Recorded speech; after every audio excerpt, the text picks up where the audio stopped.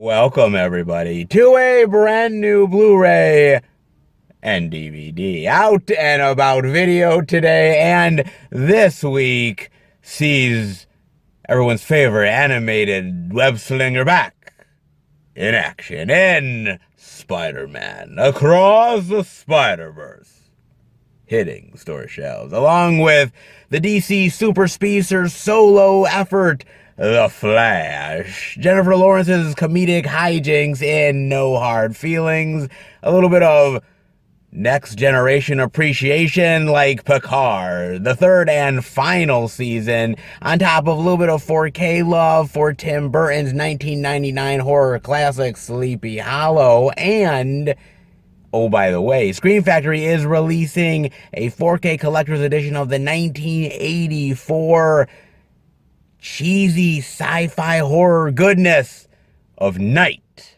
of the Comet. Oh, man, it's movies like that that make you appreciate the 80s.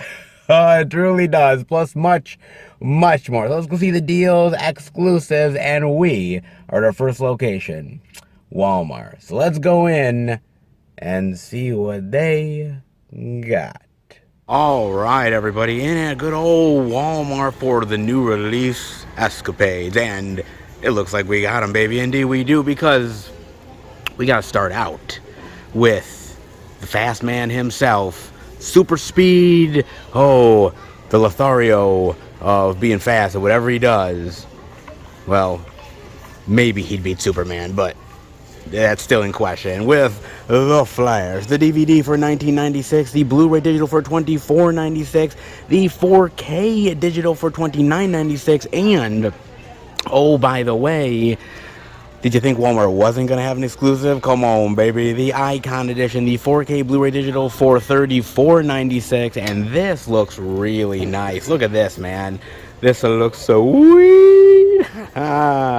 I'm liking that, man. With the heroes front and center, ready to do battle against forces of evil. Definitely digging that in a big bad way. However, it would be a little bit more sweeter if, damn, the spider claws didn't fuck that shit up. Look at that. Oh my god, man. That is positively ruined. Yeesh. Oh, man, there's got to be a better way than the spider claws. I mean, I know we're trying to curb theft. I know we're trying to do all that shit, but my god, man, we could do a hell of a lot better, man, without damaging the product too.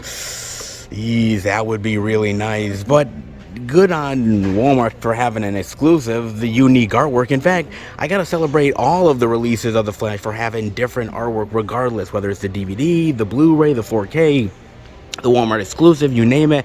All of it is unique artwork per format, whichever one you decide to buy. And I've always told you guys, I love that, man, because as collectors, you want a certain amount of exclusivity. You want something that makes it feel a little bit more special when you're buying it, and Warner Brothers is definitely doing that. I'm definitely liking it. Not bad at all, baby. Oh, very nice, man, for the Super Speedster, indeed. But what about the movie itself, right? Because I went to the movies, saw this with John, Van, Bob. The crew definitely was on display to go see The Flash. And were we exactly highly anticipating this movie? I don't really know if we were, man. I mean, kinda, sorta, somewhat. I mean, we wanted to go because it's superhero, it's DC, you name it, right? You want to go and support those things. But at the same time, we weren't really, oh my god, I can't wait to go see The Flash. It wasn't the most highly anticipated thing ever. We haven't been exactly the biggest fan of what they've done with The Flash within the Zack Snyderverse. I mean, it's been okay, but it hasn't been anything groundbreaking or amazing or really noteworthy compared to some of the other iterations like Superman or Batman or even Wonder Woman, you name it. Kind of almost been like a side comic character more than anything else. And so seeing him get his own movie, cool, but what was that necessarily going to be like? And thus, once we left the movie theater, I think we all agreed that it was okay. Not great, not bad. Average, yeah, kinda, sorta, man. And I'm just speaking the truth, dude. It's not terrible, right? I mean, it's got some really good action scene moments to it. Some of the story with the time travel stuff is really cool and unique and really emotional, like the stuff with the mother and trying to prevent her death. It definitely impacts you in a big bad way. The performances are pretty good, all things considered. Ezra Miller definitely does a bang up job, man. Fantastic. He really does his due diligence and definitely, absolutely, beyond a shadow of a doubt, carry this movie. I think he definitely brings the weight and the gravitas to it. I think he does an admirable job for what it's worth. On top of that, I mean, some of the cameos were really cool. Of course, Michael Keaton's Batman. I mean, me being an old school Batman fan, Keaton is my favorite by far. And so seeing him on the big screen again, that got me in the door in a big bad way. And then, of course, Zod and Supergirl and a lot of other things. And some cameos worked out better than others, and others just felt like they weren't really all that worth it. Like, you kind of was like, okay, you brought them in here for what reason necessarily, other than to showcase a power to, and that's it. They really barely impact the story, if at all, and you just brought them in for nostalgic sake, and I don't even really know if it's all that nostalgic. So, I don't know, man. At the same time, dude, the CGI was fucking god-awful, man. It's garbage, dude. The CGI, man, woo. That took me out, man. Whether it's the whole slow motion stuff with the babies, ooh, that looked bad, man. God damn. Or even the ending with the whole, like, slow motion and the other superheroes being showcased. And I'm like, oh my god, man, this is, ooh, man. To say that American Werewolf in Paris looks better in comparison, you're not too far off, baby. Oh my god, man. That was heartbreaking at best. It really was, dude. Not to mention the comedy, which at moments worked, but man, they were really reaching at times, going extra goofy here and there, and man, it fell really flat on its ass. More often than not, I'd say. On top of that, look, there's plot holes all over this motherfucker, man. It reeks of them, dude. I mean, if you really sit back and think about this, especially the time travel aspect, there's certain things with the Dark Flash where you're like, wait a minute, that doesn't quite make sense with the ending of the movie and wait, what? And you're kind of stretching your brain to kind of make it work, and you're like, dude, if the filmmakers really didn't stretch their brain, why the fuck should I? On top of that, look, I think the other big problem with this movie is the fact that the Flash never really got a lot of really great presentation in the other DC movies. It really didn't, man. I mean, whether we're talking about Batman versus Superman or Justice League or anything like that, it just kind of felt that the character was sort of a sidestepper, kind of in the background. And by the time you get to the ultimate solo film itself, you really don't care all that much. You're like, why should I really give a shit about the Flash? I mean, I know the Flash is supposed to be this mega important character within the DC universe and Flashpoint and everything like that, but the way they've been treating the character, not so much. And even at moments in this film, he comes off as an afterthought. You're more focused on Keaton, you're more focused on Supergirl, you're more focused on a lot of other complications than you are the Flash, and it's supposed to be the Flash, his fucking movie, dude. I don't know, man. It's got good moments, it's got not so great moments, in between at best, yes, but this movie was hyped as one of the best superhero movies of all time, man. James Gunn was praising this like a motherfucker. Critics were like, oh my god, I was emotional, crying my heart out. And I'm like, really? Because I did none of that. In fact, no one in the movie theater did. Not me, not any of the guys. I heard nobody do it. I mean, you can say the movie's great, really solid, that's fine, that's your opinion, I appreciate it, but at the end of the day, this ain't moving the needle on any of the best comic book movies list of all time. It's just not doing it. Yes, there's a certain amount of emotionality that goes into it with his mother, but outside of that, I don't know, it doesn't really get to me all that much, dude. I mean, they tried. I give them a lot of credit for the effort. I mean, this movie has been in development hell for years with various different writers and directors and actors coming in and out, and Ezra at one point wanted to make it this really dark, gritty DC film, and Warner Brothers was having none of that shit, man. Not even close, dude. They were basically like, yeah, fuck this shit, man. We're doing goofy, we're doing action-packed, we're doing lighthearted at moments, anything but really dark and gritty. This ain't The Dark Knight, baby, and it definitely isn't, man. Look, I love me some Key, and I appreciate that, man. And if he's down in the suit again, I'm definitely at attention. Even the nostalgic cameos, for what they were worth, had a highlight or two. And look, I will give Ezra Miller credit where credit is due. The performance at least held up really well, and he's definitely putting in the effort, and I appreciate that. But there's just too many inconsistencies with the movie. The tone is way off at times, the CGI is abysmal, plot holes like a motherfucker, and the story wasn't nearly as gripping as it could have been.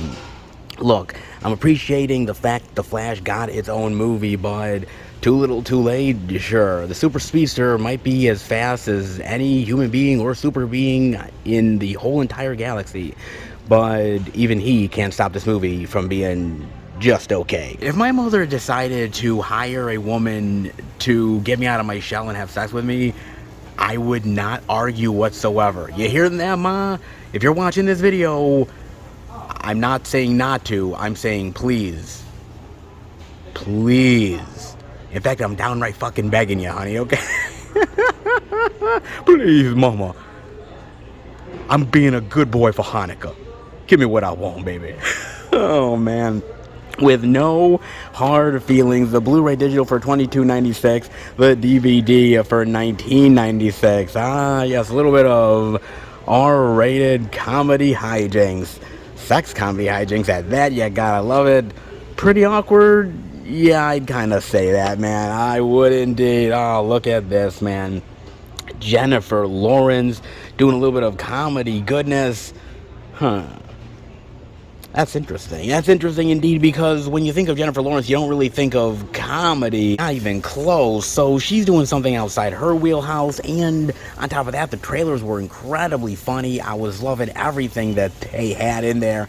But man, this is pretty cool. I think this could be a rock-solid comedy, like something I could really gut-punch laugh at.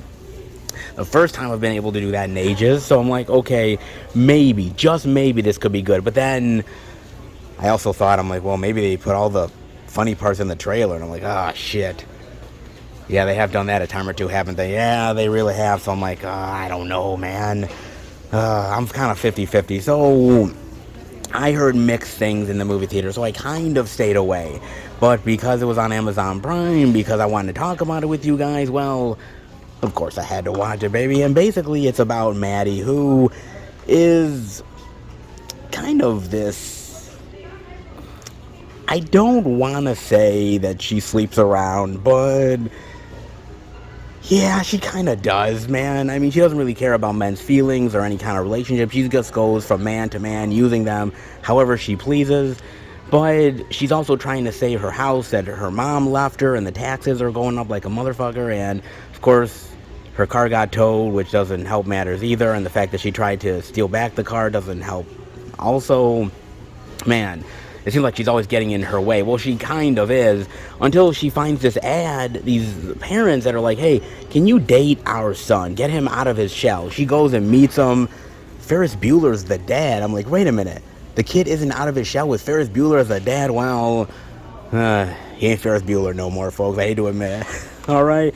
And they're like, well, he's just been very quiet and to himself and picked on, and he's going to college, and we want him to be more confident and be more sure of himself, and we want you to date him. And she's like, okay, date him or date him? And they're like, date him hard, baby.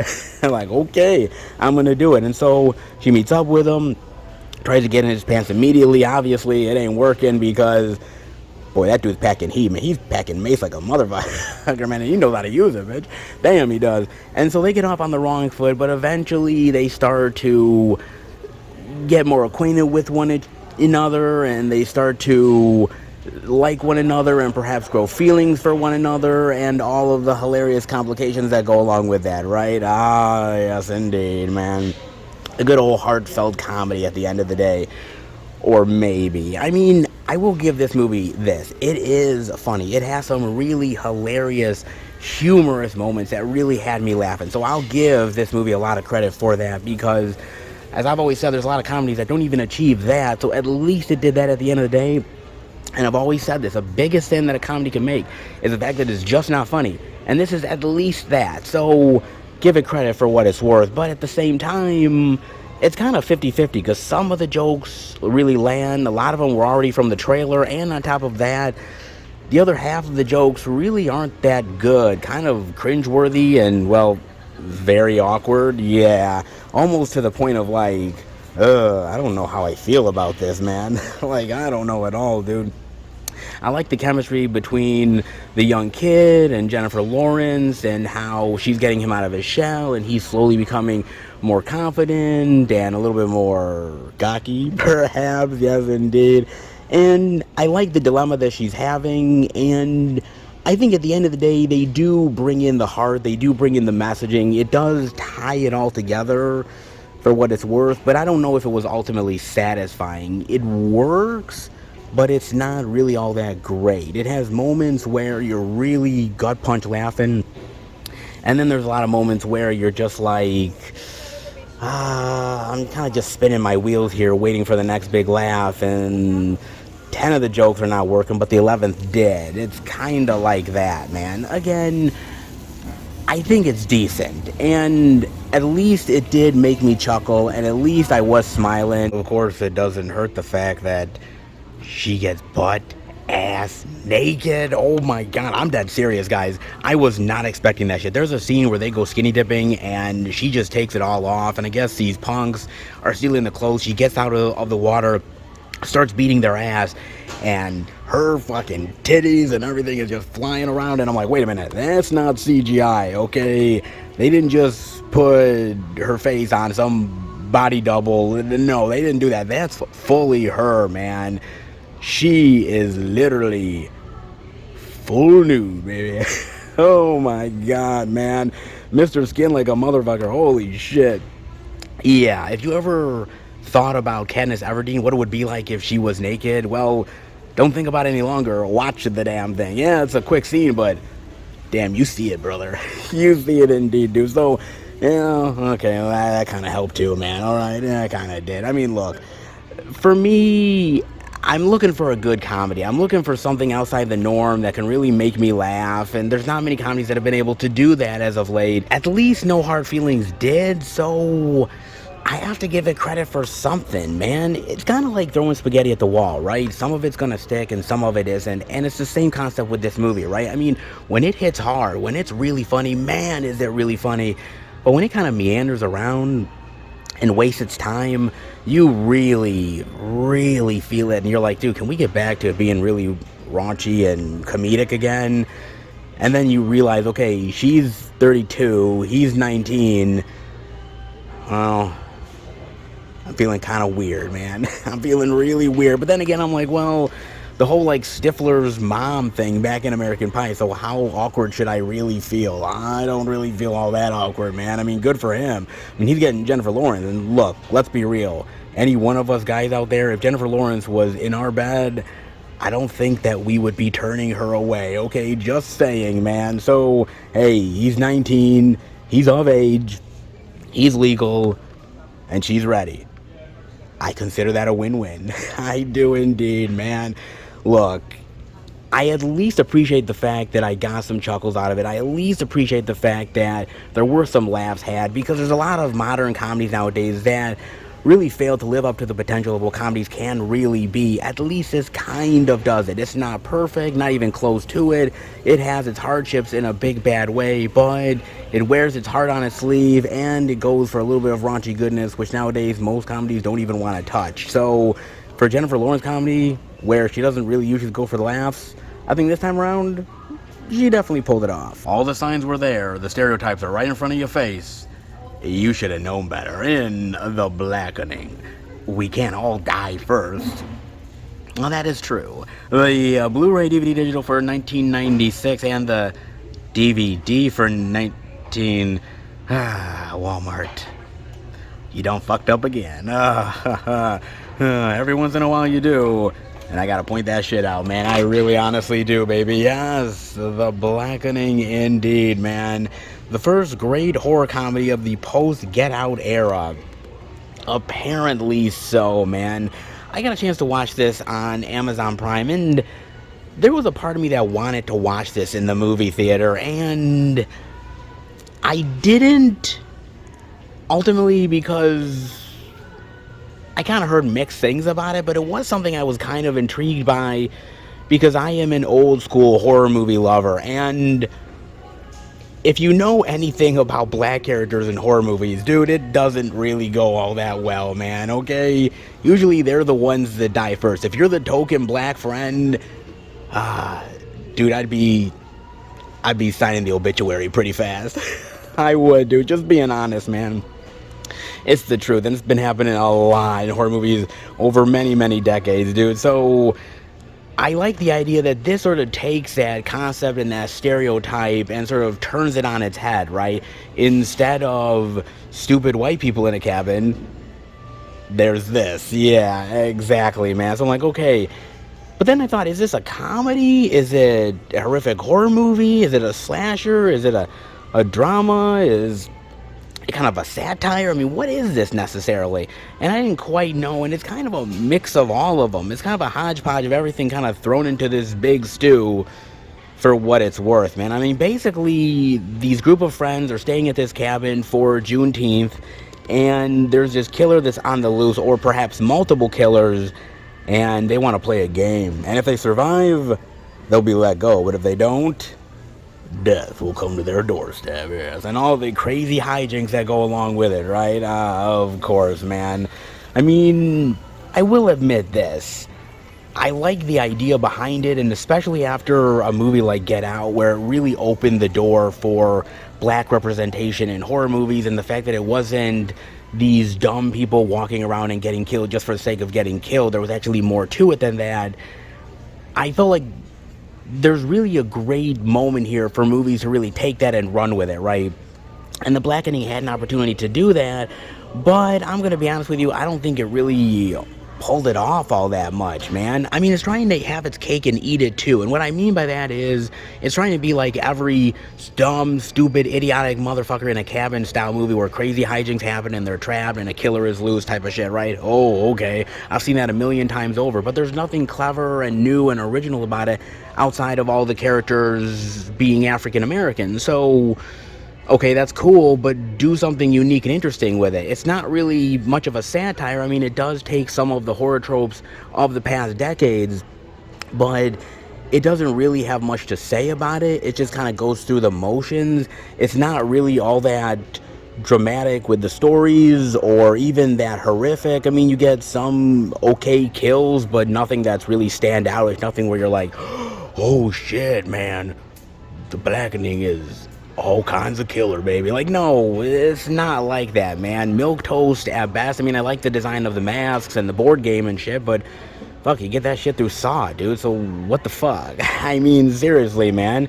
I think this could have been a really great moment where it's not necessarily a comedy, but it takes all of the sad tropes that have happened over the years in horror to various ethnicities and really turn it on its head, man. It could have done that, and there's moments where it kind of does it, but it doesn't go far enough with it, man. It's sometimes kind of clever, but it doesn't reach its full potential. There's moments where it really has a lot to say about society, but then it kind of pulls back. It's kind of timid. It's too afraid to really go where it really needs to go, man. It's kind of safe, and that kind of sucks to me, man. It could have been so much better. It could have been, yes, really funny, but also really hard-hitting and a great horrific experience, really scary. It could have been Get Out, but a little bit of a comedic bent to it, and I think it really epically failed in that, man. I like the idea of turning it on its head, turning the horror genre on its head, and instead of the stupid white people, it could have been the clever black people, but, well, it just turned into stupid black people. Great. So we're just supplanting one skin color for the next, but it's the same idiotic moments that we're getting no matter what movie we're fucking watching. Great, yeah, just what I fucking want, dude. Look, I liked it for what it was worth, but it didn't really wow me or surprise me, and I kind of left the movie thinking, dude, this could have been so much better, man. There's literally videos on Instagram and Facebook that talk about how clever black people are versus white people in horror movies, or how stupid white people can be. I mean, there's a lot of really cool things you could do. They've done some of those videos, man, and it's actually kind of funny and unique and interesting, and I kind of like that stuff. Why didn't the Blackening do that shit, man? It just kind of felt like a haunted house meet the black style spoof comedy 2.0. Maybe a little bit more clever, but it ain't that much clever, dude. Oh, man. Okay, well, it tried, it failed. Get Out is the peak, and everything after that, well, they're just posers. With great power comes great responsibility. And this kid kind of knows a thing or two about it. Indeed he does. Oh, good old Spider-Man is back, baby, in Spider-Man Across the Spiderverse. Nice. The Blu-ray DVD digital for $24.96. The DVD digital for $19.96. A little bit of 4K love. The Blu-ray digital for $29.96. Hey, they even have 2 movie collection appreciation for $29.96 as well. But if you thought that Walmart wasn't going to have any exclusive goodness for Spidey, you were dead wrong, baby. Yeah, the Blu-ray DVD digital only at Walmart, exclusive love for $29.96 as well. Look at this. Not bad from my man Spidey, for the web slinger himself. Pretty damn sweet, man. I'm definitely liking that. Nice. Walmart getting into the steely lane a little bit, perhaps, maybe. Not half bad at all, man. Steely love is always appreciated from my man Spidey. Oh, you bet your ass it is, man. Not bad indeed. And, of course, I knew I was going to watch this shit in the movie theater. Come on, man. Seriously?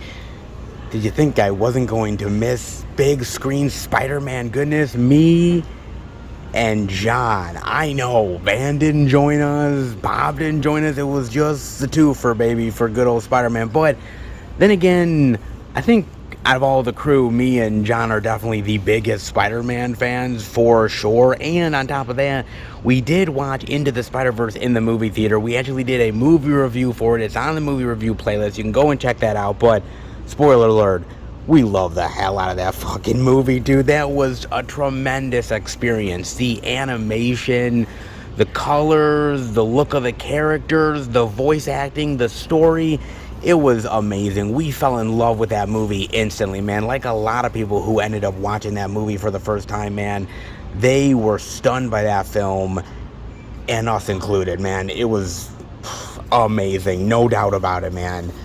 Jaw-dropping, to say the very least. But it was a modest hit. It wasn't the biggest Spider-Man film as far as box office is concerned, but slowly but surely over the years, after that movie came out in 2018, to think that it's been that long since that first movie came out, man, it's wild to me. But damn, dude, it has been that long, actually. It's gained more of a following over the years. More people found it, whether it was through streaming or recommendations that people had, and they loved it. And so when this film came along, the hype was real. The hype was really real, dude. On top of that, the trailers were fucking amazing, okay? They were awesome, and people were just anticipating this. Another Spider-Man adventure animated, if it's equally on the same level as the first film, that's still pretty damn impressive. So we all were anticipating, right? We wanted to see it in the movie theater. And after we left, after me and John exited, we got in the car, we started talking, we both had the biggest fucking grin on our faces, man. And we were like, dude, this was awesome. This was great. I mean, seriously, it was that fucking good yet again. It reached a whole nother fucking level. I mean, as good as Into the Spider-Verse is, and trust me, it is absolutely amazing, no doubt about it. One of the best modern Spider-Man films of all time. Spider-Verse, man, it one-ups the ante in the best way possible, man. It truly did. It's just that fucking good. The story is even more emotional impacting, even more hard-hitting, even more Spider-Man characters that you can splash onto the screen, more crazy personalities and wild animation and colors and strange new worlds, and it was just so vibrant and crazy and insane and ridiculous and over the top and hilarious and action-packed. It was so many things just wrapped all into one in this perfect Spider-Man package, man. It was so fucking amazing. It was absolutely spectacular. It's fit for the Spider himself, man. It truly is, dude. He shines in this movie so much, man. Miles Morales, the relationships that he has in this movie and the emotional roller coaster that he goes through is so impactful, and it really hits you in the feels in a major way. Not only his story, but also Spider-Gwen's story, and also the idea of the parallel universes and how maybe your destiny is not what you actually think it is, and so much to do with manifest destiny and the idea of shaping your own life and your own narrative and how much control do you really have. It's phenomenal, man. I loved every single second of this movie. I was glued. I never took my eyes off of the screen once. I was never bored. I was never tired of seeing all these crazy images just bombarded into my brain. I welcomed it 110%. It is really that fucking good, man. I mean, the villain is so great with the character of Spot. I love that he starts out as kind of like the cheesy villain of the week. They even make crazy jokes about it, and then him turning into something so much more than that. I love that.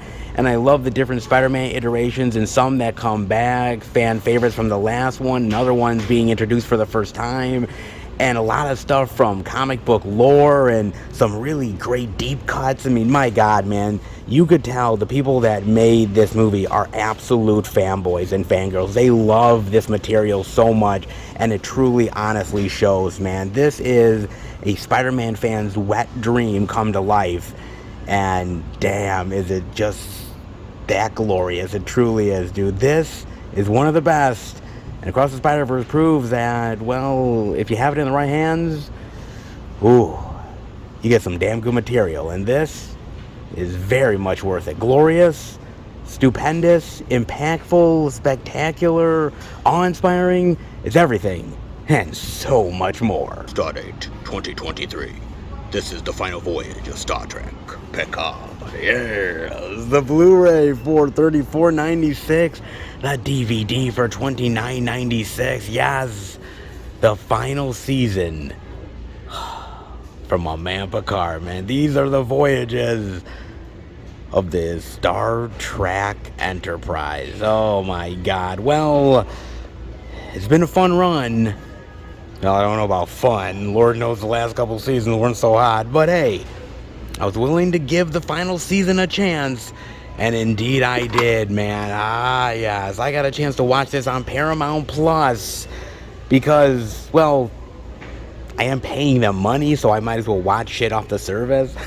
I mean, seriously, man.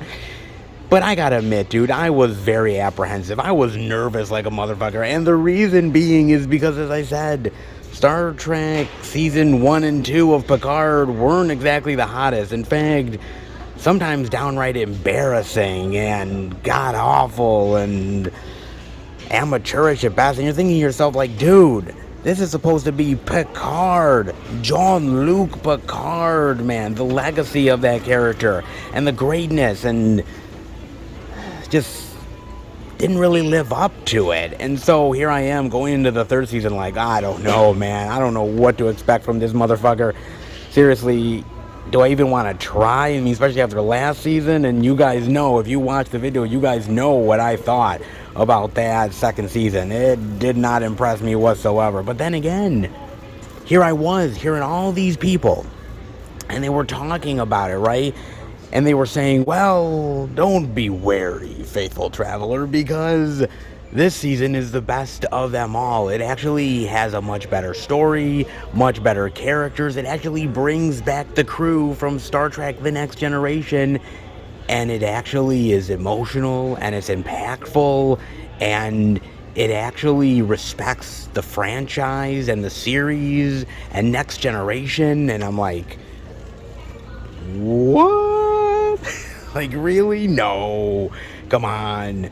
I've seen season 1 and 2 of Picard. Come on, you can't tell me that this improves overnight. And they're like, yeah, no, it really does. Seriously. So I'm like, okay. I was apprehensive.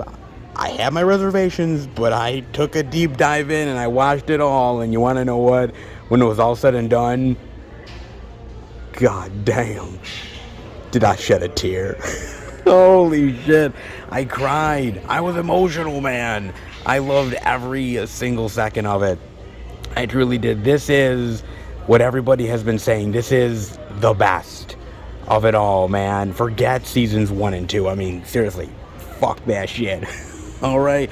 Because this was that fucking phenomenal and tremendous, and it practically is like Star Trek TNG Season 8 at this point, man. It literally takes all of the great storylines and the character moments and builds upon them in a really great, satisfying way. I love everybody here, and they all have a moment to shine. I mean, obviously Picard more than anybody else because, I mean, the show is named after him, folks. I'm just saying, it would be weird if it wasn't, alright? It'd be like, yeah, he only gets a moment or two. I'm like, wait a minute, why is it called Picard then? No, he gets some really great moments, but everybody does. I mean, Geordi and Riker and Crusher and Worf and Data, 7 of 9. I mean, everybody gets time to shine here, and really great moments and emotional payoffs and things that you were like a little uneasy about only because season 1 and 2 didn't do it all that well. Here, it's brilliantly, masterfully executed, man. I mean, seriously, it really is down to the littlest storyline that they pay off. You're like, oh my god, I can't believe the writers remembered that. It's so wonderful, dude, especially as a Star Trek Next Generation fan, old school one at that, to see them really appreciating a lot of the little moments and certain character tie-ins that is just so fantastic, man. It really is. I mean, bringing back the original Star Trek Next Generation Enterprise itself, which was so gloriously awesome and so cool, and man, I nerded and geeked out like a motherfucker, man. I really loved, or even a great payoff for Data all these years later, and I just love how satisfying that is as well. I mean, dude, this is so fucking wonderful. This is such a turnaround over the abysmal first 2 seasons of Picard. I mean, this is like a fucking revelation, man. My god. Damn, dude, where the hell were these people in season 1 and 2? I mean, seriously, where the fuck were they? Because if it was this good from the beginning, fuck, man, I would have been in my glory days. I would have been in my little happy bubble. I'm like, shit, Picard is fucking awesome. But no, the first 2 seasons shit the brick. And season 3 really proves that if you get the right story going, if you have the best writers on board that can really give you the best experience possible, the respect for the franchise and the series and the old school characters, and yet give you something thrilling and new and exciting and some great add-ons to the experience, then it's worth it, man. And this absolutely proves it, dude. God damn, man. I was on the edge of my seat. I was thrilled. I was emotional. I was so in the best happy place you could possibly believe, man. And at the end of it, I was satisfied. I mean, yeah, there's moments where they kind of tie in stuff. It could have been done a little bit better, and there's certain moments where I don't think it was as effective as it could be. But look, 10 episodes, almost an hour each episode, there's not going to be everything that's going to be pitch perfect, man. But compared to the last 2 seasons, this is a huge step above, man. I mean, way better than I could have ever hoped for, dreamed of, or imagined. I mean, seriously, it is that fucking good, man. It is glorious, and it truly shows that these characters might be old, they might be boomers, they might be way past retirement age, But if you give them a good story, if you give them a good payoff, then even the old boomers can show you a new thing or two. You're damn right they can, man. I love me some great old school Star Trek, and when it's packaged in a new iteration, respectfully done, man, the best of both worlds, you bet your ass it is. Well, look what we got here, Mr. J. The DVD of Harley Quinn, the complete third season for 1996. Boy, isn't it so nice looking pudding? Okay, that is my best Harley Quinn impression, and yeah, I'm even embarrassed for myself. Oh god, I am. Chaos with lipstick. Oh yes, another season of Harley Quinn. Nice, on physical media. Not bad, baby. Okay, to be fair, I have not seen a single episode of this series. I haven't. And it's weird because it is on Max, and I do have Max. I'm paying them a monthly fee, so maybe I should start watching it. Maybe, perhaps, kind of, sort of. Yeah, that would be kind of nice, wouldn't it? Look, I've heard people really like this show, man. I mean, seriously, people are praising it. Really think it's a phenomenal show. It's very dirty and not exactly PG rated, but they say it's really fun, hilarious, chaotic, but charming at the same time. I've heard a lot of really great things about it, and I might have to give it a go at some point. I just might have to do it, man. Harley Quinn has definitely become part of the popular zeitgeist, and I can see why. She's a colorful character in many, many ways, and maybe this is a really great one for fans of the character. Perhaps it is. It's about time I found out, huh? It's about time I did, man. Very interesting. They got that. They also have God is a Bullet. Really? The DVD for $12.96. What is this exactly? Nicola Coster-Waldau, Micah Monroe, Jamie Foxx. Say your prayers. Oh, really? I have never heard of this one. What is this about, man? Detective Bob Hightower's world is turned upside down when he finds his ex-wife murdered and daughter kidnapped by a bloodthirsty satanic cult. What?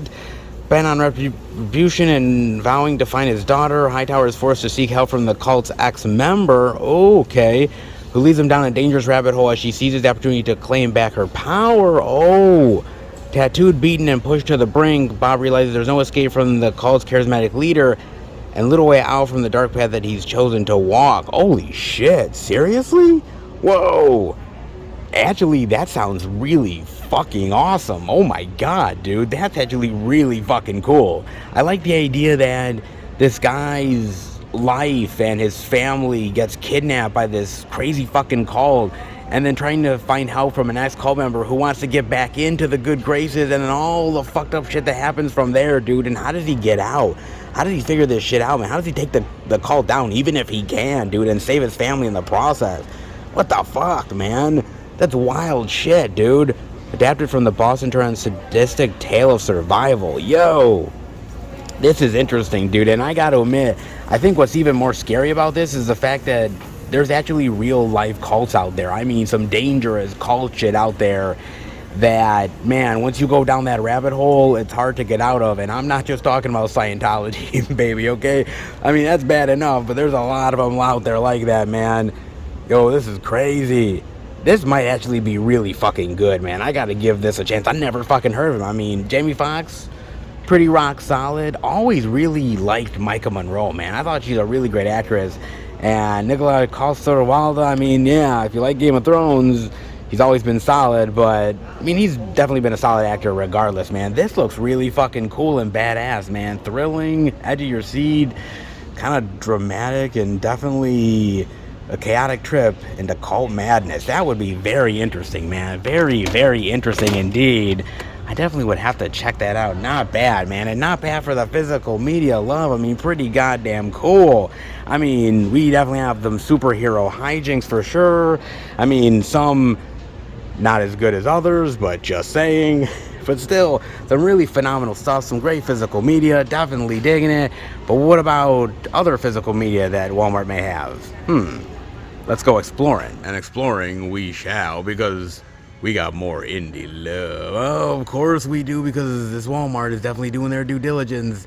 And we got a few things we're checking out, because, let's be real, in a dangerous Western world, a dead man's hand is the deadliest of all, yes. In Dead Man's Hand, the DVD for $12.96. Another straight to DVD Western spectacular. Well, that's what they say. I don't know if I truly believe it, but if you play your cards right, you just might survive. You just might indeed. I don't know about surviving watching the movie, but hey, that's up to you, folks. I don't know about this one, but hey, you got Stephen Dorff, you got Jack Kilmer, you got Cole Hauser, and whatever the fuck is on his face. What's that, a dead rat? What the fuck? Jesus, man. I mean, hey, the movie probably didn't cost so much, so save a few bucks. I mean, rat's got to be used for something, right? Oh, god damn, dude. What the fuck? What the hell is this goddamn thing? Gunslinger Reno is headed west for a quiet life with his new bride, but when their stagecoach is ambushed, he kills an outlaw in self-defense. Ah, shit. Hate when that happens, right? In a nearby town, Reno learns that the man he slayed is the brother of the corrupt mayor. Oh, Jesus. Who vows revenge. God damn, dude. This guy can't catch a fucking break, can he? Jeez. Oh, man. Okay, well, his luck is worse shit. After their card game turns into a bloody shootout, who will be left standing? Cole Hauser appears as a U.S. Marshal who becomes Reno's ally in this pulse-pounding Western. Well, you may be allies, but don't tell him where he gets his hair care tips. Especially with his beard. Because that thing, I'm sorry, man. I feel really bad for animal cruelty, because how many rats had to be skinned for that shit? It wasn't worth it. Oh, it wasn't worth it indeed. Oh, goddamn, man. I don't know. You know, another one of these straight to DVD Western movies, and it's probably just going through the motions. It has a couple of really okay moments, but is it really anything worth remembering or really worth seeking out? I mean, look, I don't mind Western movies. I like old school stuff. You know, the Clint Eastwood stuff and the John Wayne stuff. Even some of the newer stuff is fine in recent years. 310 to Yuma is fantastic, man. I love 310 to Yuma, dude. But a lot of the stuff nowadays is just aping off of the better stuff, not doing it half as well. And honestly, maybe it's not even worth your time, man. Maybe it's a time waster at best, but just watch the old school shit, because that is so much better, man. Some of the new school stuff just doesn't do it for me, and there's a reason why I'm an old school fan and not a new school fan of Westerns, because the genre is kind of played out at this point, and people are just doing them because, well, what else they got? I mean, look, Cole Hauser is very popular because of Yellowstone, but does that really translate to superstardom DVD success? I highly fucking doubt that. You may be a good convincing Western rancher, but as far as a marshal, well, your gunslinging prowess might be good, but, well, I don't know where you're going for your barber, but you're paying him way too fucking much. Oh, goddamn, man. Shit. Maybe it's good, maybe it's bad, but honestly, as far as Westerns go, I'll stick with the old school, because something tells me that's a hell of a lot entertaining than this will ever be. And please, for God's sakes, Cole, do something about the facial hair, because it ain't convincing nobody. You're gonna garden. Be a master gardener. Actually be good at your craft, man. Take pride in it. Even if you're a little psychotic. In Master Gardener, the DVD for $9.96. Oh, interesting. Look at this. A little bit of Joel Edgerton love Sigourney Weaver, directed by Paul Schrader, of all people. It's an interesting combo indeed, man. I have not gotten a chance to watch this, It kind of intrigues me, though. I did hear about it. Man, I love Joel Edgerton. I love Sigourney Weaver. I'm an old school Sigourney Weaver fan way back in the day, man. So I have a lot of respect for her. And Joel Edgerton, dude, I think he's one of the best actors working today. I truly do, man. He brings it every single time. Okay, not every movie he's in is the best. I fully admit that, but he delivers a great performance. I'm thinking the acting has to be stellar here. Why wouldn't it be on people's radar? But then again, it is straight to DVD, and it doesn't look like the most exciting movie of all time, so there is that. But there's something about this that really intrigues me. I wonder what it's about, actually. Master Gardener follows Narvel Roth, the meticulous horticulturist of the beautiful Gracewood Gardens estate. When his employer demands that he take on her wayward and troubled great niece as a new apprentice, chaos enters Narvel's Spartan existence, unlocking dark secrets from a buried violent past that threatens them all. Does it indeed, man? I mean, with tats like that, violent past? Yeah, probably. You betcha, man. You know what actually kind of reminds me of? Just with the synopsis, it kind of has me thinking Taxi Driver vibes. I mean, right? This unassuming, keeping to himself individual that has a shady, creepy past that really ends up haunting not only himself but others around him. Yeah, kind of, sort of, very psychological, edge of your seat crime thriller deconstruction of personality and borderline psychosis and shit, man. It possibly could, dude. I mean, at least it feels that way. I think it looks very intriguing, very interesting, fascinating as hell. And again, the acting has to be fucking stellar and amazing at best, dude. I mean, come on. When you got Sigourney Weaver in this son of a bitch, you know she's gonna deliver. I mean, Ellen fucking Ripley, Working Girl, Gorillas in the Mist, Ghostbusters, so much great content that she's done. And of course, Joel Edgerton is stellar. I kind of feel like he's one of this generation's Robert De Niro's, right? I mean, if he was born way back in the day, he would have gotten roles like, you know, the Jake LaMotta stuff or Taxi Driver, Goodfellas. I mean, he's just that fucking good, man, and kind of underappreciated to a certain degree. So with the combined efforts of those actors plus Paul Schrader, who's an amazing director and writer, this has to be at least worth a watch.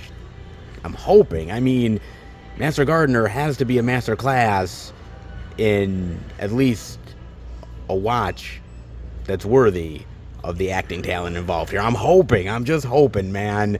It looks intriguing to me. I don't know about you guys, but this is definitely on my radar, no doubt about it, man. But let's be honest, it can't really be a Walmart trip until we're diving into some Shudder Love.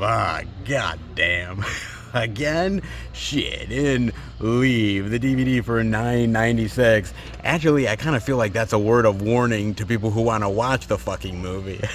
I kind of do indeed, because her story started at the grave. God damn, man.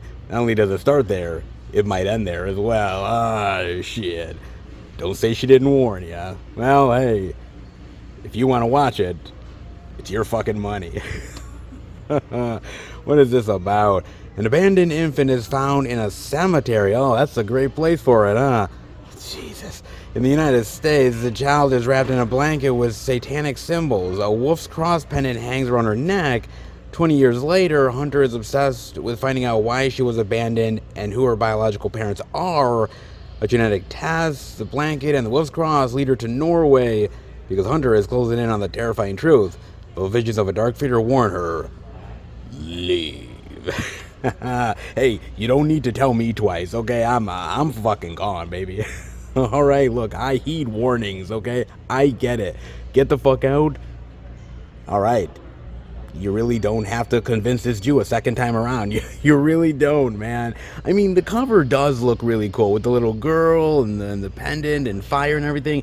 It looks dark and twisted. And look, the cover really intrigues me. But we all know, right? We all know, no matter what we talk about with straight-to-DVD movies, the covers lie like a motherfucker. This has happened over and over and sadly over again, and something tells me this might be the same damn instance. It just might. I mean, look, you know where this is going, right? You know that it's going to be some sort of demonic prophecy, or her parents are Satan or the devil's bride or some shit, and she turns out to need to be reunited back with the devil cultists to have this prophecy of giving birth to Satan or the Antichrist or some shit. I mean, you know, right? You kind of get where this is gonna go. I mean, it's kind of feeling a little bit predictable, right? Been there, done that, and been done over and frickin' over again. So it's not like this is reinventing the wheel at all.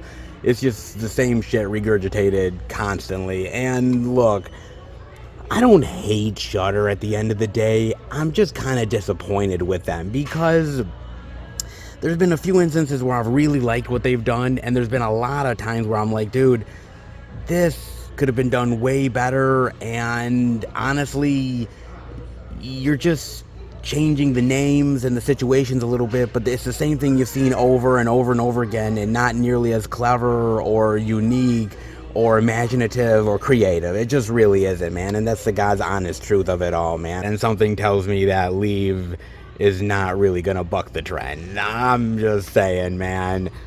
Hunter, I hope you find the answers that you're seeking. I hope that you find out who your biological parents are and why you're so messed up in life. But something tells me that leaving alone your past is probably a good thing. You know, look, we all want answers, but sometimes those answers are not what we're actually expecting. Sometimes they turn out to just be satanic, cultist prophecies and pregnancies that will doom the world to hell. Thanks, Hunter. Appreciate you screwing us all to eternal damnation, you fucking bitch. God damn it. And thanks, Leave, for giving us yet more Shudder goodness that we can all ignore. Waste of Space? I don't know about that one, but memorable? Yeah, certainly not that either. Just saying, man. I can't wait to see what the next Shudder iteration is. It might be just as forgettable. Just saying, man. Let me know what you guys think about that. But, well, let's get off of the demonic prophecy, whatever weird birthing train this is, because sometimes your feelings just need to be heard, goddammit. They really do, with You Hurt My Feelings, the DVD for $12.96. Can't say there's any demonic prophecies or weird fucked up people looking for answers. Actually, there kind of is. Now that I'm thinking about it. Yeah, because I got a chance to watch this on a good old Amazon Prime, man. And I did it because I liked the trailers. It looked like this little dysfunctional family comedy drama, something like that.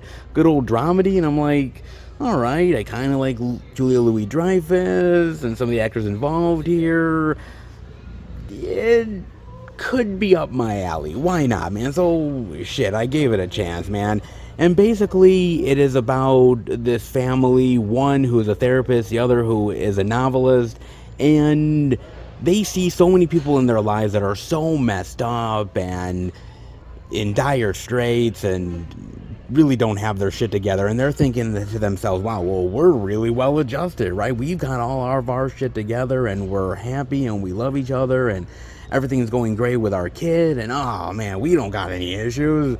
Well, yeah, about that. You see, it may be fine on the surface, but everything underneath it is absolute fucking chaos, and it all comes to a head in hilarious fashion. Well, I don't know about that. That's up to your mileage, man. But I will say this, though. It's not a bad movie, all things considered. The problem is it's just kind of boring and just kind of going through the motions. I like the fact that they're really messed up individuals that is trying to pretend that it's not so bad after all, but at every single turn, it just gets worse and worse and even worse. I just love the dysfunctionality of that. I mean, the idea that the little things build up to turn into this big epic argument, right? I mean, every couple has that. Even my girlfriend and I, look, we're not perfect. We fight over little tiny things that really shouldn't matter, but they blow up to these huge, gigantic arguments. I mean, I try to sometimes figure out why and the reasons, and most likely why I'm to blame. I mean, look, I'm not a therapist, not even close to it. I just pretend to try to be one on YouTube and failing epically, dude. I just like that aspect to that, and how couples over so many years build up these walls and these barriers, and there's a lot to talk about with couples and how life changes you and your perspectives, and there's so much great things in this movie as far as messaging is concerned. I just don't think they did it in the best way possible, right? I mean, the acting is fine. Julia Louis-Dreyfus is pretty decent. Tobias Menzies is not half bad either. I like their chemistry and the charm that they have with one another.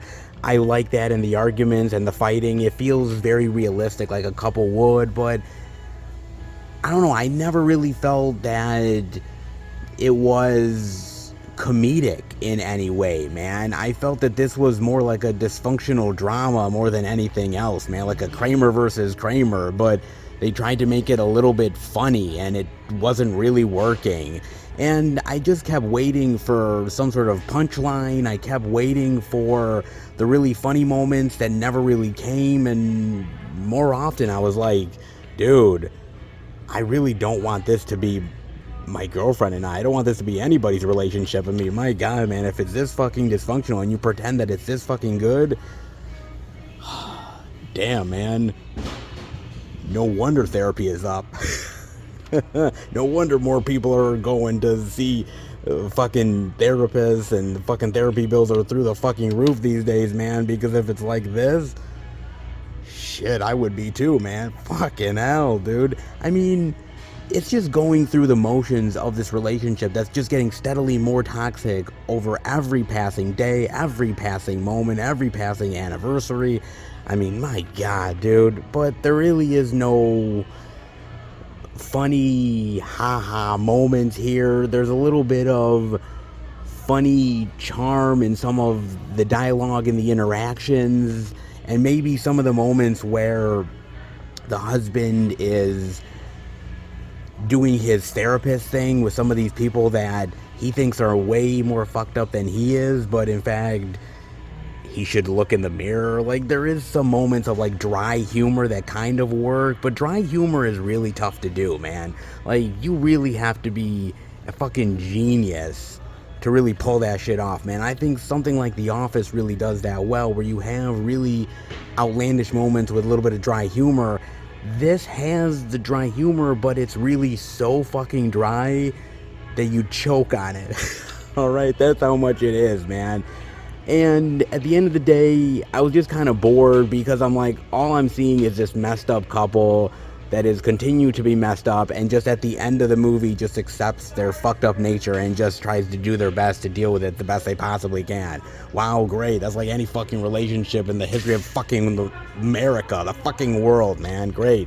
Why did I have to spend nearly 2 fucking hours watching this thing? I mean, that's exactly what I kind of feel like, man. It wasn't necessarily a waste of time. The acting was worth it, and I liked some of the dialogue and some of the messaging about relationships and working on things, and how things build up over time, and there's a lot of really great things within there about relationships and talking about them and understanding them. But fuck, is it cheaper than going to a therapist? Yes. Would you get more mileage out of therapists? Yeah, I'd like to think so. Well, at least if they're worth it. I mean, come on, man. Some therapists are real pieces of shit, okay? So I can't say every therapist is worth it, but if you have a good one, keep it, because you hurt my feelings. If you kept on watching this over and over and over again, yeah, you'd save money at the end of the day, but I think your relationship would even be more fucked up than it already is otherwise. You don't have to take my advice for it, but something tells me that if you do, you might thank me later. You might, man. Look, it's an almost 2.5 hour diatribe about feelings and emotions and trying to reconcile them with your partner, all that jazz, right? Yeah, that's fine. It tries to have an upbeat ending. It tries to see things in a positive light, but I think it's just trying to basically just give up. It's like, okay, hey, it is what it is, man. Life is fucked up. We're fucked up. The situation is messed up. Let's just go to bed, will we?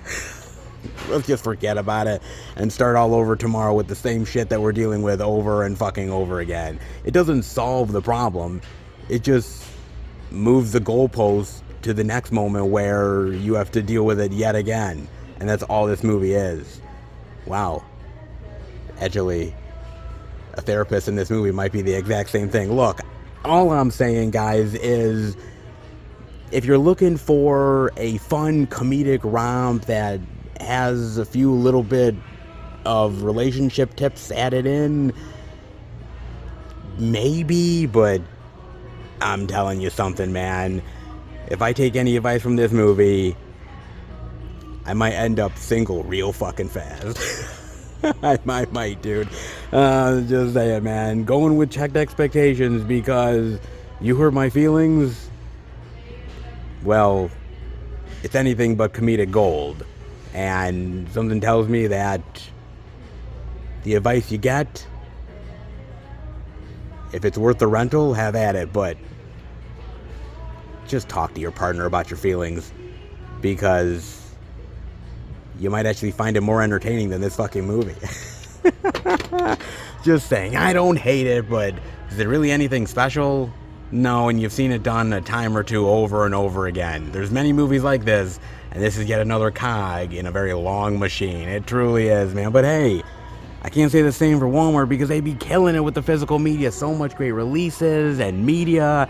Definitely well worth it for good old Wally World, man. Definitely liking what they're having. Oh, so glorious indeed. Let's head out. Give it to me, baby. We're good all night long. Yeah. I'm talking about the physical media, baby. Get your head out of the gutter. Oh, jeez, guys. You know, look. When it gets damn good, when there's so much love to be had, so much exclusive goodness, indie weirdness, all of the good stocking that Walmart can do when they're actually doing their due diligence, well, ooh, kind of gets me going, man. Gets me a little hot and bothered. It truly does in all the right ways, man. And I hope it kind of does for you as well, because Lord knows Walmart isn't always the most physical media spectacular store ever, but occasionally they do prove their worth, and this is one of those weeks where they absolutely did, man. Quite happy with what they were putting out, quite happy with the exclusive love and everything in between. Quite happy indeed. If they were this good all the time, oof, I think us physical media lovers would definitely have a place worth enjoying over and over and over again. Sadly, that's not always the case, but hey, ever so occasionally, it's a preference. Little bit. Can't always say it is, but hey, we'll take what we can get, right? Yeah, we will, man. But hey, it was good this week, and I'm damn glad for it. So hopefully that means that we're going to have some good physical media love at all the stores. Let's hope. We're off to a good start, but let's see what else they have in store for us, shall we? All right, everybody. We are at our second location, Target. But before I go in, I got to talk to you guys about something. And look.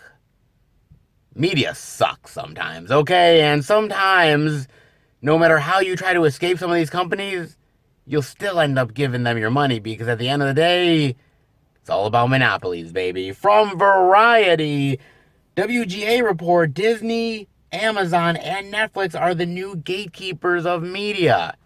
Huh. You don't say. Let's dive in, shall we? The Writers Guild of America issued a report on Thursday calling Netflix, Amazon, and Disney the new gatekeepers of the media business and calling for antitrust regulators to prevent consolidation in the streaming marketplace. The report argues that Netflix, Amazon, and Disney have amassed collective market power that has driven down wages and limited viewer choice. The Guild also argues that the companies have shown they will abuse a position of dominance to harm their competitors, and that further consolidation will result in fewer writers able to make a living. Any mergers in media and entertainment involving significant streaming players should be blocked, including acquisitions of smaller or potential competitors, the union argues. It goes on to say that the report comes as the WGA strike reaches over 100 days with no signs that the deal is even imminent. The Guild responded on Tuesday to the latest proposal from the Alliance of Motion Picture and Television Producers, but sources have said that the two sides remain very far apart. Yeah, I'd say that too, guys. Jeez, man. The WGA has issued reports and given testimony about antitrust issues in the past. In December 2021, the Guild published a report that blasted 5 media mergers, including AT&T, Time Warner, Comcast, NBC Universal, and Disney Fox, as examples of failed antitrust enforcement. The latest report focuses more on Netflix and Amazon than the previous versions have. The report argues that Netflix used to be an innovative competitor, but has since become a powerful incumbent focused on raising prices, vertically integrating, and extorting its dominance over workers. The WGA also argues that Amazon has engaged in predatory pricing and other anti-competitive practices to establish a platform monopoly, and that its acquisition of MGM indicates it plans to bring its platform monopoly playbook to dominate the media, yes. The report also faults Disney for raising prices and reducing its feature film output, as well as engaging in aggressive vertical integration. Each is now taking anti-competitive vertical integration to an extreme, turning its streaming service into a walled garden for self-produced content, a model built for and dependent on restricting the availability of independent content from competing producers, underpaying creators, and above all, making future consolidation the name of the industry game. Basically, what all they're saying, folks, in a nutshell, is, hey, these companies are swallowing up each other. They're basically losing all of the creative control because basically a few companies are controlling everything, which means that there's less content out there for everybody to get a piece of the pie, less opportunities for writers and producers and a lot of these creative people that are in control of this property. And on top of that, it also means less variety for you as well. And I can't quite say I disagree with that statement. I mean, think about this, dude. If you want to get away from Disney, you're sadly mistaken, because that's damn near impossible. I mean, they own ESPN. They're about to get a huge major stake in Hulu, probably a controlling stake in Hulu, own it all. On top of that, owning the Fox properties and, of course, the Marvel, Star Wars, you name it, man. They have become an entity unto themselves, like a big Godzilla creature. But then again, that's not the only one. You look at Amazon and the fact that they swallowed up all the content from MGM and God knows what else, dude. Or you look at other companies like NBC Universal and the whole Comcast thing. I mean, these companies are slowly but surely just swallowing up every single different entity that they can get their hands on, man. It's about consolidating power.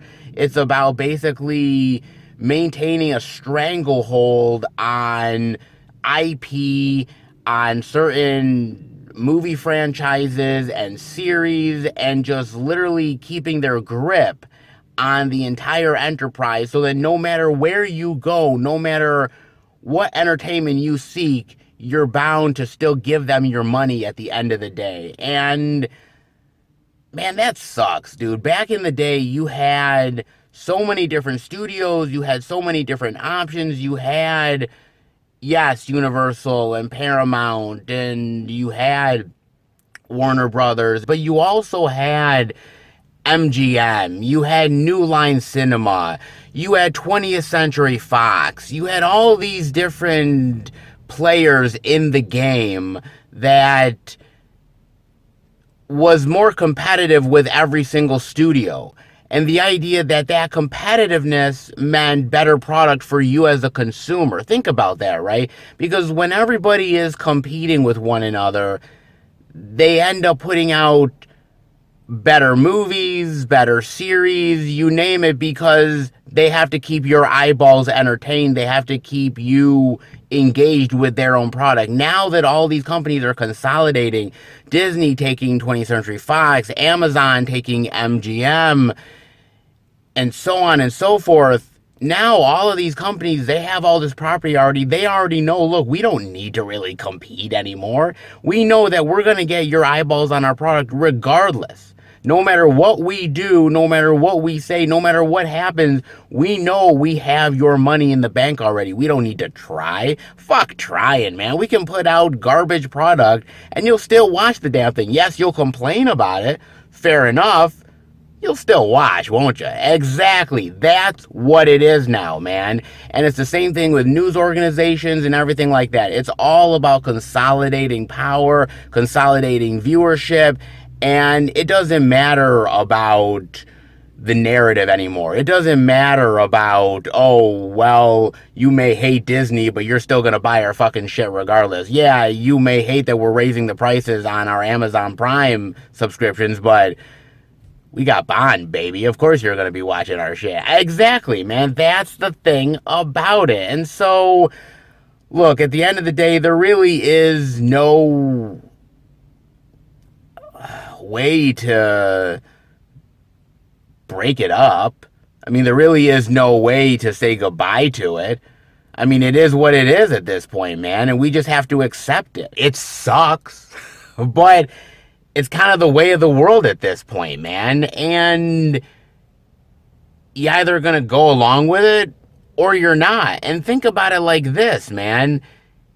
If you were to just drop it all, what entertainment will you be watching? You ain't watching shit, man. Disney has your money because you're either into Marvel, you're into Star Wars, you're into the Pixar stuff, Disney animation, sports, the old school 20th Century Fox library. I mean, they're getting you one way or another. There's no escaping it, man. And it's the same idea with Amazon, and it's the same idea with Universal and Paramount Pictures and everything like that, man. Entertainment right now is, there's so much, but at the same time, there's so little. And I think we're living in a unique time right now where, yes, streaming services are so vast and there's so much stuff to see on these streaming services, but at the same time, has the quality necessarily gotten better? I can't 100% say yes. I can't say that it truly has, man. There's moments where the entertainment is really fucking good. Moments where you're like, damn, man, they are really fucking busting out some good shit. But 7, 8, 9 times out of 10, can you really ultimately say that, man? Look, we have to start being honest with ourselves that entertainment is very costly. These streaming services are going up. They're not going down in price, man. And we have to start asking ourselves, what is it worth for our entertainment? How much are you willing to pay to get just average okay content? I'm going to tell you, man, I have a lot of streaming services, mainly because there is a lot of stuff worth watching. Of course, my mother is watching stuff on streaming as well, but at a certain point, I'm gonna fucking cut loose as well, man. There's moments where I'm like, look, as much as I love Disney Plus, as much as I love Peacock or Netflix, any of them, Amazon, you name it, I gotta start asking myself, what is the content on here, man? And do I need to subscribe month in and month out, or can I hold off? Oh, wow, well, the next House of the Dragon episodes aren't coming out for another 6 months. Okay, great. Maybe I can bounce for 6 months and then come back for like a few of them, okay?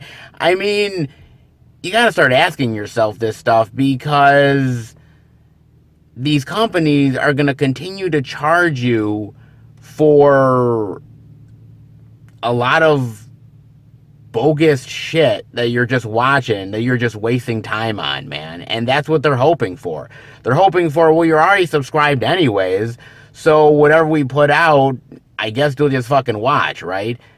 These companies are wanting your money, but they're wanting your money for a lesser product at the end of the day, man. And that goes towards the WGA, that goes towards the writers and the producers and the creatives, and the idea that a lot of these companies now, especially a company like Disney, they say, look, okay, you don't want to work on Star Wars or Marvel, that's fine. Fuck you then. We'll just get somebody else that's hungry to be working.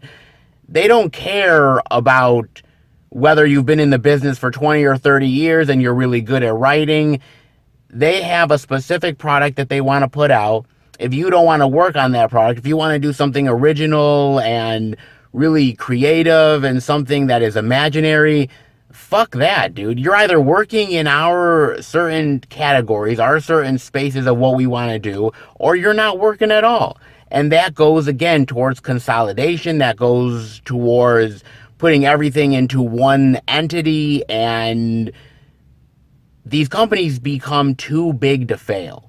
Disney is too big to fail. Amazon is too big to fail. Netflix is too big to fail, man. We think that these companies can easily go away, but how much content will really be lost? How much jobs and how much of the content will really go away once a company really goes down in flames, man? And even if they go down, there's another company that's going to buy up the content, and then it's going to get consolidated even more, man.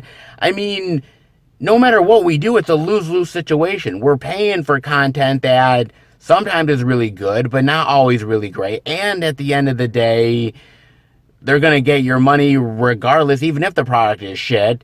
And these writers and these producers and these creatives, well, either they're going to work for these big companies and do these big projects, or they're not working at all, man. We're losing the originality. We're losing the creativeness. We're losing that certain sense of uniqueness and quality that is just slowly but surely dying away, man. Now, there's moments where, yes, it is really good, but not as much as it used to be, man.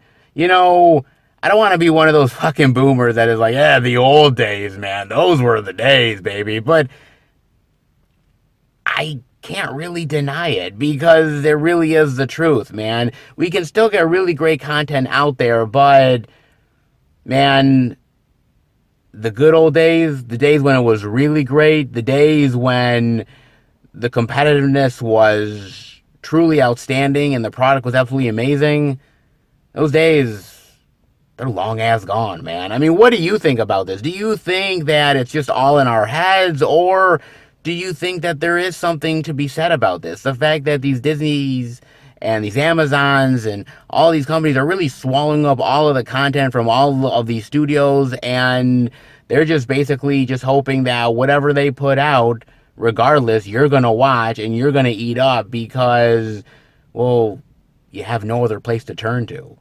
Definitely let me know, man. But in the meantime, hey, Walmart has some good shit, but what about Target? I think they may have some good stuff, but how about we go in and check it all out? All right, everybody, we are in at Target under the new releases, and I think I'm seeing a few. Oh, I do indeed. Let's dive in, cause look out, here comes the Spider-Man, yes, across the Spiderverse. Oh, and they got all the love indeed. The DVD digital for $22.99. The Blu-ray DVD digital for $26.99. The 4K love for $32.99. Hell, they have a little bit of the 2 movie collection love for, I think, $32.99. Target and their goddamn prices here. And lest we forget, speaking of Target, they do have a little bit of exclusive love. Yes, they do. The Blu-ray DVD digital exclusive Target edition for, I think it's $29.99, but don't hold me down to that, man. I mean, seriously. Why, Target? Come on, man. Hey, at least they have the exclusive love, and I can't quite complain, dude. They have the exclusive fan edition with 6 collectible character cards. Look at this. Nice. The collectible cards are cool, and so is the Slippy love as well. Slippy is pretty goddamn sweet. Definitely different than the rest. And I definitely appreciate that, man. They're coming in with the exclusive slipcover and the art cards. Ooh, that's a pretty goddamn good deal. Oh, indeed it is, man. Not bad at all. Definitely gotta appreciate the Target love. And I know a lot of you do. Definitely me as well, man. When they're holding it down, they ain't half bad. Not half bad indeed, man. But for all of the great action and adventure and characters and dynamic animation, this movie wouldn't even be close to what it's worth without the emotional element to it. That is what makes you relate to Spider-Man. That is what makes you relate to these characters, makes you feel for them and understand them, and makes you root for them, right? Because superheroes are glorified for the otherworldly things that they do. And without that emotional core, without that understanding that makes them just like you or I, they're just superpowered beings doing superpowered things. And yeah, that's cool, but that gets old very quickly. You need to have a certain amount of respect and admiration, but also feel like they're one of us, that they feel and they hurt and they have emotions, and that they can be just as vulnerable as you and I can. And with Spider-Man, it's one of the best stories, right? Because everybody can relate to Peter Parker. People can relate to Miles Morales, right? The idea of great power comes great responsibility. The idea of maturity and growing up, and the fact that sometimes you're not ready for it, but it gets thrust upon you. Everybody can relate to that, man. That's why Spider-Man continues to be one of the most popular superhero characters of all time, because it's a story that resonates with everybody, man. I mean, even look at somebody like Superman, right? An alien godlike being that could literally crush and kill us all. And if it wasn't for the emotional core of the Kents and that family aspect, he would just be a superpowered being, and that's all he would be. Cool, yeah, but not very relatable. Even look at Batman, right? It's hard to relate sometimes to Batman being this billionaire playboy, okay? But he's really more than that. He's actually a scared little kid that lost his parents, and he's been chasing that his whole entire life. I mean, there's something to that really grips you and gets to you and keeps you invested in that story, man. And you could say that with a lot of characters out there. And I think that's one of the reasons why we gravitate towards these heroes, right? We love the great theatrics, and we love the hero's journey, and we love the rogue gallery of villains. But I think more than that, we see ourselves in them at moments, and we see our better selves through them. And I think that's why it's as powerful as it is, man. And for Spider-Man, it's one of the most powerful of them all, man. It really, truly, honestly is. And for a character like Miles, that is such a dynamic individual, and the idea of everything just coming down on him all at once, whether it's his parents or school, or the idea of liking a girl that's way out of his league. We can all relate to that one, can't we? Yeah, we truly can. But on top of that, being told that you're not meant to exist, the idea that you were a mistake, the idea that all of this was never supposed to happen. I mean, that's crushing. And the idea that you need to take a destiny that was never yours to begin with and make it mean something, that's incredible. And I think for a lot of us out there, it's that kind of story that really grips you and keeps you coming back, man.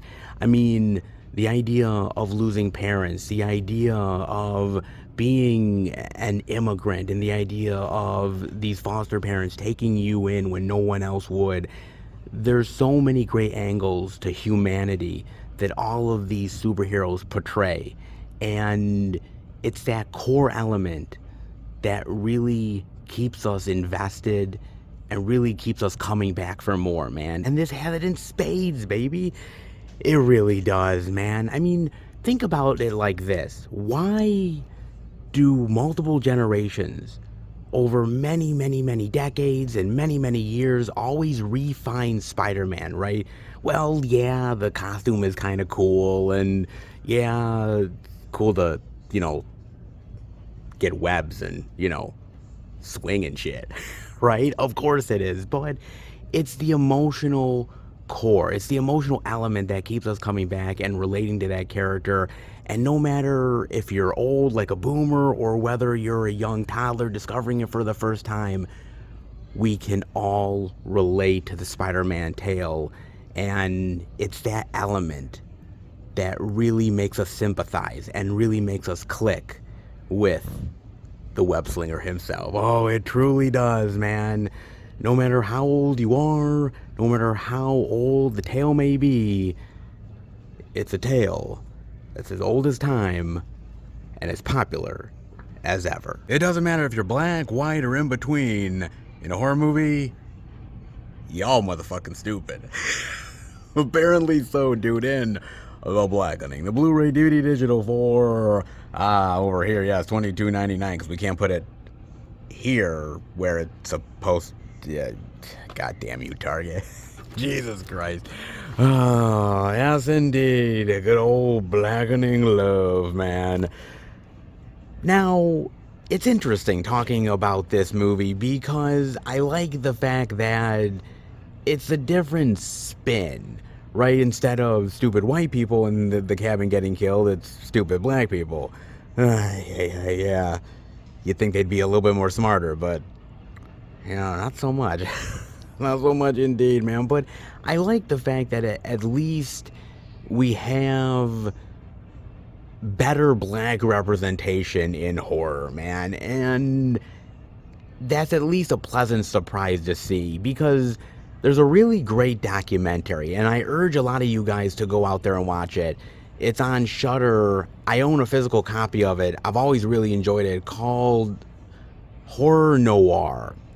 And basically, it's about the black experience in horror and where black characters came from in horror and how they've slowly but steadily became more of a presence, even though sometimes they've been the token black friend, or sometimes they've been the comedic relief, or sometimes they just die first because, well, I hate to admit it, if you're that one, you better be Usain Bolt, baby, because the killer's gonna come after your ass real fucking fast.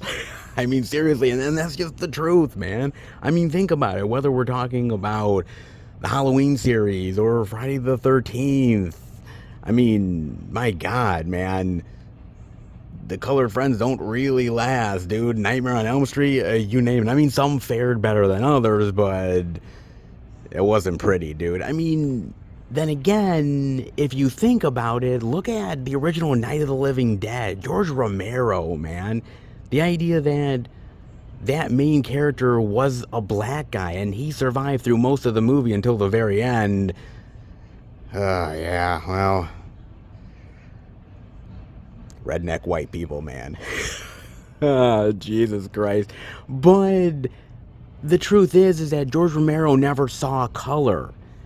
He just wanted the best actor for the role. It didn't matter whether it was black, white, Asian, who cares, man? Who was the right person for the role? And that actor killed it, and it really was a statement at the time. It truly was, man, and it still is to this day. Movies like Get Out have really become this formidable force of bringing black representation to horror cinema in a bigger and more dynamic way, and that's really fantastic. But there's always been these moments in horror cinema that has really embraced the black experience, man, and some more than others. Yes, Get Out is a prime example of that, but there is more, man. For instance, right over here, and I can't believe that Target actually has these copies out of fucking Tales from the Hood. Holy shit, man. The Blu-ray for $22.99. That's fucking crazy to me that Target has Tales from the Hood, man. That's fucking nuts, but I love Tales from the Hood, man. This is one of my favorite horror anthologies of all time, and it's just fun. It's kitschy, campy, yes, but the tales are really dark and twisted and truly speaks to the black experience and the oppression and how the stereotypes are really bringing them down. And it's really an amazing movie that has phenomenal messaging to it and still is really powerful to this day. Yes, Tales from the Hood 2 is really fucking terrible. Oh god, it's really bad, dude. But the third one actually is not half bad, all things considered, man. But Jesus, they should have just left it with the first one, man, because this still rocks to this fucking day, man. It's fucking awesome. And I can't believe Target, of all fucking places, carries this, man. It's fucking awesome. I mean, seriously, that's fucking fantastic, dude. You never watch Tales from the Hood, watch it, because it's really that fucking fantastic, man.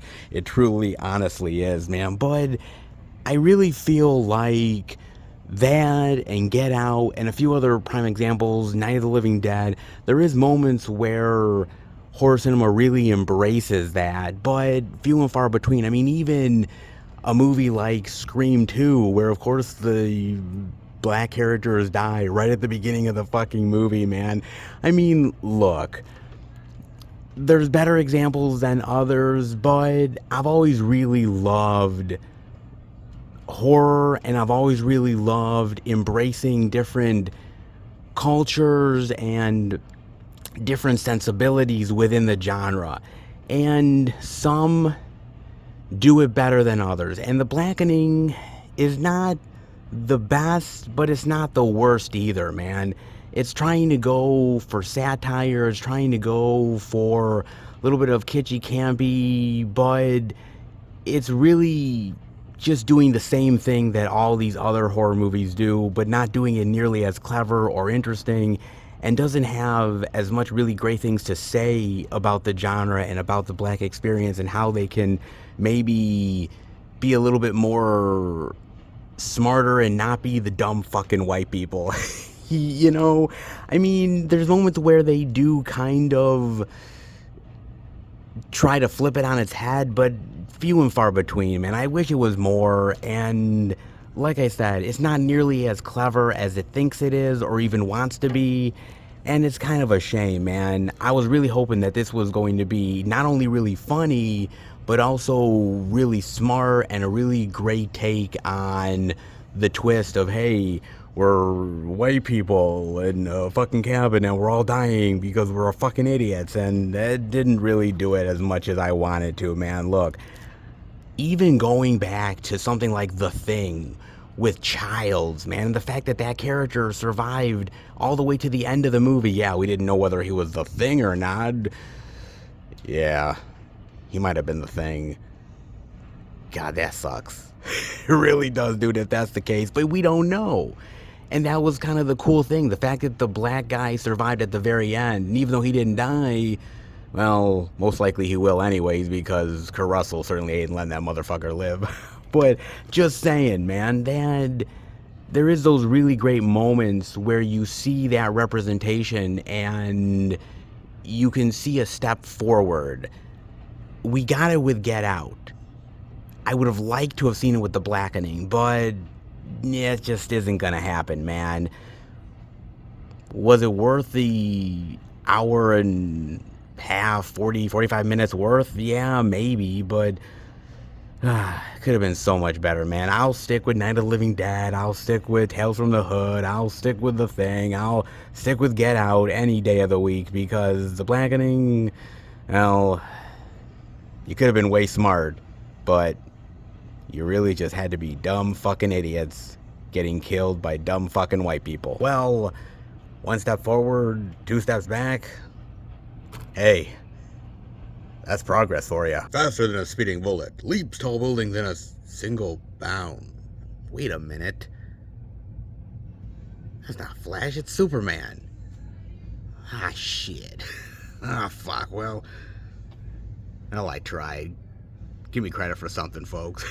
Shit, with The Flash, yeah, the Blu-ray digital for... that's not the... Wait, what the fuck? I think it's $26.99. The DVD for $22.99. And, oh, well, speaking of more Target love, here's the Blu-ray DVD digital only at Target exclusive, with exclusive packaging and includes collectible art cards. They love their art cards, man. They're all about that shit. They truly are, man. For I think $26.99. What the fuck, Target? Seriously? Jesus, man, get your shit together, will you? God damn, man. What the hell? But hey, more exclusive love is never, and I mean never, a bad thing. Look at that, man. The emblem, the intense stare down. Ezra Miller having an intense stare at me really unsettles me.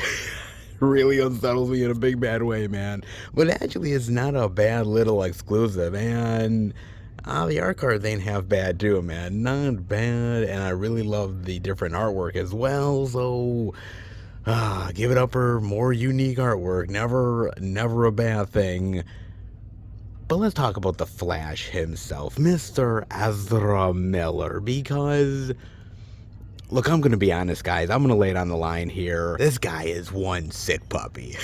Okay, he is all kinds of demented. He is a real life scumbag, dude. This guy is a groomer, and man, he has done some devious shit. I'm not going to go into everything that he's done. I mean, you can clearly look it up. Lord knows it's been in the news so much in the past year, 2 years, that if you didn't see it, man, what rock are you living under? Seriously, man. Yeah, this guy has all kinds of troubles, and I don't even know where to begin, dude. And quite frankly, I'm not even sure Warner Brothers knew where to begin, because this movie costs huge amount of money, $200-300 million and up, and your lead main actor, your star, is as troubled and as fucked up as you never thought possible. How do you spin this? How do you PR it, man? There's no way to fucking do it, dude, right? And so they have this huge summer blockbuster movie on their hands, and they can do either one of three things. They can try to maybe recast the Flash and reshoot all of his scenes. Okay, that's one way to do it, but let's be real. That'd cost a hell of a lot more money on top of an already bloated budget as it is. Okay, well, I'm not sure that's really an option. Or you could shelve it, right? Yeah, but man, we spent so much money already on it to begin with. I don't know if that's really gonna do anybody any favors either. Or, well, we can just put the damn thing out, and of course, yeah, that's exactly what they did, man. Be damned. No matter what trouble Ezra Miller had, they were just going to put their head between their legs and just kiss their ass goodbye. And that's exactly what they did. But do you notice something, guys? With all of the promotion, the trailers and the TV spots and the posters, artwork, you name it, what got promoted more than anything else? Really? I mean, what seriously did? Think about it for a second. It wasn't the Flash.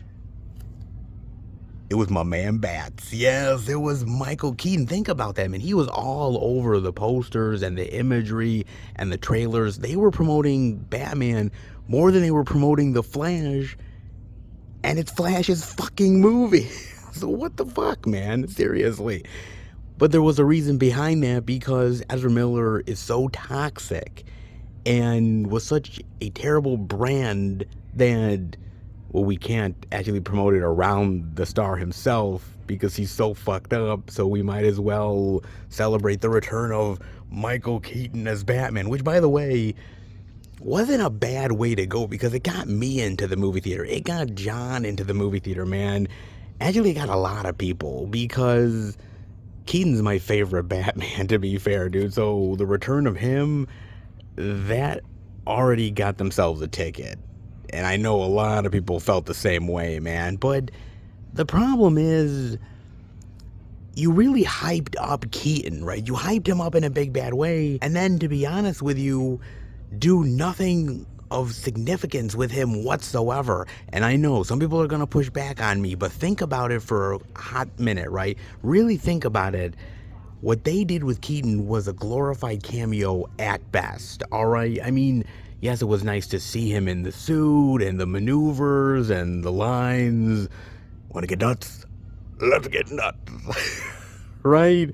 But there's kind of like a been there, done that mentality to it. It's like, yeah, it's cool to see the lines and the suit and everything, but I don't know, it doesn't have the same pep to it.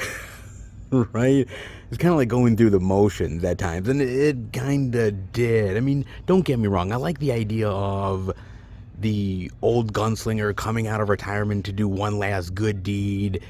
There is something noble about that. I appreciate that, all things considered, but it really felt like an afterthought more than anything else, especially when the battle comes and they just, quite frankly, kill him off with very little fanfare or any sort of big emotional scene.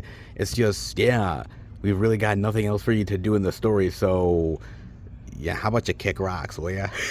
I mean, that's pretty much what it was, dude. And that was a major disappointment for the hype that you really invested into the artwork and the trailers and everything like that, really bringing back the return of Keaton. And to do very little with it kind of sucked. I mean, again, it was nice to see Keaton in the suit and, again, having some of the I'm Batman moments, which is great, but I'm kind of torn whether it was really all worth it or not. And it's the same thing with Supergirl, right? I mean, you really hype up a new superhero Kryptonian, right? And then they barely do anything with her as well. Again, glorified cameo at best, even less than Keaton. And again, once the big battle happens, she is a complete afterthought. Get her out of the way. Yeah, the less we see of her, the better. And yeah, it's nice to see him, but they rarely did anything with him worth a damn. And that kind of sucks. And thus we come back to Ezra Miller, which again, Ezra really did try hard. And I give him credit for really being a pretty solid leading man in this movie for what it's worth. But the stink and the stain just can't come off of him, man. And this movie lost a hell of a lot of money at the box office, man. I mean, damn. It lost even more money than Black Adam. Gee, The Rock really doesn't look so bad after all now, huh? Oh my God, I can't believe I'm saying it, but yeah, this is the truth, man. And it just sucks because this really is the last gasp of the Snyderverse, man. It really is, dude. I mean, yeah, we've got Aquaman 2 coming at some point whenever they release the goddamn thing. I mean, my God, there's been so many delays with that motherfucker at this point where I'm just like, really? Just put it out straight to DVD. I don't think anybody would bother. I mean, come on, man. There's so little fanfare for the Snyderverse now, and some moments have been better than others, but a lot of these characters that were so hyped and these stories that were going to lead to so many great adventures and epic team-ups turned into wet fart. It really did, man. And I don't blame Zack Snyder at the end of the day, because who could have ever predicted when you cast Ezra Miller that he was going to turn into this? An absolute utter scumbag of a human being. I mean, who would have thought that shit, right? Nobody, man. And I do kind of like Ezra Miller, all things considered, man. I mean, I love him in The Perks of Being a Wallflower. That's an amazing movie, man. And that's where I really first found him, And I thought his acting was tremendous, and I thought he was a really great indie actor, and I couldn't wait to see what he did next. And of course, let's talk about Kevin, where he's so dark and devious and twisted, kind of like how he is in real life. Jeez, that wasn't much of a stretch, huh? But I did like him as an actor in those movies, man. He was a great indie actor with a lot of great talent, and Hollywood just started to swallow him whole. I mean, he started to do those Fantastic Beasts movies, right? And they started out really promising and so much fanfare and big box office. And, well, yeah, we know where that went. It totally petered out pretty goddamn quick. It did, dude. And now, yeah, Fantastic Beasts what? I mean, seriously, dude. And even with the whole Justice League Snyderverse thing, when he was cast as the Flash, that was big fucking news, man. I mean, that was huge superhero with DC fanfare. Everyone's like, oh, yes, Ezra Miller's the new Flash. And now we're all like, yeah, and? I mean, seriously, dude. And it's the same concept with a lot of these actors that end up just being gobbled up by the big Hollywood system. But for Ezra Miller, who had so much talent and so much promise and has failed so hard in his life, I hope he gets the help that he deserves. I really do, man. I still think there's a lot of talent there, but man, he has lost himself so fast, and man, he really has just fallen from grace in a big bad way. And you know, this movie is not terrible. It's not the worst superhero movie. It's not the worst DC superhero movie. Average at best, yeah, but it's not hot garbage. It's not the greatest thing since sliced bread either, but it kind of passes the test for what it's worth. But with all the hype that came with this movie and everybody praising it, and with all the controversy with Ezra Miller, it just couldn't sustain its own weight. And I don't think it's a movie that's really going to be all that remembered. I don't think the Snyderverse is going to be all that remembered.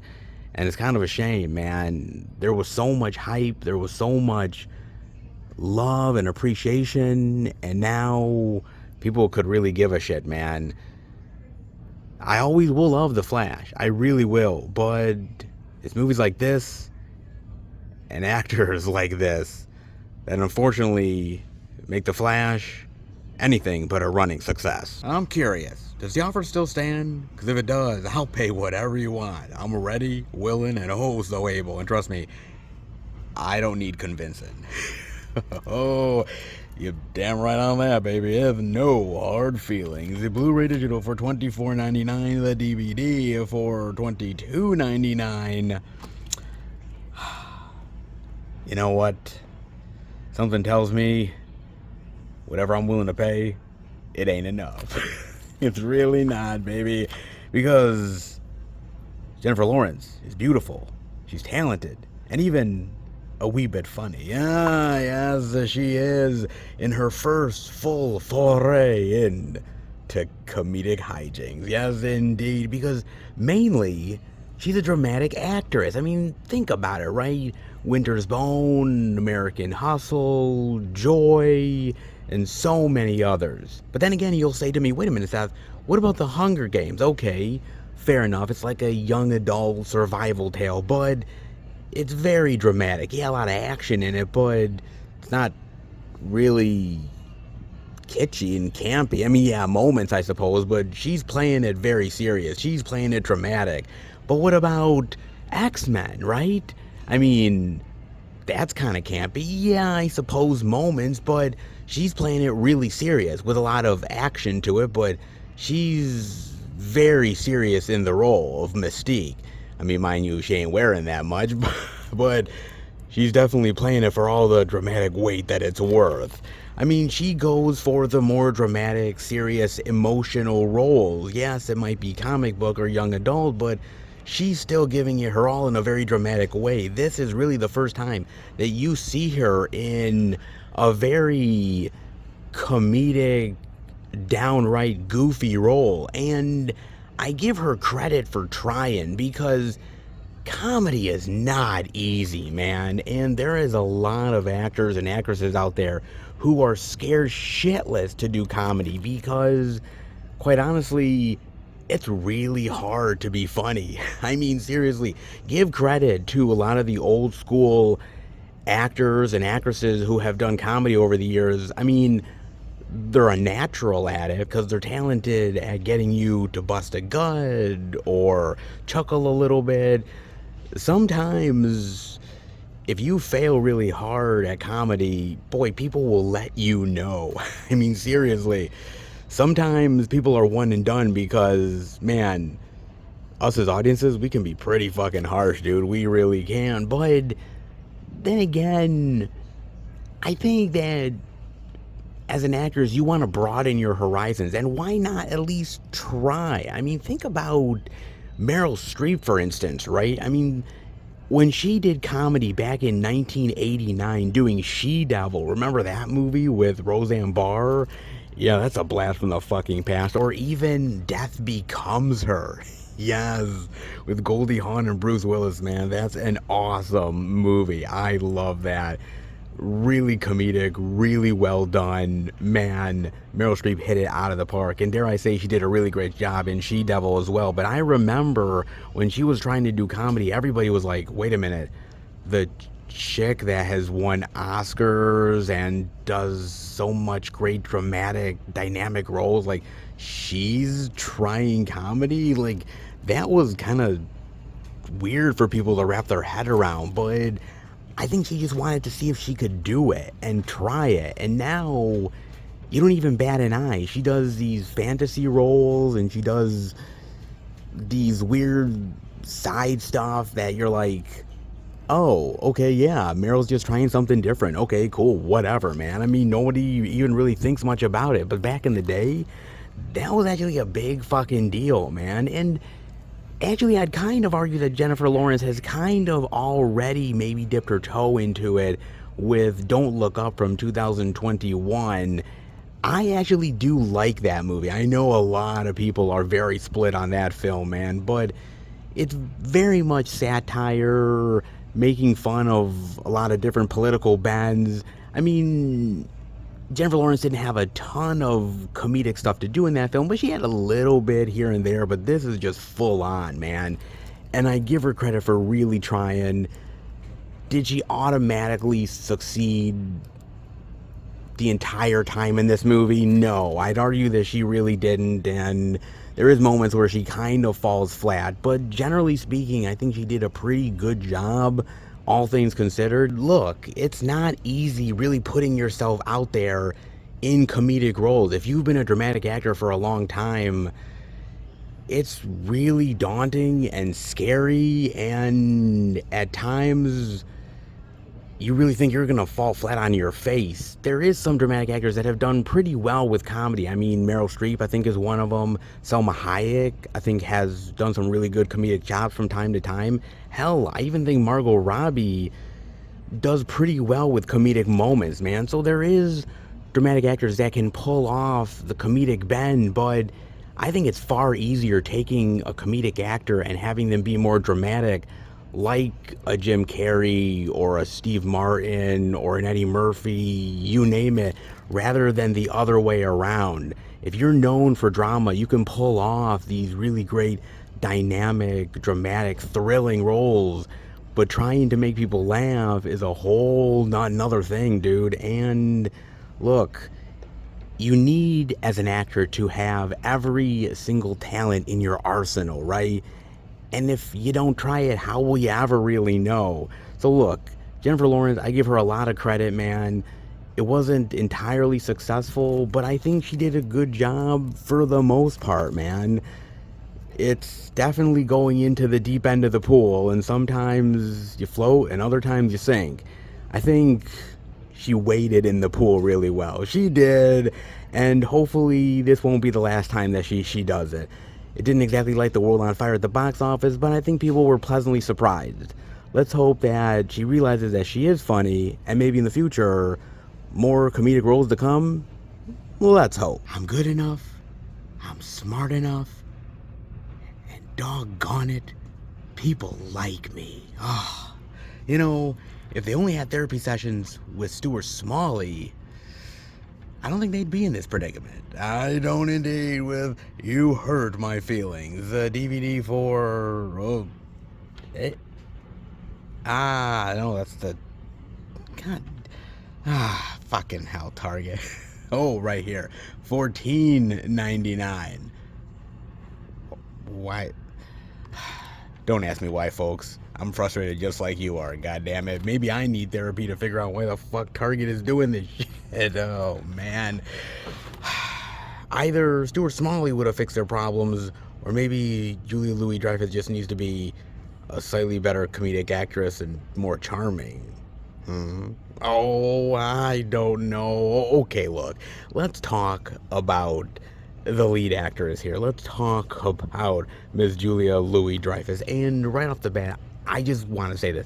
I don't hate her. Okay, she's an alright actress. But does she stand out amongst the crowd?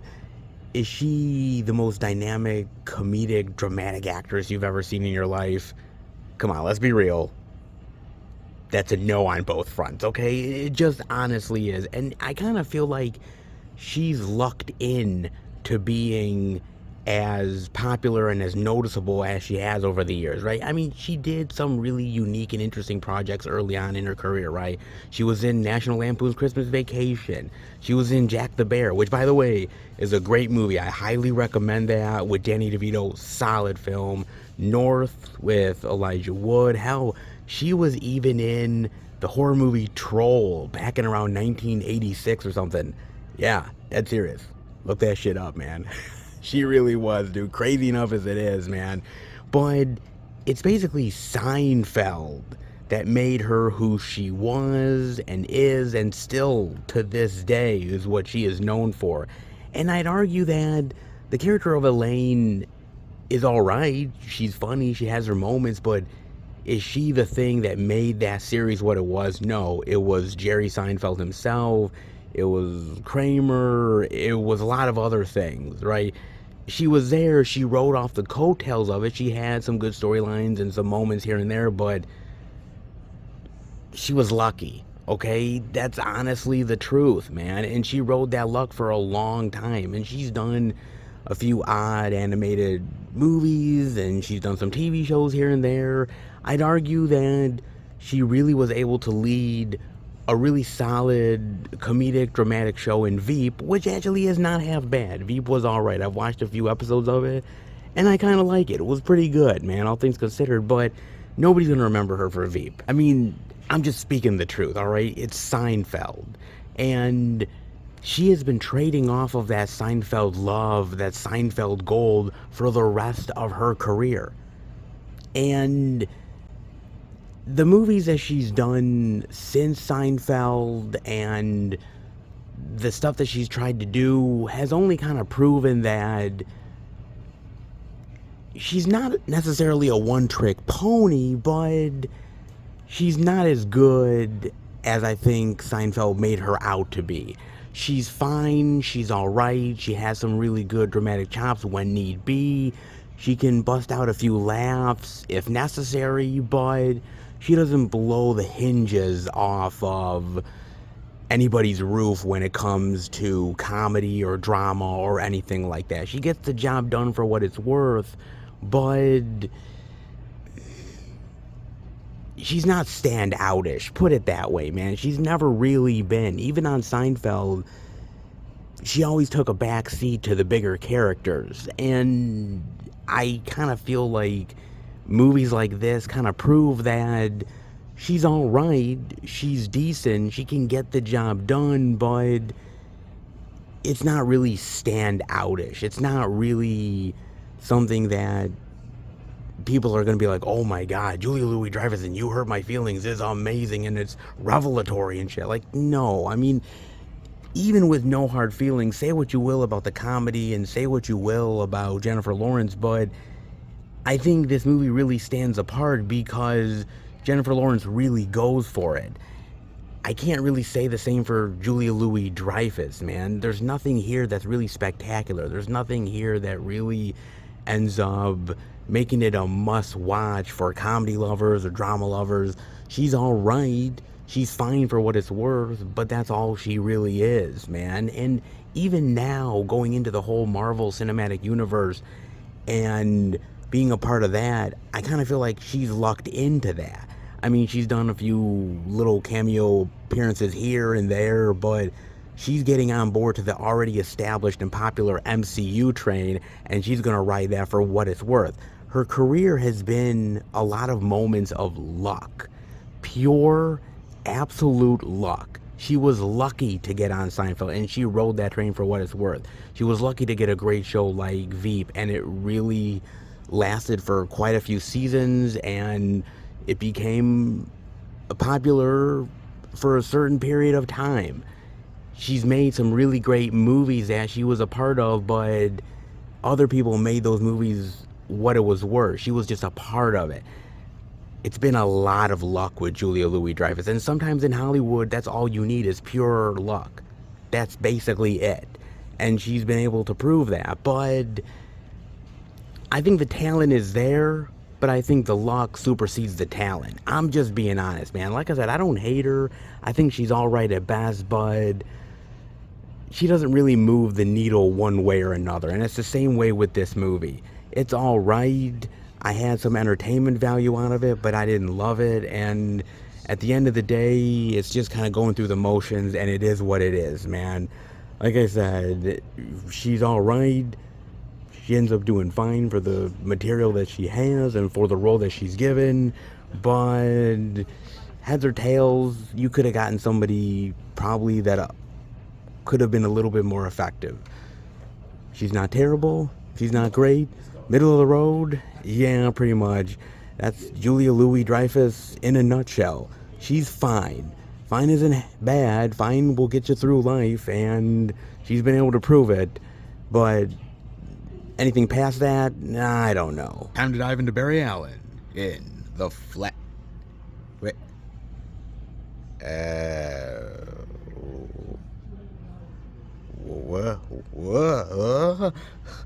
What alternate reality am I in? I mean, we've got Barry and Barry. Whoa. Whoa, indeed, man. But hey, in an alternate reality, it's not Ezra Miller. It's Grant Gustin, yes, in the 9th and final season of The Flash, the DVD for 1999. Oh, wow. Isn't it crazy that this is coming out the same time as The Flash? Boy, man, what a fucking coincidence that is. Wow. Jeez, it really is, dude. Hey, but more Flash can never really be a bad thing, right? No, come on. Especially when it's this Flash, man. And the final ride for a fan favorite. I mean, seriously, people have loved this show and have loved Grant Gustin as the Flash, and it's sad to see it be the last ride. It's sad to see him have his final bow and to say goodbye, but I suppose all good things must come to an end, right? I mean, look, I watched the first season of The Flash, and I thought it was fun, entertaining, adventurous, a really great thrill ride of comic book television. Now, mind you, I haven't watched anything after the first season, so yeah, I gotta get to that at some point, whenever that may be. I'll get to it eventually, guys, I promise. But most people who did watch past the first season, most of you guys out there, have pretty much said it's kind of hit and miss. Some seasons are better than others. Some seasons are, frankly, dumpster fires. Others are pretty entertaining for what it's worth. But isn't that most CW shows, though? Isn't there some seasons that are better than others and other ones that are kind of lackluster? It's kind of the CW model overall, man. So you can't really blame The Flash for that. It's every CW comic book superhero show that they pretty much did, man.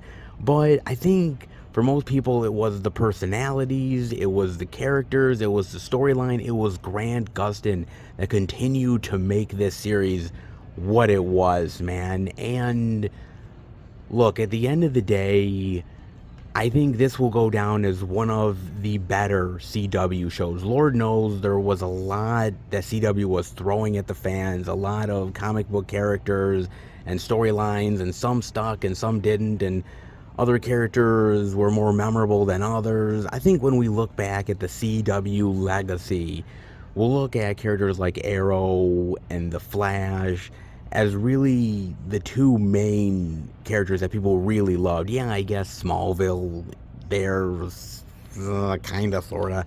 But I think Grant Gustin will always, absolutely, no doubt about it, be a fan favorite, man. Even if some of the storylines weren't the best, even if some of the seasons didn't quite do it for you, Grant still killed it. And I think you went on this journey because you cared about the characters, you cared about the Flash, you cared about the storyline, the rogue gallery of villains, everything like that. And I think you maintain your love because of Grant Gustin. And I know there was a lot of people when the whole Ezra Miller situation was going down, and when it was looking like maybe it wasn't going to come out, or there was a lot of controversy, a lot of people was like, look, put Grant Gustin in there as the Flash. He deserves a big screen adaptation, man. He deserves the love because he really has been putting in the effort and making this character one of the ones that the fans absolutely love, no matter what you thought of certain seasons, no matter what you thought of some of the CGI or some of the shitty effects, you name it, man, you were still on board. And it matters, man. It matters who's in the suit. It matters if you care about these characters, because at the end of the day, this is a season of television, man. I mean, yeah, it's 2+ hours of a movie, but you're coming back week after week after week, sometimes disappointed in the results, but you're still dedicated because you love that character, you love that superhero mentality, and you love what certain actors bring to the role, and Grant was one of them, man. And so the days of the CW superhero comic book experience is slowly but surely coming to an end, man. There's not much left, dude. But back in its heyday, dude, it killed. It rocked. And The Flash, whether you liked all of it or not, was one of the best of the bunch, man. It truly was, dude. Look, I don't know how the 9th and final season fares. I don't know if it's really that great or it's terrible, if it's a really fantastic send-off. You gotta let me know, man. But should I dive into the rest of The Flash? Should I dive into the second season and beyond? Will I be happy with the end results, or will I ultimately be disappointed? Man, look, I love that first season, and Grant is fucking awesome. And so I can't always say The Flash gets the proper love that it deserves, especially among the rest of the DC bunch. But that being said, I think Grant definitely made The Flash his own and gave this character some much needed, absolute attention. And let's hope whatever future iterations there is, Grant will definitely be at least one of the more memorable iterations that this dynamic character will ever have. When the apocalypse happens, it better be the Metalocalypse. Apparently so, with the Blu-ray digital Metalocalypse, Army of the Doomstar? What? For $22.99. What the fuck is this? What? It will be brutal. Okay, apparently so. Oh, it's from Adult Swim. Okay. Makes a little bit more sense. What is this? After the heroic rescue of Toki War 2. What the fuck? Deathlock frontman Nathan Explosion finds himself traumatized in a brutal professional and romantic flat spin, all while he is tasked with fulfilling the prophecy and confronting the ultimate songwriting challenge. Write the song of salvation and save the planet. Wait a minute. Hold on a second. Didn't Bill and Ted already do that? Wait, but you're stealing Bill and Ted's thunder? Damn you. Oh, damn you indeed. Can Nathan look beyond his damaged ego to save his band, stop the Metalocalypse, and finally face the ultimate evil, Salacia? What the fuck? What is this, man? This seems kind of interesting and unique and kind of weird, but I'd kind of go with it, dude. I'm gonna be honest, man. I haven't watched Adult Swim in a really, really long time, man. I mean, mind you, I don't really have cable anymore, so Cartoon Network, Adult Swim, that kind of stuff really passes me by, but is it worth it? Is it kind of fun? It looks unique, that's for sure, man. And I like the idea of rock stars saving the planet with the song of the world, man. And that we're gonna rock it out, man. Everyone's gonna love the song and we're gonna save the planet with rock and roll. Yeah. I like that shit, man. There's something about that that's instantly cool, dude. I don't know. This could be kind of interesting and unique, fascinating at best. A quirky oddity? Yeah, potentially. I don't know, man. You gotta let me know. Is this worth it? Should I kind of dive into more Adult Swim? People really tend to like it. I haven't watched it in a long time, so I'm really out of my fucking element, but if it's worth it, I might just give it a go, man. Boy, something I was not expecting at Target. That doesn't happen all that often. It really doesn't, man, but it looks kind of cool. As does the physical media, man. They definitely are delivering so much goodies worth showing off. A few exclusive love as well. Harley definitely be holding it down. That's for damn sure, man. God, I'm liking what they're bringing this week.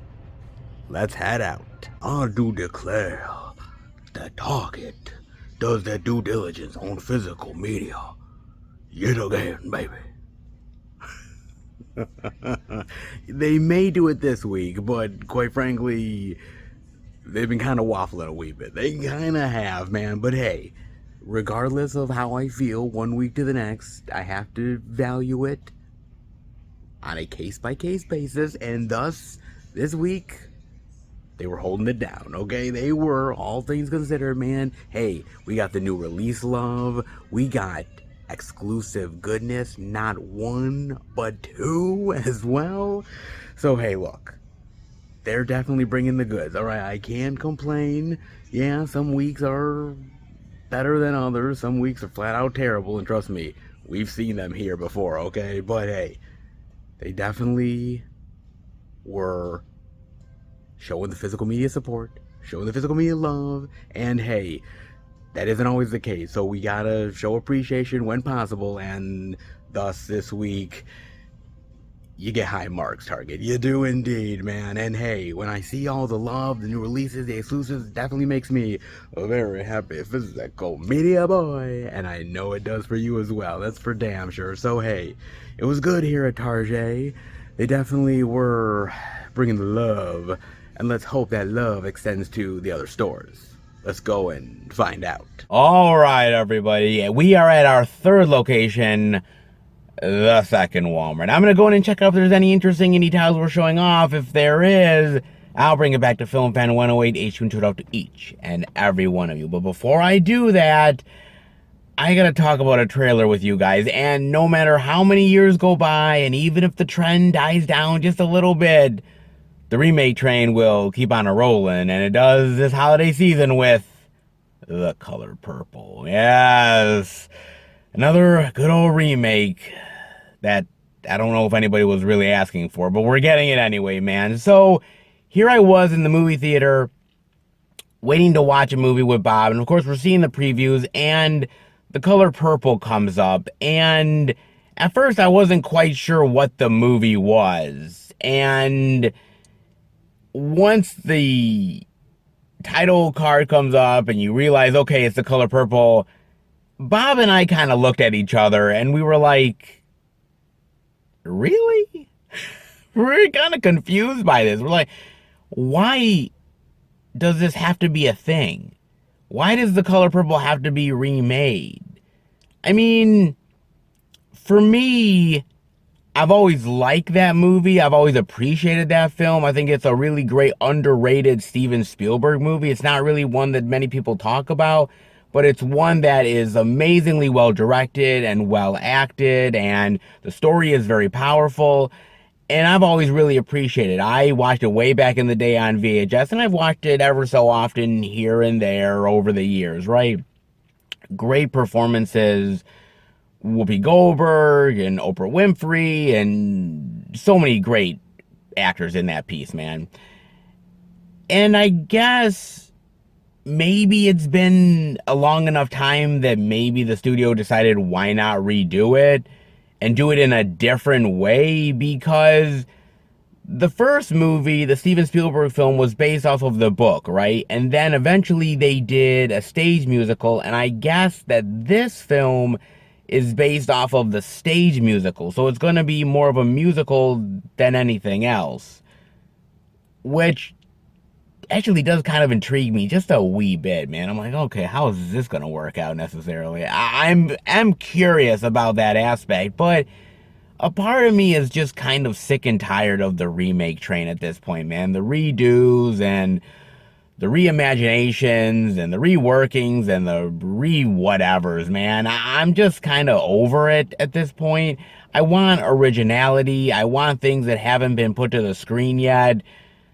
I don't mind a remake ever so often, but for the most part, man, just give me something that's original and new and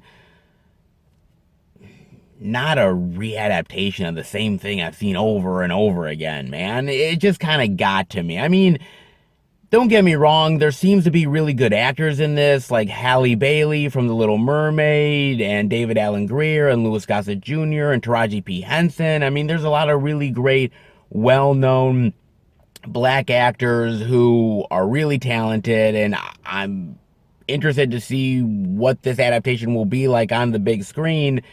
But at the same time, I'm also kind of over it, and I don't know, it didn't really excite me.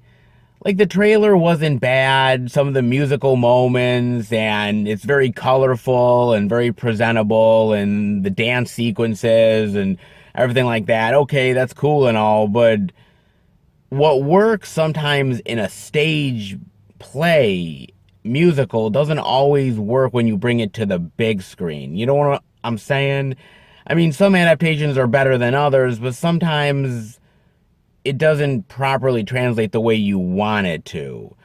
I never really thought of The Color Purple as a musical, especially the subject matter about slavery and everything like that. I'm like, I don't know if this is really musical material, but at the same time, the stage play is very successful and people really love it, so maybe it can be translated well to the screen. Maybe, possibly.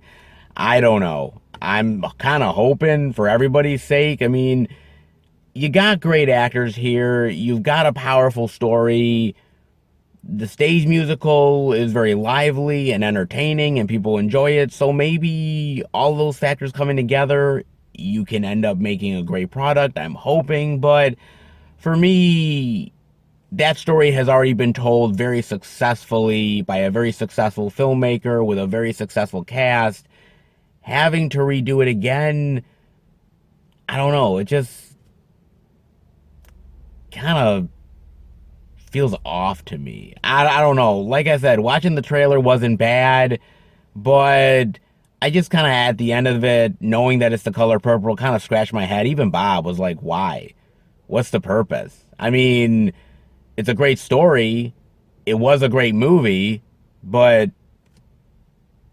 did it really need to be remade again? I mean, really, there's so many great stories out there. There's so many great, powerful messages that can be put into a movie that has original material in it. Why do we have to recycle the same thing over and over again?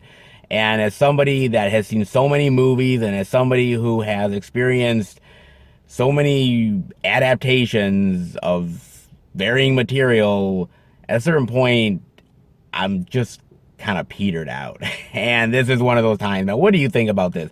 Is it going to be worth it? Are you looking forward to it? Or is it one of those ones where you're like, man, cool, I guess, that we're getting another adaptation, but really, what's the point at this moment? I mean, who's really benefiting from this? I'd like to think that we can go back to the past and rediscover the old material, but sometimes I guess people don't like rediscovering the older movies. why not? Dude, the older movies are just as good as the newer shit, sometimes even better. Remaking it doesn't make it more relevant.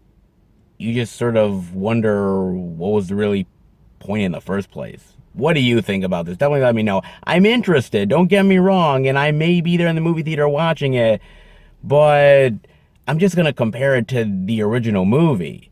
And when I do that, something tells me it's not going to live up to expectations. Let me know what you guys think about that. But in the meantime, what about the good old second Walmart? Is there going to be anything worth it? I mean, hey, we've had some good stuff at the first Walmart, and we've had good stuff at Target. So maybe this time around will be worth it? I don't know, but hey, why don't we go in and check it out? All right, everybody, in at the good old second Walmart for hopefully the physical media weirdness, the hijinks, and all the oddities that I can handle. Because quite honestly, hey, I've been here so many times in so many weeks and have gotten zippity doo-dah, zilch, nada, nothing, crapola. And this week has a lot of really great physical media. I mean, the stores are definitely doing their due diligence. They are carrying the love. And I'd like to see the second Walmart do the same. But as with previous weeks, we got jack shit. Oh, God. Yes, yet again. Nothing worth showing off and appreciating like I really want to. God damn it, man. When is this Walmart gonna really get their shit together, man? I'm hoping, I'm praying, I'm the ever hopeful optimist, but you know sometimes that is slowly being chipped away over time. This Walmart doesn't make it easy. It really doesn't, man. So yes, yet again, another week where there's nothing really new or interesting or weird to really showcase and show off. Sadly enough as it may be, well, let's hope for next week, but we kind of know where that's going. Yeah, well, hey, it is what it is, and let's hope that they improve. Let's hope that they sort of learn their lesson and maybe get better.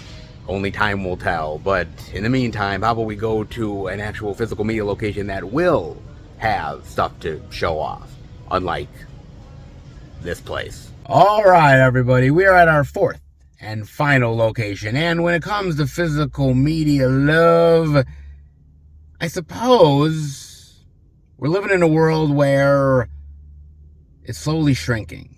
Stores aren't carrying as much as they used to. Chaos, dogs and cats living together, mass hysteria. Yeah, it's bad, I know, folks. But ever so occasionally, there's a glimmer of hope when you go into your local bookstore. Really? Oh, shit.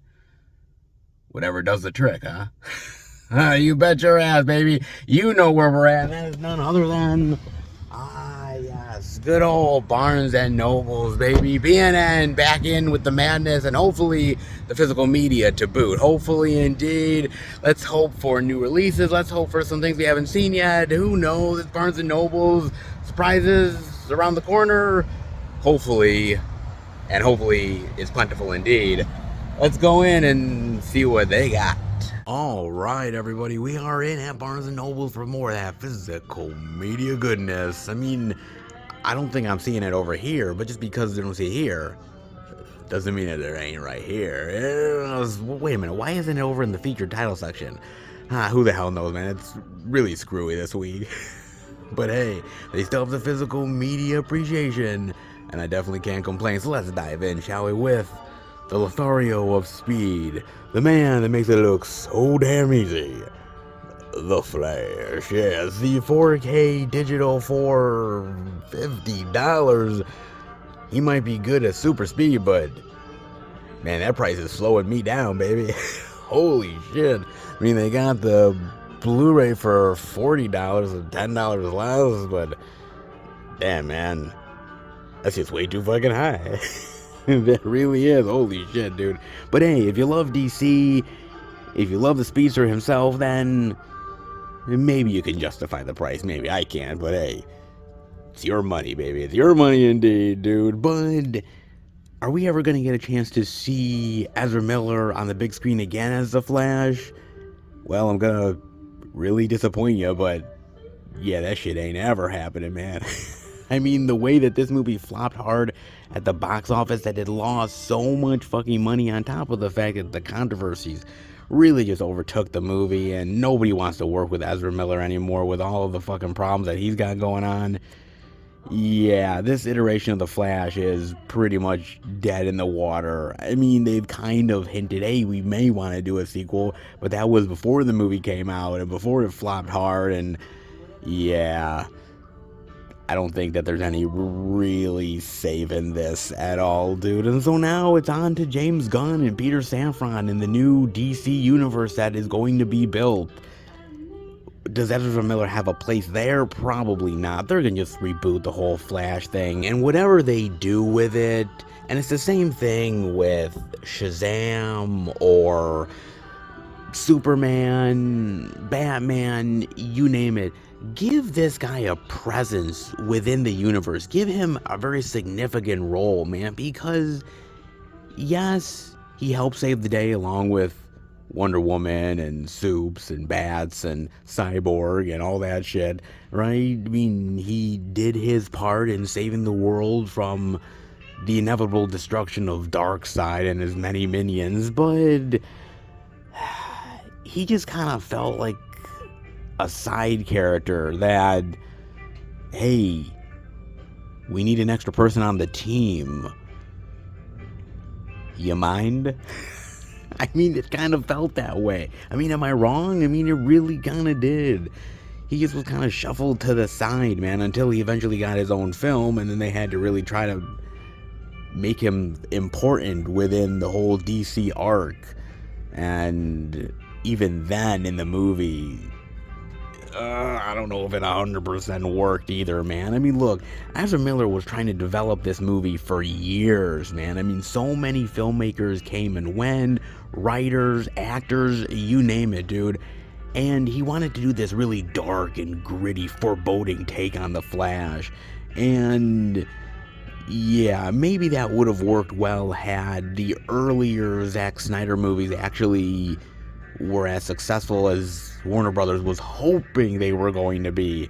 But you see, people don't mind dark, foreboding movies, but they want a little bit of fun with it. And so this movie is kind of, on one hand, a little bit dark, and it has some deeper elements to it, and then there's moments where it's just pure fun and, hey, we gotta laugh and hilarious and make fun of the Flash and shit like that, right? It's trying to be everything and not 100% succeeding at anything at the same time, man. You know what I mean? It's just really not, dude. And I give the movie credit for trying, and I give Ezra Miller 110% for really trying to make this movie as successful as possible, because look, he is giving it his all in this movie, man. He really is trying to push this character into major prominence.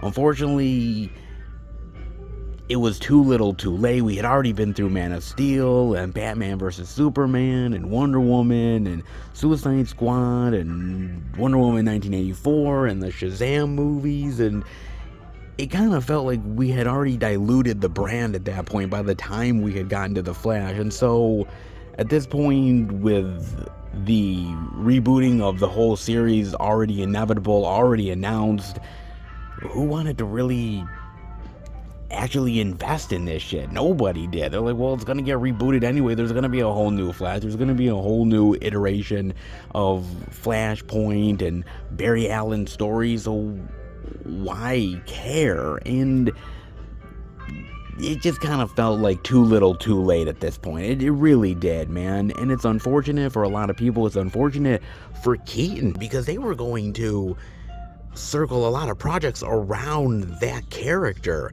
He was going to be in Batwoman and train the new generation of Bat Warriors. He was going to be in Aquaman, the Aquaman sequel. He actually filmed all of his shit for the Aquaman stuff. And then they reshot it with Ben Affleck. And then I'm hearing rumors that they're reshooting stuff again so that Ben Affleck isn't even in the fucking movie. So, man, they have just watered down the whole DC brand big time. And dude, they really fucked over Keaton at the end of the day, because he had a lot of promise coming back as Batman, and the cool little iterations and storylines they were going to do with him, yeah, that's all lost now. That's all gone. I mean, even the concept of a Batman Beyond movie, wouldn't that have been great with an older, grizzled Michael Keaton, man? And had this movie been maybe successful, that could have been a possibility. But now, that's gone, long gone, man. And that concept ain't ever coming back. That fucking sucks, dude. I mean, yeah, it sucks that the movie wasn't successful for the character of Flash, but everything around it, dude. I mean, the idea of Supergirl, whether or not we're actually gonna get something out of that, which I kind of highly doubt it, and the whole thing with Batman, I mean, so many missed opportunities in this movie. For instance, yeah, it's great to see Supergirl, don't get me wrong, but why wasn't it Henry Cavill? Why couldn't they bring him back and it be an alternate reality version of Superman and Henry Cavill's character, and how he might have been originally captured once he ended up coming to Earth? I mean, there's so many opportunities that they could have done, man, and they just missed the boat on so many of them. Even some of the cameos, like Zod and some of the minions, are cool, and they're a nice little throwback to the whole Man of Steel, Zack Snyder beginnings, but they barely do anything with it. I don't know, it just felt like they really just were going for nostalgia and barely really doing anything with it that made it worth a damn, which really kind of sucks, man. On top of that, you have a character that is very important to the DC realm, but they barely ever did anything with him to make him that important. And once you got to the solo film, you've had so many watered down iterations of DC at that point anyways, that nobody gave a shit. Look, I love this character, and I think this character can do some really dynamic things within the DC world.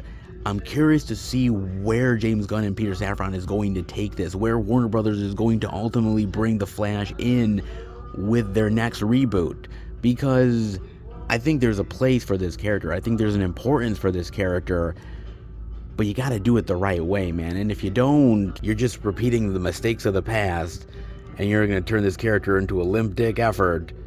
That pretty much is what Zack Snyder turned him into. Just saying, man. I don't think Zack Snyder intended for this character to not have as big of a role or as much of a prominence, but when you have such heavy hitters in the DC world like Batman and Superman and Wonder Woman and Martian Manhunter, and when you have all of these big important players within the realm, there's so much screen time that is allotted to certain people, and when most of it is being taken up by other heroes, your importance tends to dwindle just a wee bit, man. Just a wee bit indeed, dude. Look, Ezra Miller tried, and this movie tried. I give him effort for at least giving it a chance, but at the end of the day, I think that their fortune was already foretold. It really honestly was, man. Look, it's not a bad movie. It's not a terrible movie. It's an alright movie. But at the end of the day, with DC and comic book films, we are in a golden age of the comic book era movies. And alright, just ain't gonna cut it anymore. Just saying, man, it really isn't. I mean, you've got featurettes on the making of The Flash, the return of Michael Keaton, which is probably the best part of this fucking movie. Supergirl, script, podcast, story, deleted scenes, more. I mean, there's some good features here. It's not bad, but at the end of the day, there's better DC movies. There was better Zack Snyder DC Universe movies. I mean, I tended to like Shazam a hell of a lot more than The Flash. I'm just speaking the honest truth, dude. I mean, like I said, it wasn't a waste of time, but a lesser than effort, yeah. Look, The Flash can be important. The Flash can be amazing. The Flash can be absolutely spectacular and dynamic and really make an impact in the DC universe.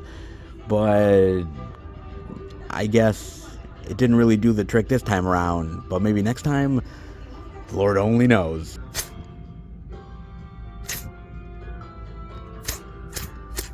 God damn it. The Okay, fine. Well, I guess just like Miles, I'm never meant to be Spider-Man. Where's my radioactive spider when I need it? Son of a bitch. Jesus. Well, he's the lucky one. If I'm never gonna be it, at least he's got a chance. He does in Spider-Man Across the Spider-Verse, the DVD digital for $34.99. That's a little bit pricey for a DVD, but then again, they have the 4K for $50 and the Blu-ray for $41. I mean, it is Spider-Man goodness, and the movie is really fucking good, so $50 may be worth it for Spider-Man, but not so worth it for the super speeds. They're just saying, man, just saying indeed. Oh, yes. A little more Spider-Man love never hurt nobody. And let's be real, man. These Spider-Man films, they print fucking money, man. My God, dude. I mean, Spider-Man is so fucking popular. It's insane.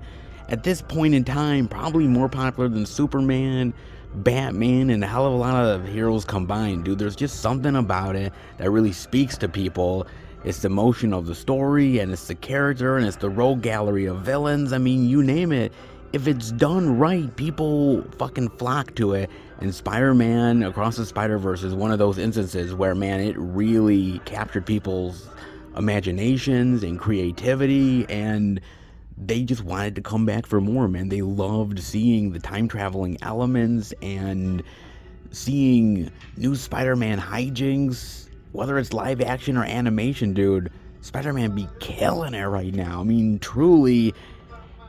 And they really are milking it for all it's worth, man. My God, dude, they really are. Especially when it comes to Sony, okay? I mean, Sony is doing good right now with the animated Spider-Man movie. So, hey, keep the train going, right? But they're doing a lot of other stuff, right? Like Venom and Morbius and next year's Kraven the Hunter, which looks extremely generic at best. Oh, man. They're just taking the Spider-Man world and milking every little aspect. Even the villains are like, well, they're not really villains. They're just anti-heroes. I mean, they could be good guys too, right? Right? Sure, why not, man? I mean, they're probably eventually leading towards a Sinister Six film where maybe they'll bring in Spider-Man at some point. Who the fuck knows, dude? I mean, you've got the Marvel iteration with Tom Holland. You've got the whole Sony's Spider-Verse anti-hero gallery of villains that they're trying to establish. You've got the animated Spider-Man stuff as well. I mean, they are going for every single avenue of your hard-earned money. Even the fucking Spider-Man games are all over the place. But I hear those are actually really fucking cool. You know, I can't say I kind of want to get back to gaming, but seeing those games gives me the major itch, man. It really does, dude. Look, I will say this, that I think introducing audiences to new versions of Spider-Man is never a bad thing, and I think Miles Morales is such an amazing fucking character, and there's been talk of maybe doing it live action. There was one time where people were really championing Donald Glover to really be the next Miles Morales, the new one, the first one essentially, and that could have been cool, but I think those days have kind of passed Donald Glover by, man. I think there's some really great young black actors out there who could really take the mantle of Miles in a live action form and really spin it, man. But right now, I'm just happy with the animated Spider-Man goodness, dude, and the fact that we are getting a third one, because this movie ends on a wee bit of a cliffhanger, so we're not leaving the Spider-Man Spider-Verse world anytime soon, man. We're gonna keep that train rolling. Unfortunately, with the actors strike right now, things are getting pushed back a lot. I mean, they haven't really finished a lot of the animation yet. There's still a lot that they have to finish, and on top of that, they have to do the voice acting part, which you definitely need the actors for, so maybe we'll get it 2024. It might be pushed to 2025. I mean, look, I know a lot of people would be really pissed about that, but think about this, man. The first movie came out, what, 2018? Somewhere around there, 2019? I mean, we waited a long time for the sequel. I think we can wait another year or two for the next one. I think we can, folks. Alright? Just calm the fuck down. Will ya? Okay? I get it, man. This is a great fucking movie and you want more of it. hey, I'm jonesing too. But I think anticipation can only be a good thing, especially how good this film is. I think it's worth the wait. Just saying, man. I really do. I think Lord and Miller really have done a tremendous job in making this series what it has been and really milking the mythology of Spider-Man in such a wonderful way with the different comic book iterations and the universes. I mean, they really have done a great job with their research and understanding of the characters and the world of Spider-Man. And I think they've hit it out of the park, man. And it's just a really great fucking time to be a Spider-Man fan. I mean, truly it is. With all the great content that's out there, man, you have it good right now. Take advantage of it. Appreciate it, because we're never going to have it as good as we have it right now as Spider-Man lovers. I mean, truly, with the Marvel live action stuff, with the animation stuff, with Sony really giving us more Spider-Man fueled universe content, I mean, you as a fan, your love and appreciation of this character is really paying off in spades. And so take it for what it's worth, dude, because when the good times are gone, you're going to look back and you're going to really miss those days like a motherfucker, man. Trust me, dude. I've had moments where I've loved certain characters and certain franchises, and it was never as good as what it was back in the day. And I kind of miss them, but I remember them very fondly, man. And something tells me for Spider-Man lovers, this is the exact same time, dude. It really is, man. Cherish it for what it's worth, because damn, we getting some good shit. We really are, man.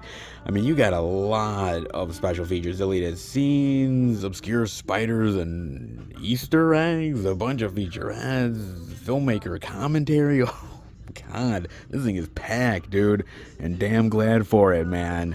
Look, I really have loved Spider-Man over the years. Is it my favorite superhero of all time? No, it's not. I don't even know if it would rank in the top 5 necessarily, but what they've done with the movie series, what they've done with this character in many different iterations, has really proven that there is so much Spider-Man stories to be told. There is so much really great content to be had, and if you do it in the right way, audiences will come a-knocking, man. They truly will, and this is yet another example of it, dude. Spider-Man can be done in many forms: live action, animation, gaming, and those sweet-ass toys.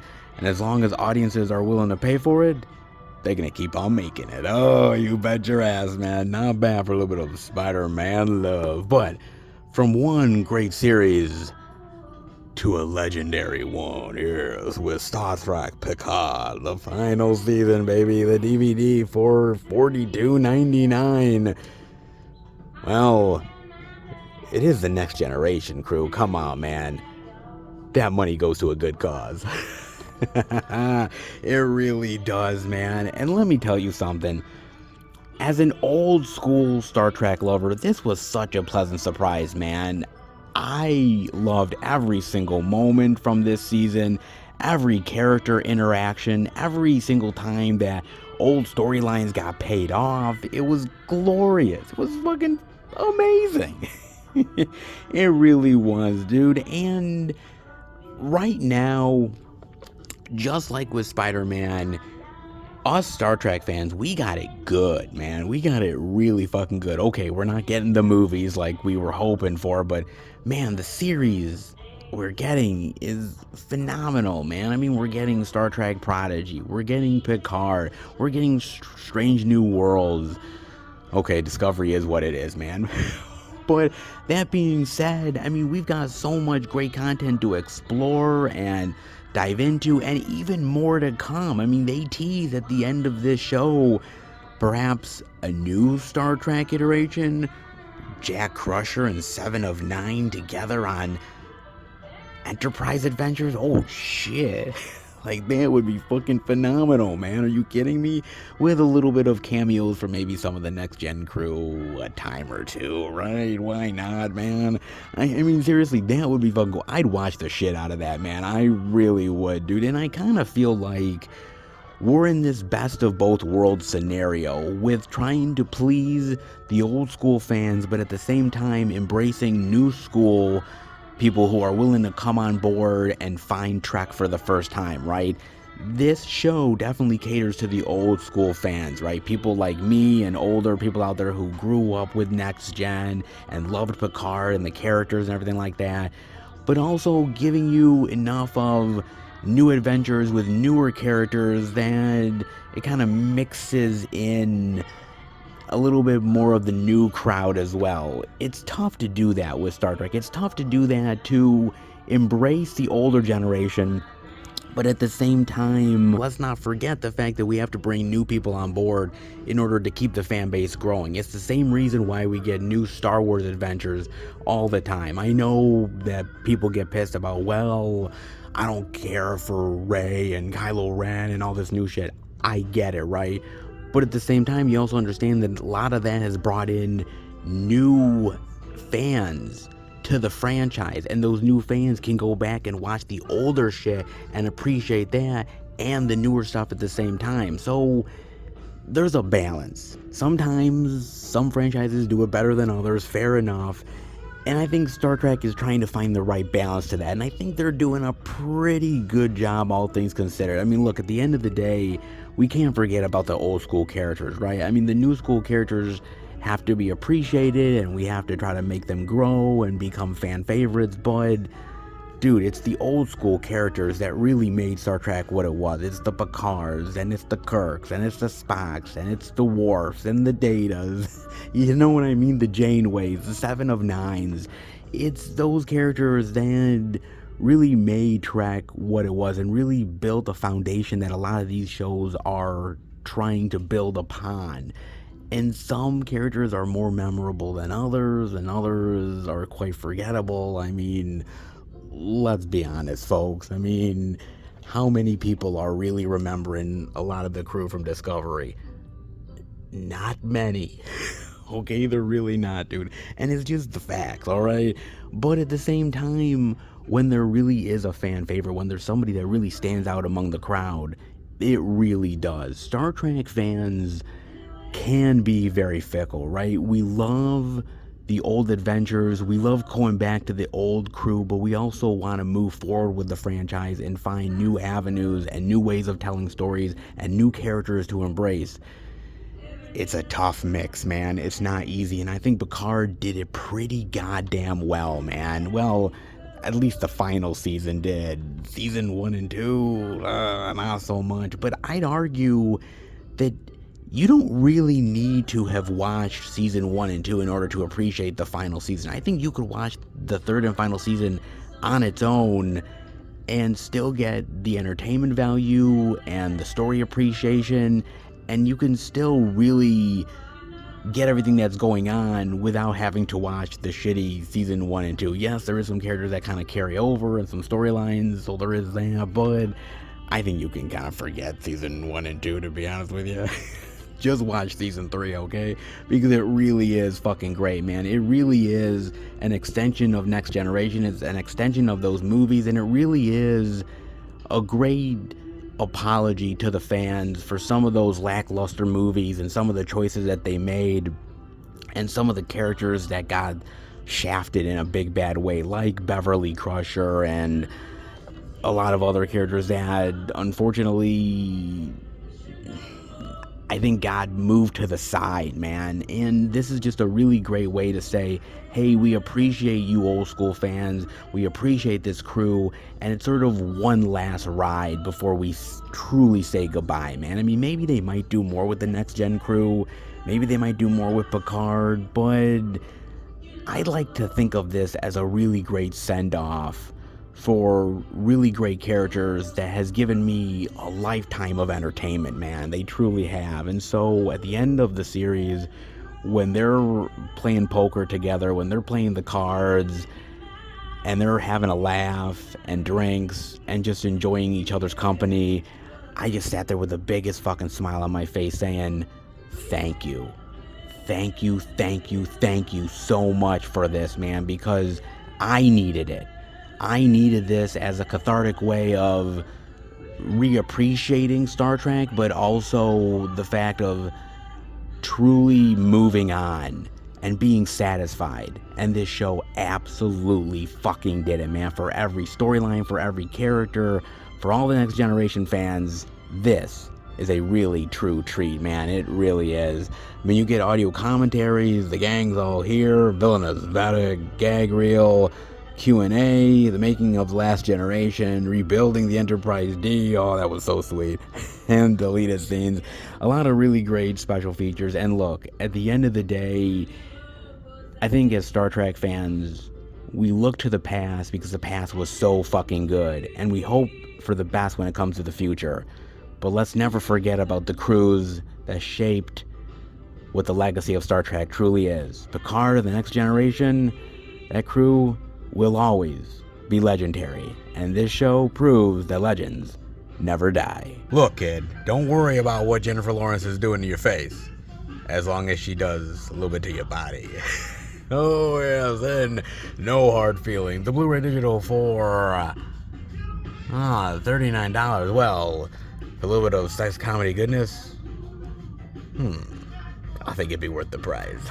I think it would indeed, man. Because who doesn't love a little bit of sex comedies out there, man? I know I do. I love old school sex comedies to new school stuff. It's something that I really appreciate because, look, I don't mind that times are changing, right? Sometimes changing for the better is never a bad thing, but I kind of feel like we're living in a very sensitive world to a certain degree, and sex comedies are not as abundant as I would rather like them to be, man. Few and far between anymore, and even if I only got a little bit of laughs on No Hard Feelings, even though it wasn't as good as I was really hoping it to be, I'm still appreciating the fact that they went there and actually did it, man. And so that alone at least deserves a wee bit of appreciation for what it's worth, man. And I know some people were like, oh, the controversy between her age in the movie and the 19-year-old. I'm thinking, okay, look, nobody complained about Al Pacino fucking this hot 20-30 something chick. Nobody complained about Robert De Niro. Nobody complained about Billy fucking Joel. But okay, yeah, I guess in a movie, a fictitious movie, Jennifer Lawrence can't get with a 19-year-old. Oh, okay, fine. You know, the fucking hypocrisy of people. Just saying, man, it fucking is asinine to my ass. It truly is, man. But I think that's why I love sex comedies as much as I do, because of that fantasy element of all the crazy hijinks that can and usually will happen, dude. And there's so many great ones out there. I mean, new school stuff like Wedding Crashers and 40-Year-Old Virgin, Superbad, fantastic stuff. Of course, the old school, even though you think like 1999 wouldn't be old school, it technically kind of is, with a movie like American Pie, which I love. There's Something About Mary, which is still great to this day. Or even older stuff like The Last American Virgin. Oh my god. Oh, that's so great. Jeez, Private School, you remember that one with Matthew Modine, long ass time ago, or one of the best of them all, classic, iconic, Fast Times at Ridgemont High. Oh, Spicoli, man, still fucking aces, man, awesome, dude. So whether it's the old school stuff or new school stuff, sex comedies are really great fantasies for young teenage boys to fantasize about what it would be like in a world where hot chicks totally wanted to bang you all the fucking time. Oh my god, dude. Man, back in high school, I was a fucking geek, dude. I was a nerd. I was hanging out with the misfits. I was hanging out with the undesirables and the cool kids and the jocks and the sexy chicks, man. They didn't want anything to do with us. Dude, my face looked like a fucking pizza, okay? I had acne up the ass. No girl ever wanted to get with me or even talk to me. And it was sex comedies that kind of got me through. made me fantasize about all the chicks I could potentially get, man. And that's why I love the movie so much. It really opens up your imagination in ways that reality just doesn't fucking do, man. And so even a lesser one like No Hard Feelings, I really do appreciate for what it's worth, man. I really honestly do, dude. It didn't quite pull it off 110%, 50-50 at best, but still, when the laughs hit, they really did hit. And come on, who wouldn't want to sleep with Jennifer Lawrence, even if you're a little bit premature in that department? Hey, those 5 seconds are still a hell of a lot worth it, baby. They are, man. I mean, you get outtakes, bloopers, a little raw, making No Hard Feelings, meet the characters, not bad special features. Look, nowadays, sex comedies are few and far between. Lord knows we don't get as much as we used to back in the day, but ever so occasionally you get one that still is worth it, even if it's not as good as some of the previous stuff. The fact that they're still making it, especially in the world we're living in today, man, take a win when you can get it, because, I mean, these movies are kind of like dinosaurs. They're getting extinct very, very fucking fast. So the fact that we get new ones every now and again, you know what? I'll take what I can get. So you think you can survive a horror movie? Think again. In the Blackening, yes, the DVD for $30. Hell, surviving a horrific experience in a cabin or watching people try to survive a horrific experience in a cabin? I'll take the watching people part. Indeed I will, man. You're a black character in a horror movie. Can you survive? Can you? Very meta indeed, man. And this is just a long line of very meta horror movies, man, talking about experiences in surviving horror and sort of poking fun at the genre at the same time. You know, there's a lot of really great meta horror flicks. I mean, we always talk about Scream, which is the granddaddy of them all necessarily, but there's many other ones. I mean, think about it as recently as Cabin in the Woods. Dude, Cabin in the Woods is awesome. I remember seeing that. I was like, wow, that's such a really great deconstruction of horror, man. I loved it. The cool little homages to other horror franchise characters, even though you couldn't necessarily copy them, I liked how they kind of paid homage to it. I thought it was really cool, man. And the characters were a lot of stock people that you've seen in many other horror films in the past. I fucking loved it. Whether it was the stoner or the jock, it was phenomenal, man. I loved it. Of course, we gotta at least mention Wes Craven's New Nightmare, because that predates Scream, and of course it was Wes Craven, so he not only did it once, but did it twice as well, man.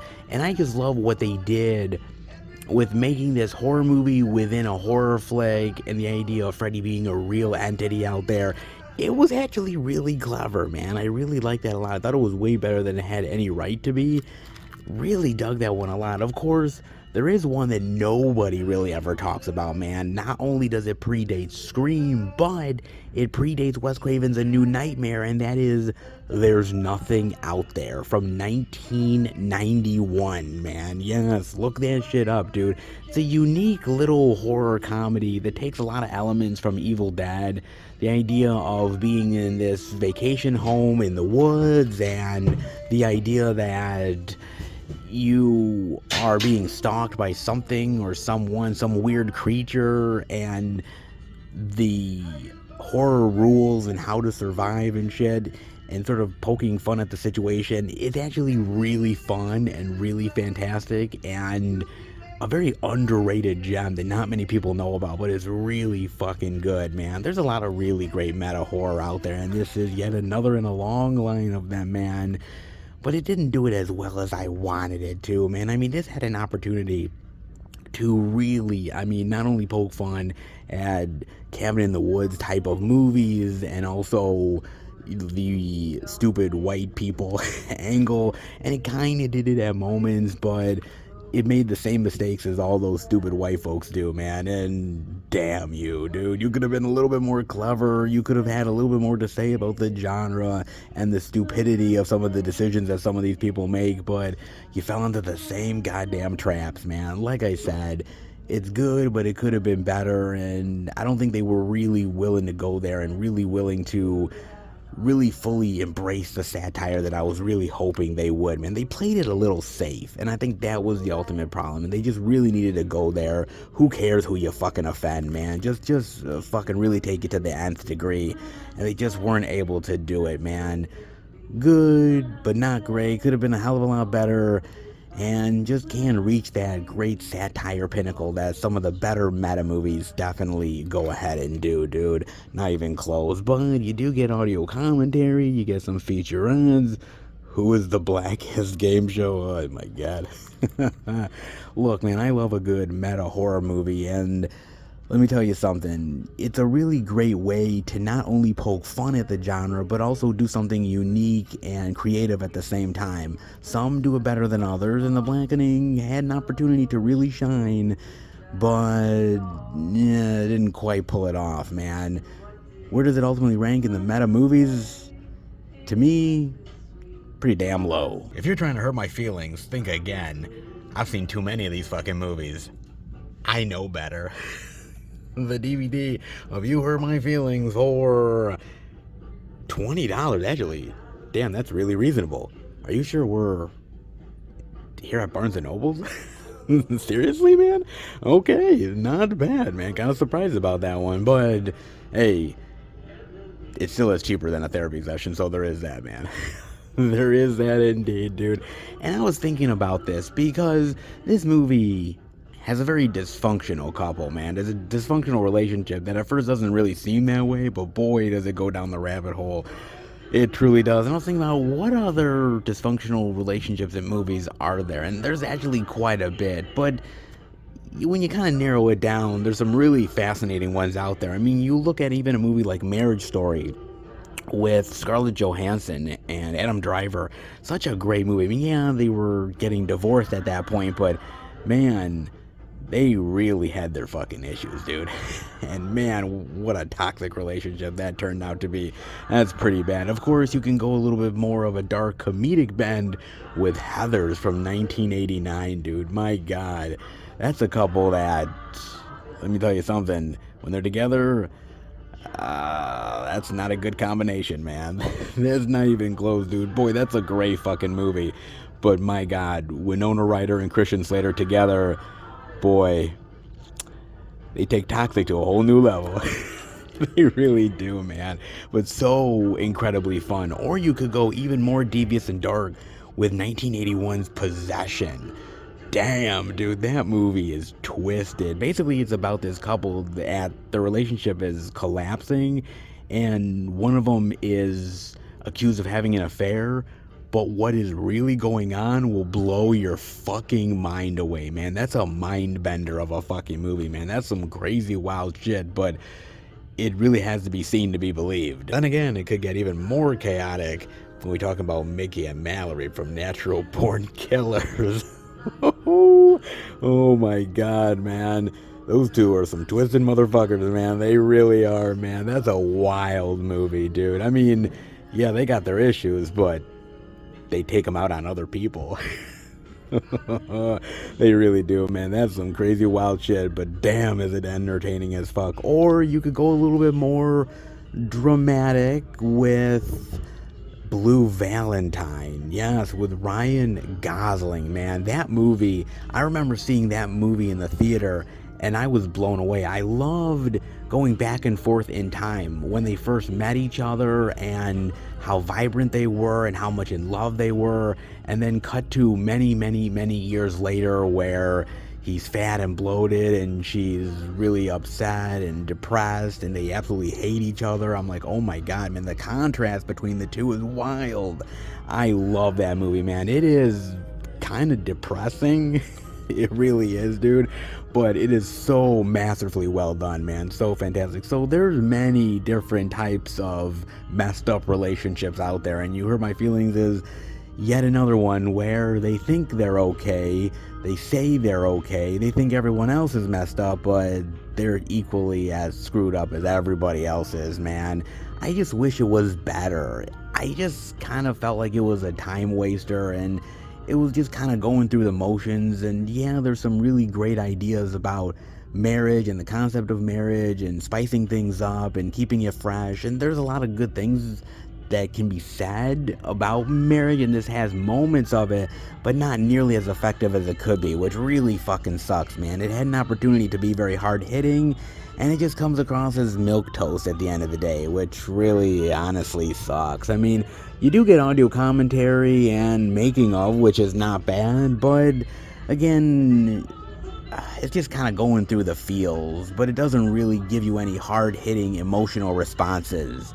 It's just kind of like, yeah, well, he said this and she said that, and well, maybe we could do things better, and maybe we can, and those earrings that you got me I really hate, blah blah blah. And I'm like, oh my god, man, just superficial shit, man, at the end of the day. And I'm like, I need something a little bit more hard hitting, man. I need something like a Blue Valentine again, and this definitely doesn't do it, man. I need like a marriage story, and this didn't do it either, dude.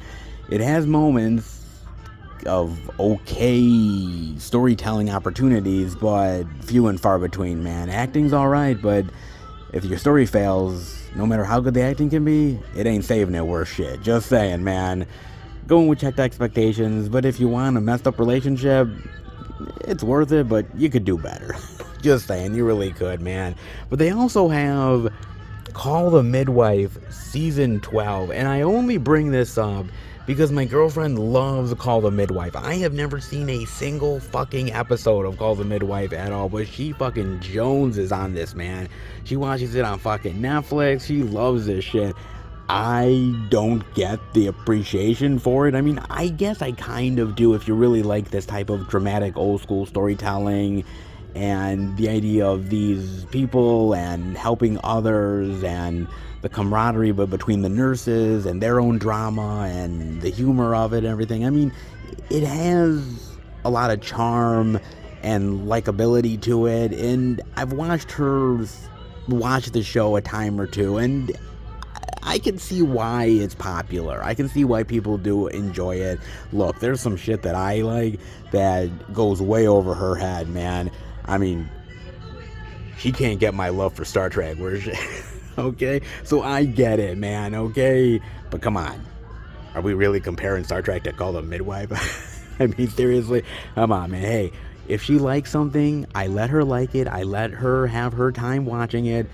That doesn't mean I have to understand it. I just have to have her appreciate it, and it is what it is, man. For all things considered, hey, it's on season fucking 12, so they must be doing something right after all, right?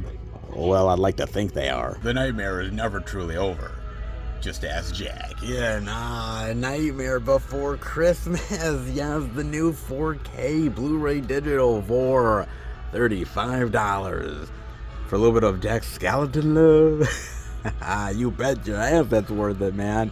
Oh, that's great. For the first time in 4K ultra high definition. That is awesome, man. That is fan-fucking-tastic. Do you realize we are in 2023, which means that this movie is officially 30 fucking years old. I kid you not, I'm 30 fucking years old. That's crazy, man. Damn. I'm literally only like 10 years older than this fucking, oh my god, I'm old. Jesus Christ. Wow, dude. But that doesn't matter, man, because hey, even if it's 30 years old, it's aged like fine wine, baby. Oh, it truly has been. The animation is stellar, gorgeous. The characters are so vibrant, and I love the chemistry and the charm of Jack Skellington, and I love the world of these monsters and how they're trying to ruin Christmas and shit. Oh man, it's so good. God, the musical aspect and the songs are so infectiously entertaining, and it just gets inside your head. Man, I love the designs of the monsters and the creatures. It's so amazing. And these type of movies come around once in a generation. It truly does, man. It's so inventive and creative and dynamic, and man, it's just endlessly entertaining and fun and such great humorous moments. Iconic, to say the least, man. It truly is. And I've loved this movie ever since I saw it for the very first time and continue to. It's one of my girlfriend's favorite movies of all time. Probably one of the reasons why I like her. It really is fucking phenomenal, man. I've always loved this movie, and the fact that it's become this cultural zeitgeist of a movie. Every Halloween time, you're seeing new Nightmare Before Christmas merchandise and toys and Funko Pops and cool t-shirts, and my god, man, I mean, this has become a franchise unto itself, and it's only one fucking movie. The fact that merchandise comes out for this every single year just says how popular this continues to get, and becomes even more popular the more people find it and appreciate it. It will always be one of those movies that just continues to be popular and continue to have fans all across the world, no matter how old you get or how young you are. It's just a movie that can truly be embraced, no matter if it's October or December, Halloween or Christmas time. Man, no matter what time you're watching this, you could have a hell of a good time, man. The world of Nightmare Before Christmas is wonderful. It's dark, it's creepy, and it's all kinds of cool. And man, I don't know what the world would be like without this, but I'm damn glad we have it, because this movie makes the world just a little damn sweeter. The tale of the Headless Horseman comes to life in Sleepy Hollow. Yes. 4K style, baby. Nice. Some Tim Burton love for $28.99. Sweet indeed. Oh man, I love this movie. I saw this in the movie theater when it came out, man, and I was a big, and still am a big, Tim Burton fan. I think Tim Burton has kind of let me down a time or two in recent years, but I'll tell you something, man. It's movies like Sleepy Hollow that really make me appreciate the guy. I love his style. I love how he takes the gothic overtones and turns them on its head in this wicked fairy tale adaptation, man. I think it's fucking brilliant. I love this movie, man. Johnny Depp is so great as Ichabod Crane. He is the perfect Ichabod Crane, man. I mean, Johnny Depp and Tim Burton working together, it's like peanut butter and jelly, baby. It just flows so goddamn well, man. I mean, whether it's Ed Wood or Edward Scissorhands, this movie, there's something about him and Tim Burton working together. They just get one another. They truly do. On top of that, Christina Ricci is so gorgeous in this movie, and she's a great counterbalance to Johnny Depp, and I love their coy little love story that they have with one another. I like the kills. I like the blood and gore and how it's used in really clever ways, and the Headless Horseman and him killing people, and I just love the humor and the effects, and it's so great, man. This is really just one of the best Tim Burtons in recent memory. It truly is, man, and I am so glad that it's getting the 4K appreciation and the love. It's just that goddamn good, man. I mean, we could argue about what's better Tim Burton and what's average Tim Burton, and, you know, we could go on a whole ranking list, right? But I think most of us would agree that this is a pretty goddamn solid Tim Burton effort, man. And it still is one of those ones that people revisit because it's just fun, and it's wickedly creepy, and it takes a great little fairy tale and turns it dark and twisted and gothic. I love the animated movie, man. I love that old school animated flick. But turning it into this live action epic spectacular, and having Tim Burton and Johnny Depp on board with this, and them taking this tale and turning it twisted and adventurous and a great thrill ride that you don't want to get off of. Oh man, it is a great movie for October. It is a great movie for the Halloween season, dude. It just evokes that really great creepy atmosphere, man. It's so endlessly entertaining, and man, it's one of those movies that truly has become a Tim Burton classic, and rightfully so. If one Barry Allen wasn't enough, why not two? Here's in The Flash, the complete 9th and final season for $26. Actually, that's really reasonable. Huh. Sometimes Barnes & Noble's is very obvious, and sometimes they kind of buck the trend. Really? $26, actually. That actually kind of makes sense. Crazy for Barnes & Noble's, isn't it?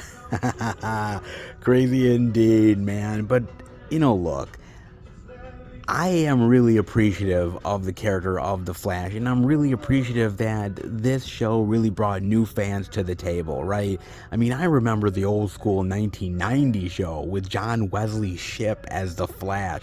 That was so great, and lest we forget that Mark Hamill was in that show. Yes. Oh, you didn't remember? Oh, I did. He played the Trickster. Yes! Oh, he was so endlessly good in that, man. So fucking fantastic, dude. And I just like a good little storytelling superhero tale. And sometimes it's better than others, and sometimes people aren't ready for it. And I kind of feel like they weren't really ready for that 1990 Flash, man. But I'm kind of glad that they were ready for this Flash on the CW. And that Grant Gustin really got a chance to really fully portray this character in so many ways. And at the end of the day, what will ultimately be the legacy of the CW superhero shows? What will be the legacy of those comic book iterations that CW did? I think it brought new fans to the table, ultimately. I mean, really, they did. Yes, maybe they were more teeny boppers than anything else. Maybe it was all kind of like superficial fangirls and fanboys type of stuff. Maybe, but anybody that's coming on board the comic book train is very well appreciated. Yes, I'm an old school comic book lover, so for me, I've always been on the train for a long time. I was reading those old school comic books, before they were cool and shit. Yeah, man. I'm one of the originals, baby. I truly am, dude. So I've loved comic book tales for a long time, and seeing them now on the big screen or on TV, man, we got it so fucking good now, man. We truly do. And yeah, I didn't always love the CW stuff, and sometimes I really stayed away because, I don't know, I kind of felt like it wasn't really my jam necessarily, but I appreciate what it did for the DC universe. I appreciate what it did bringing in new fans and bringing in old school people that were kind of skeptical. I mean, it wasn't always perfect, and Lord knows it stumbled more times than we'd like to admit, but I like the fact that the CW DC world was so vast and so cool and brought in so many different iterations of characters and really was a popular cultural zeitgeist, water cooler entertainment for a really long while, man. There was something kind of cool about superhero DC shows getting so much love, man.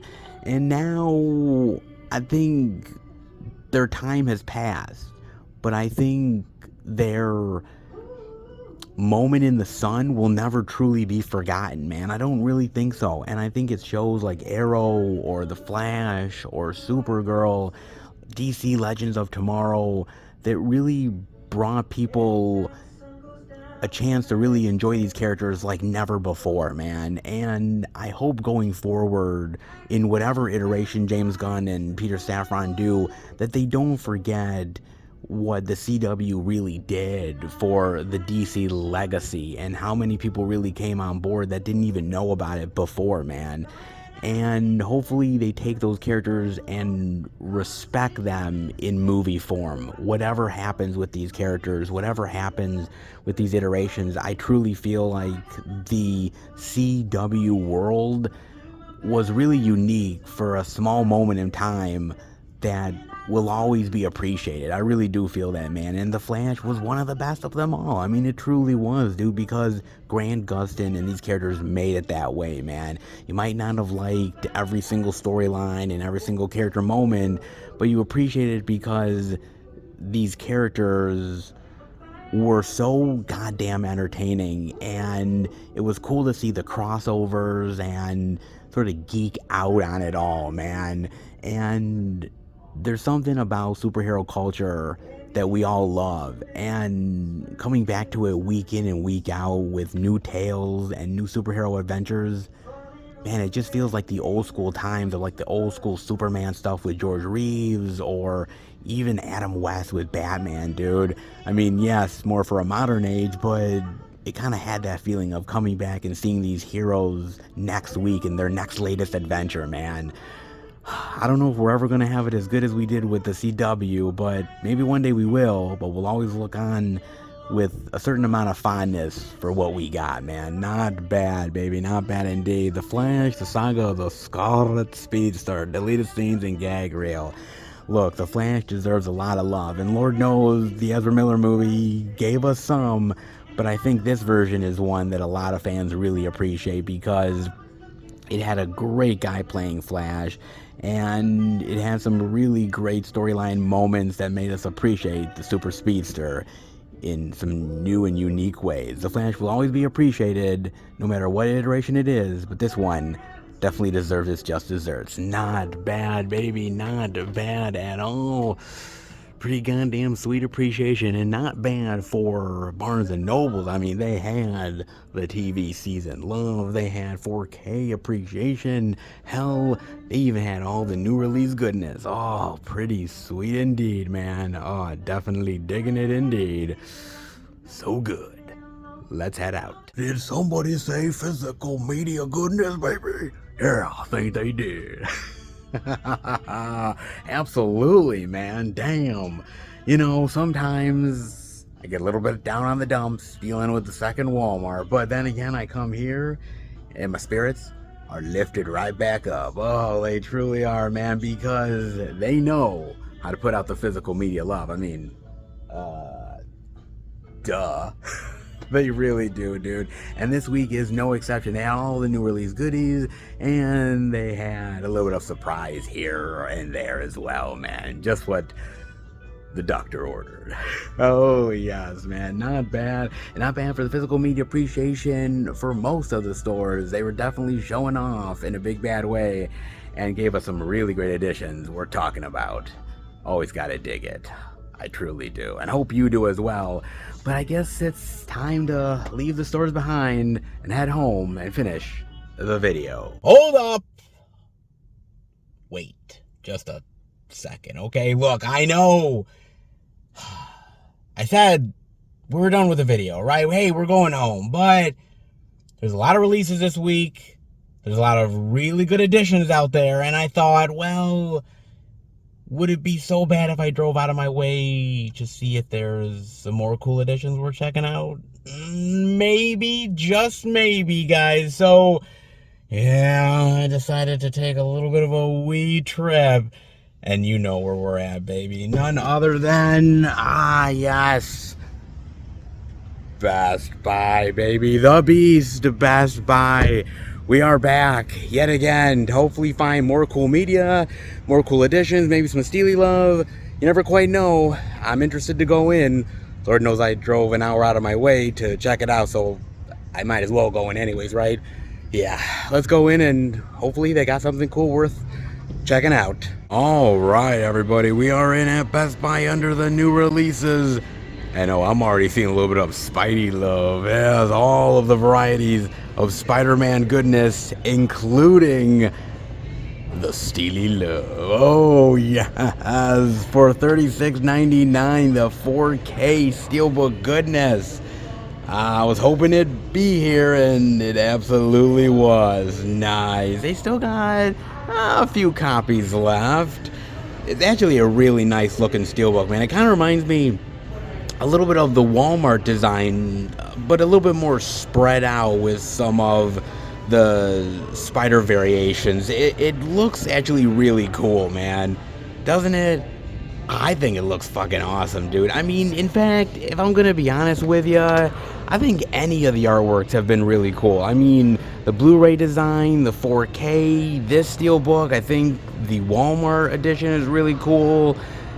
I think they've had some really great additions out there for Spider-Man Across the Spider-Verse. Whichever one you get, I don't think you can honestly go wrong. They're all really great, and the movie is fucking fantastic, dude. Absolutely amazing. So, no matter what edition you get, having in the collection is the most important part of all. Just saying, man, it truly is. Nice. That is a really great steelbook design.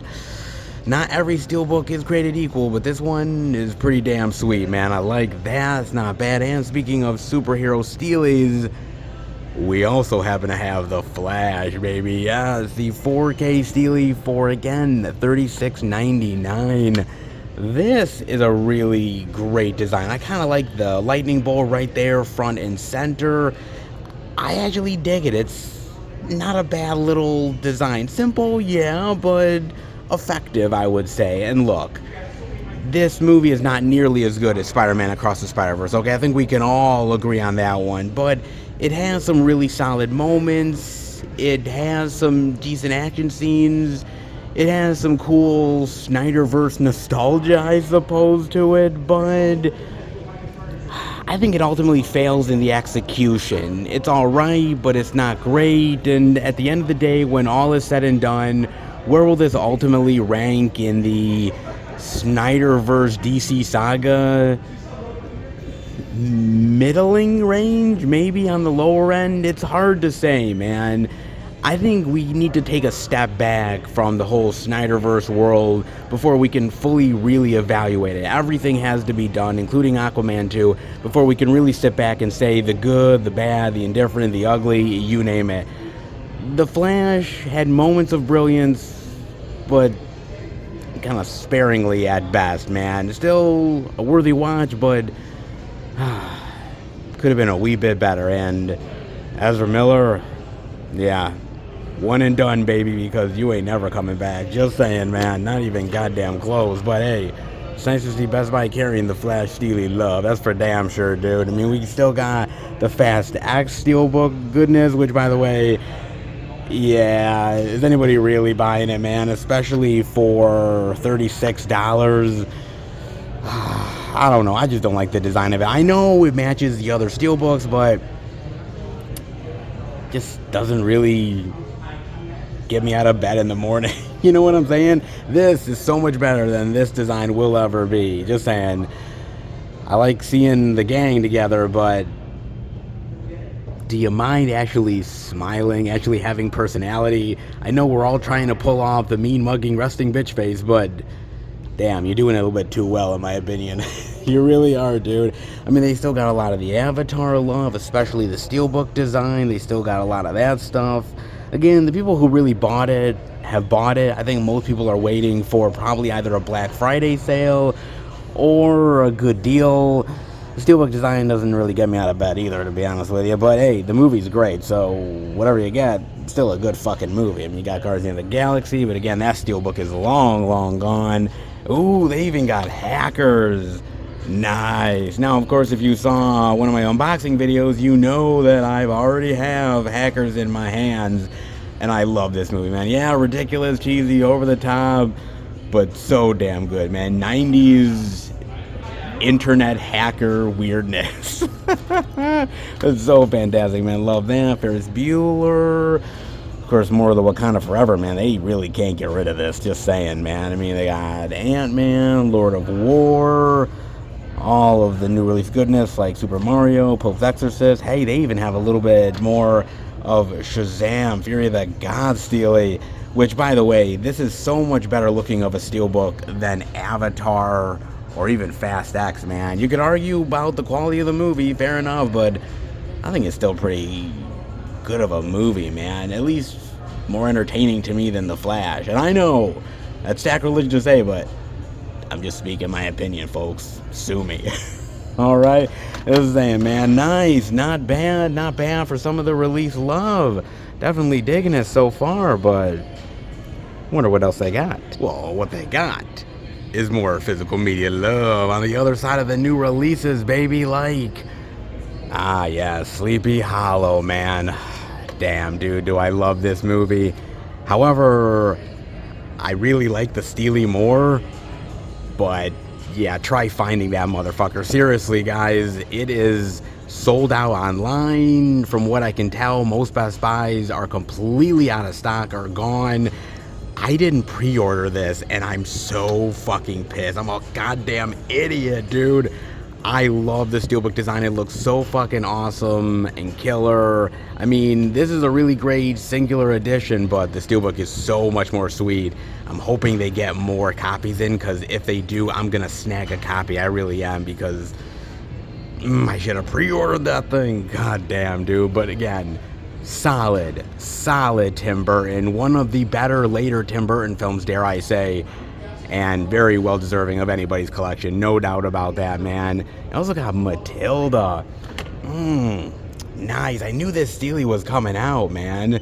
This is great. I love this movie. This is old school cinema for me, man. Growing up, watching Matilda. Danny DeVito was so great. Rhea Perlman. The personalities and the characters and the whimsicalness. Oh, it's so great. God, I love Matilda. For $31, that's not a bad deal, man. The Steely is really nice. Oh, if you've never seen this, it's great for kids and even for adults. Bit of a nostalgia trip, man. God damn, I love that. So good. Hell, they even got a little bit of limited edition Iron Man 100 Disney. Of course, for $30. Look, I love the MCU. You guys know me that I love that stuff. And Disney Steelbooks can be good, but these Disney 100s, man, I've talked about them off and on. They're kind of just missing the mark for me, man. I kind of get what they're trying to go for, but it just doesn't really work for me, man. It's just too simple. It's not really dynamic. It doesn't really wow you or stand out. And it kind of feels like they're doing the same thing over and over again with every single movie. Just one image right there, and then the rest of it is just dull gray. Really? I mean, if you're a collector, you buy it, but it could be so much better. Just saying, man. They kind of dropped the ball on the whole Disney 100 thing as far as I'm concerned, but hey, if you like it, you like it, man. I mean, they do have some of the Expendables Steelbook goodness. They have Expendables 2, 3. They don't have the first one, but it is available if you go to your Best Buy. Maybe they'll have it. I mean, I know the new movie is right around the corner, so I know that's probably why they're promoting and putting out the new Expendables editions, but I'm gonna be honest, man. The only really great Expendable movie that I kind of liked was the first movie. Expendables 2 is not bad. The problem is after you really have the exploitation of the first movie of bringing all these 80s action stars together in this big epic spectacle, this one kind of feels like been there, done that. I mean, you got Van Damme, which is cool, and I like his fight with Stallone towards the end, but that doesn't really save it. I mean, more Schwarzenegger is good, but I mean, seriously, you got Hemsworth, and I'm not talking about Chris. Yeah, the second banana Hemsworth. Yeah, I don't know. They just kept getting less and less impressive people. I mean, the third one does pack a punch. I mean, you do have Banderas, and you have Snipes, and you have Harrison Ford, and Mel Gibson. I mean, you got a lot of really great talent in here. But, again, the novelty has kind of worn off, and they don't really use these stars as well as they could have. It's lesser than, man. The first one is really the best. I'm hoping for the best with the fourth one, but the problem is like, dude, one of the main stars is Megan Fox. Why? What the fuck? I mean, I don't really have a major problem with Megan Fox, but why is she in an Expendables movie and going toe-to-toe with fucking Statham and Stallone and shit? She's not an action star. What the fuck? I mean, seriously. Makes no goddamn sense to me. But hey, good Expendables, Steely Love, I suppose. And hey, if you don't have them, not a bad little get, man. Not bad at all. They do have Infinity Pool. Now this I'm really excited about. I forgot that this actually was coming out this week. But for $27, that's a really great steal, man. I love Infinity Pool. This movie is so incredibly fucked up and weird and just absolutely crazy and out of its fucking mind, man. But I dig it. I love Brandon Cronenberg. He is an awesome horror director, really doing some great, unique body horror stuff. And Mia Goth here is absolutely insane, and I fucking love it. Dude, I really do, man. And when the edition originally came out, the artwork kind of sucked, and there was no special features, and I was like, fuck, man, really? They're doing Infinity Pool dirty? They're doing Cronenberg dirty like that? Fuck. But then I heard that they were putting out a Steelbook edition, and this art is so much better, and look at the special features, man. Commentary and a bunch of featurettes. Dude, this is the edition that I desperately want, and I think I may be walking away with it. Just saying, man. This is such a fucking awesome movie. You might not fully understand it, but damn, is it entertaining as fuck, man. God, that's really great, dude. I might have to take that with me. Just might, dude. We got No Hard Feelings. We've got all of the Mission Impossible love. Very nice. Tom Cruise Mission Impossible goodness can never be beat, man. Not bad, especially for like $25. That's a really solid deal, man. We've also got The Blackening and, oh, by the way, The Blackening Steely goodness too. Nice. Not bad. It's alright. Decent at best. Not really standoutish, but I kinda like it. I remember seeing the artwork for the Steelbook months ago, and I was kinda like, I don't know if it really impresses me, but in person though, actually it doesn't look half bad. I just wish the movie was kinda better, man. I wish it would have been much more of a commentary on the black horror experience and sort of turning the tables on that, and it kind of does at moments, but not nearly enough, man. It wasn't the really great dissection of horror and subverting expectations that I really wanted, man, but it has its moments, so not bad. Steely Love is pretty cool, though. They got that, they got Nightmare Before Christmas, Scream, more Sisu goodness, The Big Lebowski, which honestly is not really selling, guys. I mean, I love the movie, but the Steely's not really all that impressive. I mean, they got Two Guns, they still got Ender's Game, which I love what Lionsgate is doing with their Steelbooks, but again, this one just still baffles me, man, about Ender's Game. Why? I mean, who was really asking for it? Just saying, dude.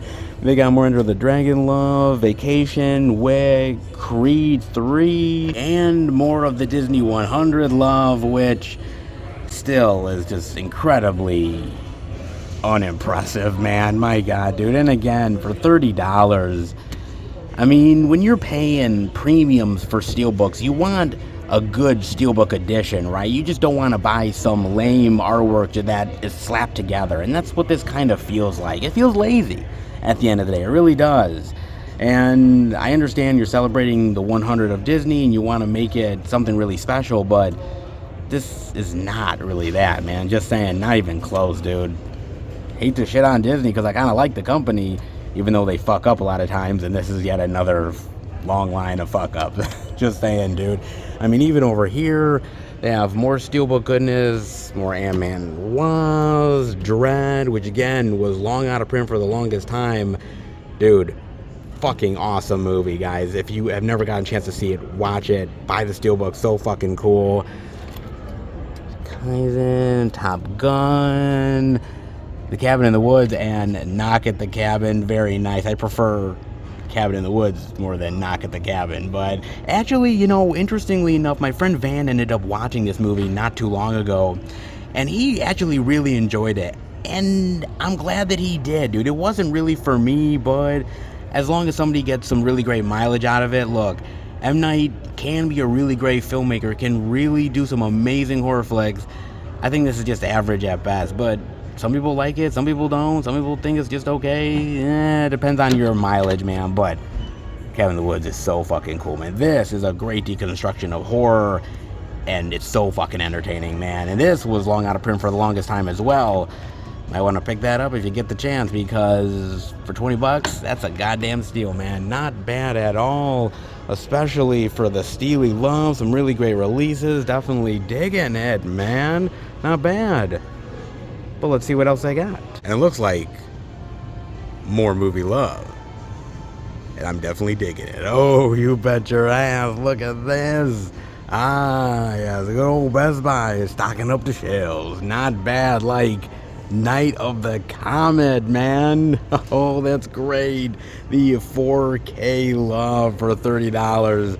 Of course, if you already watched my unboxing, you know that I've already picked up this title, but dude, Night of the Comet is great 80s cheese. And great 80s sci-fi, just ridiculousness, but so goddamn entertaining, man. I love this movie so much.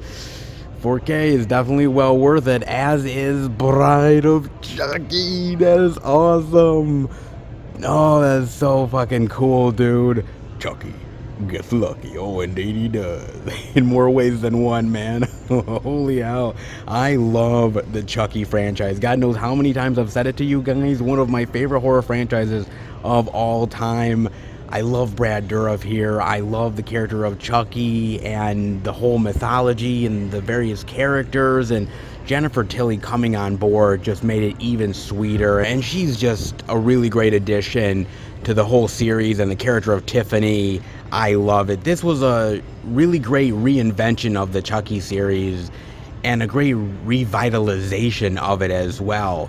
A franchise that kind of felt a little tired and maybe no longer relevant, and reinventing itself for a modern audience and taking Chucky into a modern era. Not bad, baby. So goddamn good. And it just kept getting better and better as far as I'm concerned, man. Goddamn, Chucky is so iconic and long-lasting, and still to this day, he has a place in pop culture love. Oh, man, Bride of Chucky is one of the best Chuckies of all time. Dare you to disagree with me, motherfucker. Dare you, man. They got Guardians, they got The Machine, but my father, my best friend, is a vampire. War of the Worlds, You Hurt My Feelings. The movie hurt my feelings, folks. So I Married an Axe Murderer, Fool's Paradise, Clear and Present Danger, Renfield, George Foreman, Avatar. The People Under the Stairs. So good, baby. Batman. Ooh, they've even got a little bit of steely goodness for Thor and Halloween Ends. And by the looks of it, ain't no one buying the shit. Oh, man. Especially Thor Love and Thunder. Dude. Is it one of the worst MCU movies? I don't know, man. I mean, it's definitely in the bottom tier. I'll put it that way, man. I don't know. I mean, some of the jokes kind of got better the more I've watched it, and other ones are really fucking annoying, man. The goddamn screaming goats. Jesus, dude, they annoy me every fucking time, man. Jeez. And they get worse. Oh, Lord. And Halloween Ends, don't even get me started, man. This is not Halloween Ends. This is the Corey Cunningham story, and it's not better off for it. Just saying, man. They did Michael dirty, baby. They did him dirty, man. You got Beau is Afraid, Vanilla Sky, Rain Man, some of the great Indiana Jones love, World War Z, which is a great release. I picked this up not too long ago. Fucking awesome. Glad they made a really great addition for that. Last of Us, I can't wait for season 2. The first season is fucking rock solid.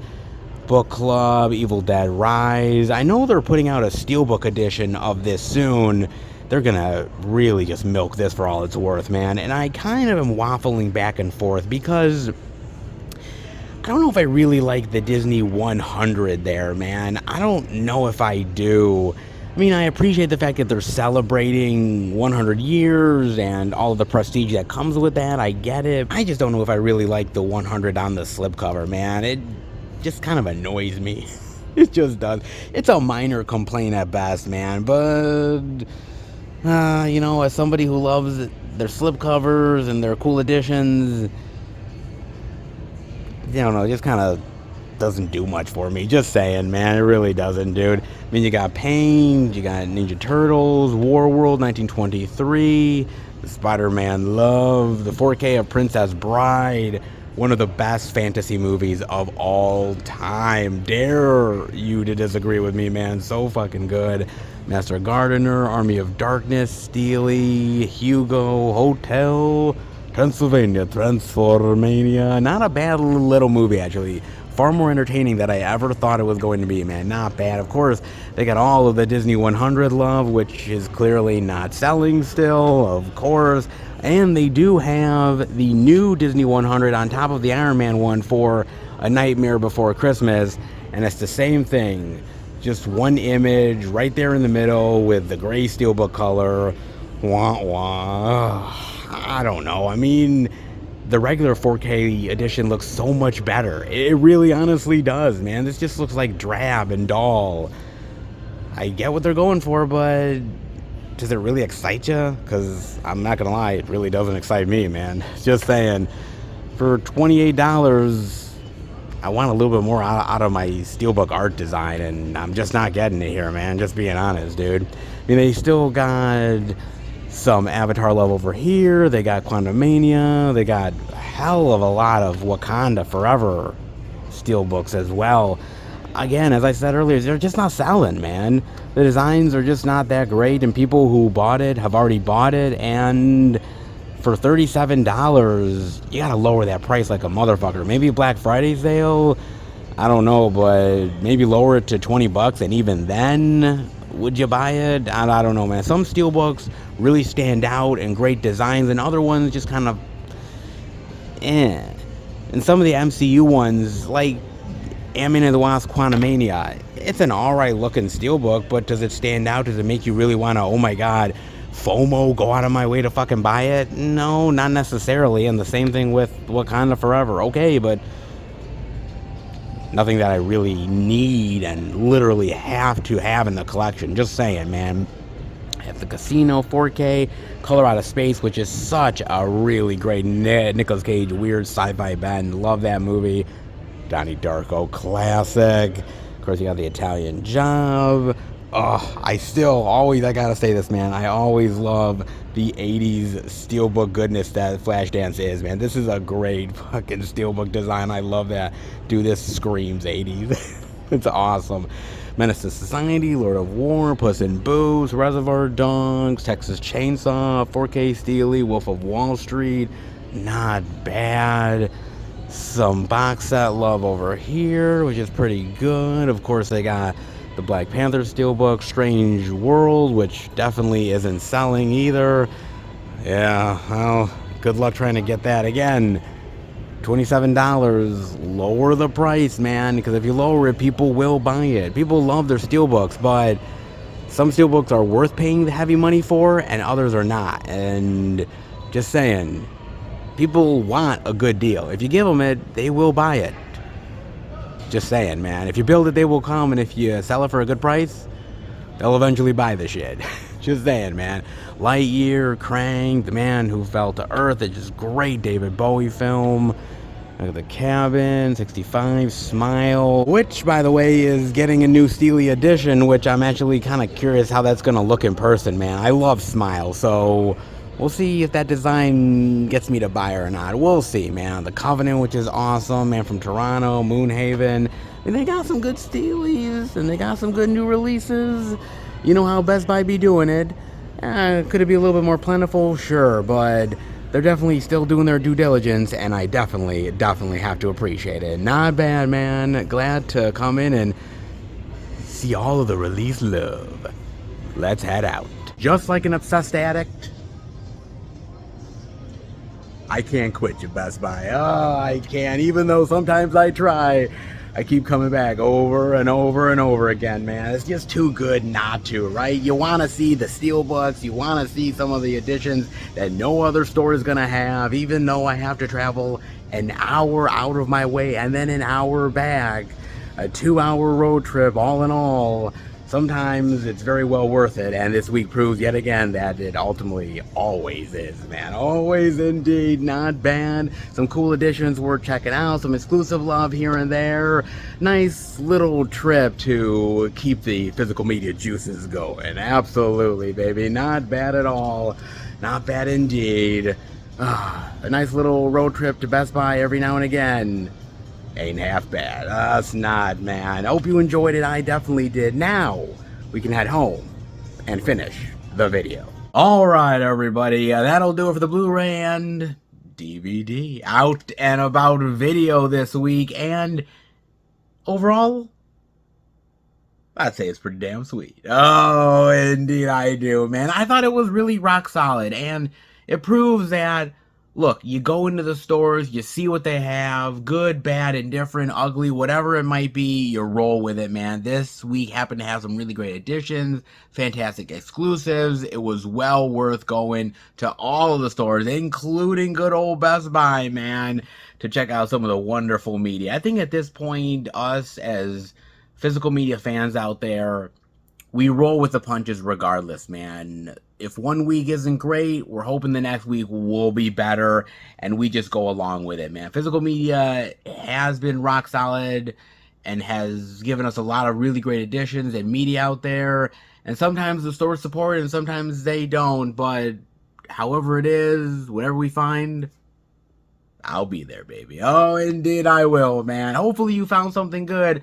Lord knows there's a lot of really great stuff out there as far as I'm concerned. Well, yeah, I picked up something. Of course I did. Well, actually a few somethings. Yes, indeed, man. Because you guys know I had to pick this up, man. I loved this movie. Absolutely thought it was fan-fucking-tastic. So if I didn't pick it up, I think you guys would have cried a hell of a lot of foul at my ass, but oh, don't worry. I did my due diligence when I be buying Spider-Man Across the Spiderverse. Yes, and not only did I buy that, but I bought the Best Buy exclusive Love. Oh, look at that, man. Very nice indeed. This is pretty sweet. Pretty nice, man. Of course I had to buy it, dude. I love this fucking movie. It is so great, and it really is one of the best Spider-Man movies out there. Hands down, no argument from me. It really is that fucking good, dude. The animation is so dynamic, and it just blows your mind, and the voice acting is incredible, and the character designs, and taking a lot of the lore and mythology from a lot of really great comic book adaptations of Spider-Man and really putting them into this melting pot is so incredible, and this is a true achievement, not only for an animated movie, but just for a superhero style comic book flick. It really is great. You know, I said earlier that we are really in a golden age of superhero movies, and it's the truth. I mean, some fare better than others, but there's these rare ones that come along that truly prove how great the genre can be if given the right storyline and characters and the emotionality. And Spider-Man Across the Spider-Verse pulls it off in spades, man. It is that fucking good. It's absolutely fan-fucking-tastic, phenomenal, and it deserves all the praise that it gets, man. And this Steely Love is pretty goddamn good, man. I had to go with the Best Buy one. I thought about the Walmart one. I did, but ultimately I like this design a little bit better. I still think it's really killer, and it's really fucking cool. And so, adding more Spider-Man Love to the collection, never a bad thing, baby. Never a bad thing at all, man. Pretty damn sweet for more Steely Love. Yes, indeed, man. But, of course, I had to pick up another really great movie that figured I might as well go for the 4K upgrade, considering that it's a classic, and especially one in this household, and that is none other than A Nightmare Before Christmas. Ah, the 4K love, you bet your ass, man. I love this movie, as I said at Barnes & Nobles, as I said at Best Buy. Man, this movie's great. And for me, it's certain movies that I have to realize, okay, these are movies that I want to upgrade, and this is one of them. When I ended up signing up for the Disney Movie Club, one of the free movies that I got was A Nightmare Before Christmas. I got the Blu-ray sing-along edition, which is cool, which was fine for what it was, but I figure this is a hell of a lot better artwork. I definitely think it's gonna look fucking gorgeous in 4K, and so for me, this is definitely worth the upgrade. I was at Best Buy, and I'm like, you know what? I might as well pick this edition up while I'm there. So indeed I did, man. Look, I can't say that I love every single animated movie because that's just not the truth. There are some that are catered to adults that kids just don't like. There's ones that are catered to kids that adults frankly hate. And then there's the in-between ones that is not only for the kids but for the adults as well, and everybody can enjoy it. And The Nightmare Before Christmas is absolutely one of those movies, man. And I've always cherished it. I cherished it when I was younger. I still cherish it today. And if I have kids, I'm going to show them this movie, man. It's one of those movies that you hand down to future generations. It's one of those movies that you really do appreciate. And it's one of those great nostalgic movies from the past that you revisit every single year. It is appointment viewing not only for October, but you can even watch it in the Christmas time and make it a Christmas holiday movie as well. It's the best of both worlds. And to me, that's a rarity, man. Very few are able to pull that off. And The Nightmare Before Christmas absolutely does it, man. Iconic characters, iconic music, iconic animation. It really is the real deal. It's the whole package. And to get it on 4K, I think it's well justified. I do indeed, man. Not bad for a little bit of Nightmare Before Christmas love. Watching this in 4K this October will be pretty damn sweet. Oh, it will, man. Not bad. But that is not all. Because I got one more thing to show you guys. Now, I'm at Best Buy, right?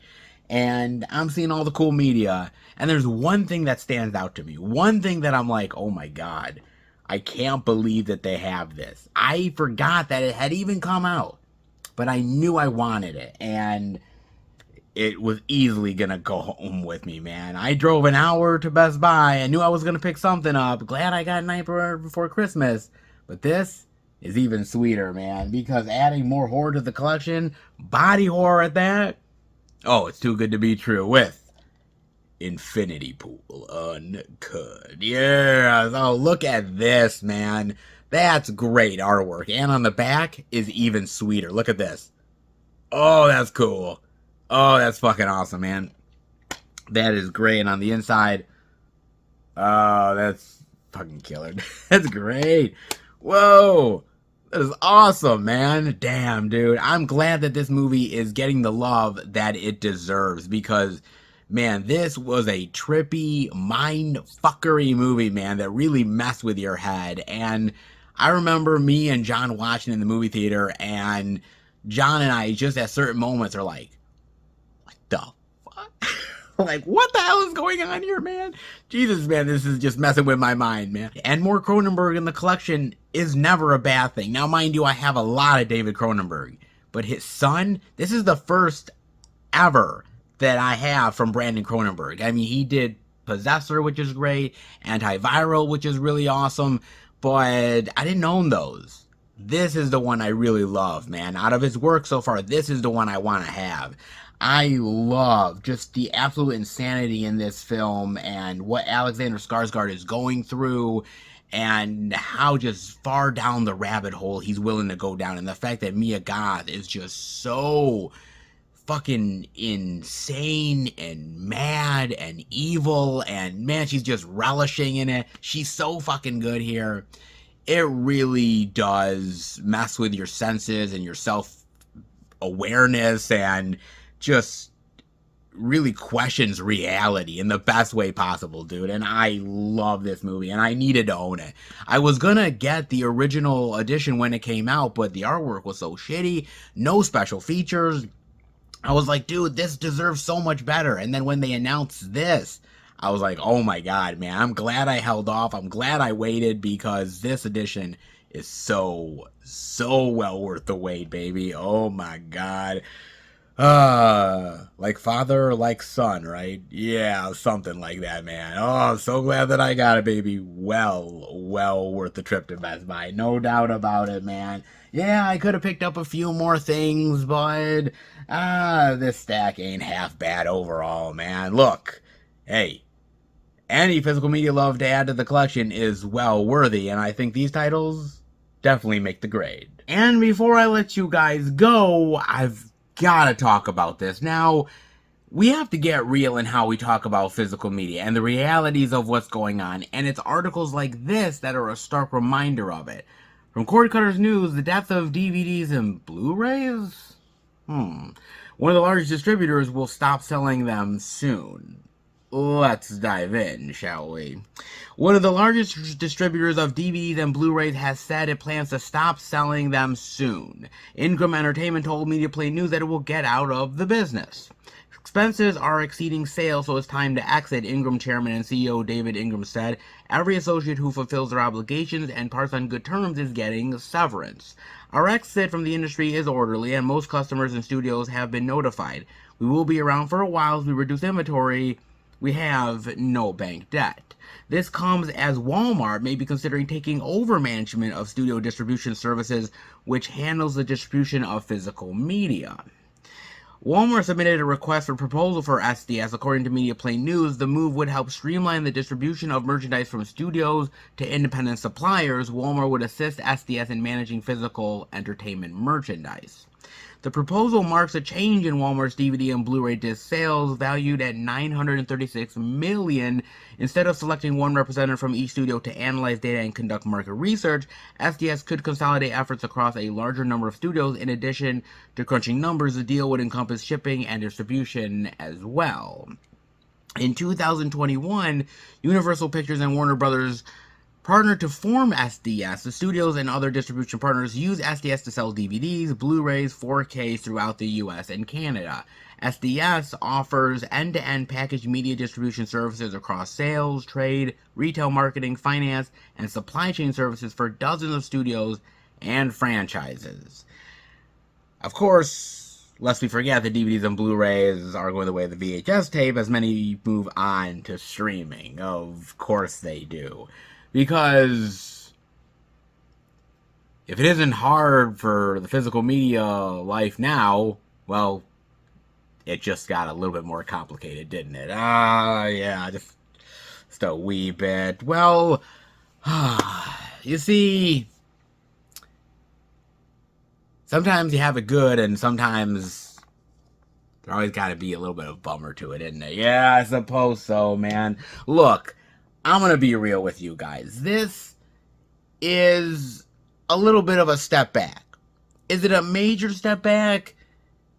If Walmart ends up coming in to save the day, I think it is a win, all things considered. I mean, it does make me wonder, is Walmart changing their tune? Are they really getting back into the physical media game? Because I heard rumors of them doing a lot more exclusives and steelbooks and a lot of only at Walmart content that is coming exclusively for physical media, which, by the way, I'm not complaining, but it is a little bit of change from where they were heading. So them taking over distribution services, it's a kind of a nice save, but at the same time, do I really want Walmart to be taking over distribution for every other company and store and studios? I don't know. Not sure about that one. But I guess wait and see, right? I suppose, fair enough, we'll wait and see on that one. But we gotta get down to brass tacks when we talk about physical media, and we gotta take the good with the bad and the ugly as well. And let me try to explain this, guys, because I recently, through YouTube, have been seeing so many videos, man. Some that are so doom and gloom. Oh my God, it's the end of physical media and we're done and it's gonna be over. Apocalypse, dogs and cats living together, mass hysteria, right? And then there's other videos that literally slam the doom and gloom and say it's been amazing for physical media. It's the best it's ever been. It can't get any better, right? We are in the golden age of physical media love.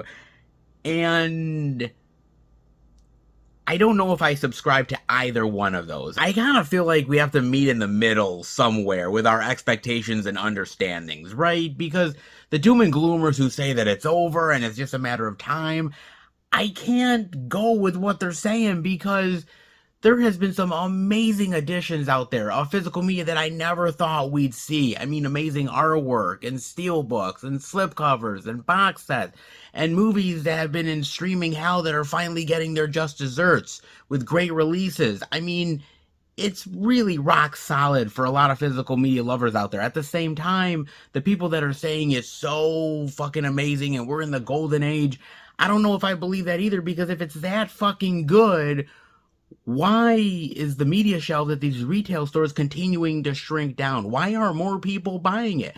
Why aren't the average everyday Americans and average everyday people around the world going out of their way to buy physical media? If it's so fucking good, why aren't the sales as good as they should be?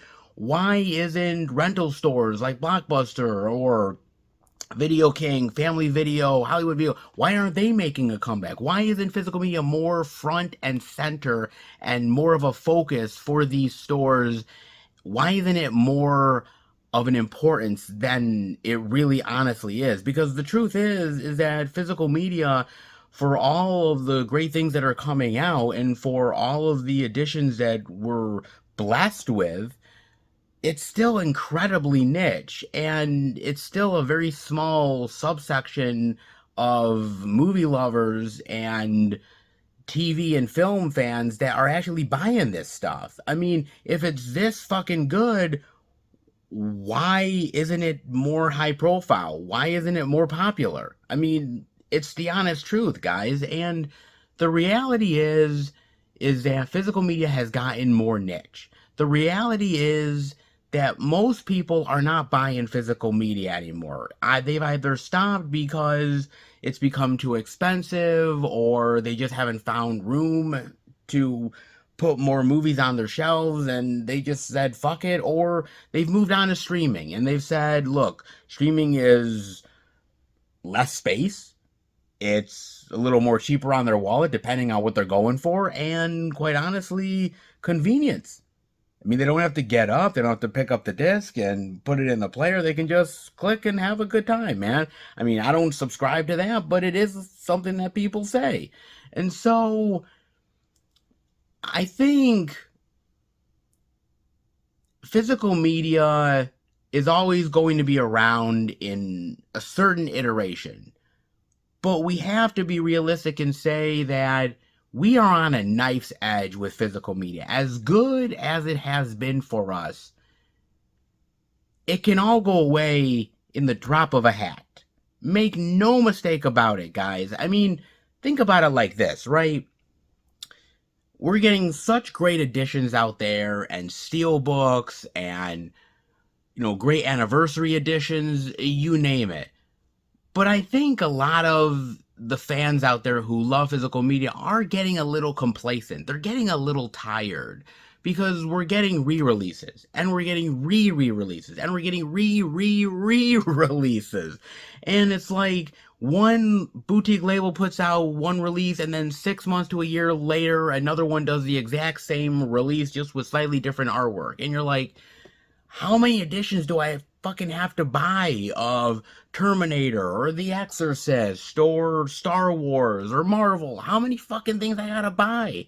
And at a certain point, you get tired. You start waving the white flag, man. And it's not like the prices are getting any lower either. They're continuing to skyrocket. Steelbook prices are raising up. Boutique labels are definitely raising their prices in a big bad way. Shipping, you name it. Those prices aren't going down anytime soon, okay? If ever. And so, at the same time, we're getting the same product over and over again. The prices are raising. Yes, sometimes the artwork and the steelbook editions are really great, but now everybody's getting into the steelbook game. Remember when steelbooks and all that cool stuff were very limited and exclusive, and it was like, okay, it was like a Best Buy thing, and occasionally another studio would come in and do something kind of cool with a steelbook. Now, Target's getting in the steelbook game, and Walmart's doing more exclusives with steelbooks, and it's like a steelbook here and a steelbook there. It's kind of like an Oprah thing. You get a steelbook, and you get a steelbook, and you get a steelbook, and everybody gets a steelbook, right? And it's like, Jesus, what was kind of cool and limited and just for us fans now kind of feels like everybody is just kind of getting in on the fun, and it's not as fun anymore. You know what I mean? And it kind of takes a little bit of the uniqueness out of it, man. And when that happens, it kind of kills the brand a little bit, right? I mean, think about it like Funko Pops. Now, I'm not a Funko Pop enthusiast. I'm not a big time collector. I don't know it all, okay? But what I do know is from what my friend John has told me, and other people have as well, is that Funko Pops for the longest time was very limited. You can find it here, you can find it there. There was a limited run. When it went out, and good luck trying to find it, right? That's what really raised the market up and raised the profile up of Funko Pops. Now, you can find them at any old store, any old location. There's a huge amount of them, and they just produce mass amounts of this stuff. And now the uniqueness has kind of died down a bit. It's no longer as special as it once was. And I kind of feel like that's the same with physical media at moments, man. I mean, it's cool to have all these editions out there, and it's cool to have more availability of all the product, but at a certain point, it does lose a little bit of its specialness. It does lose a little bit of its unique collector quality that a lot of us really cherish and love and appreciate.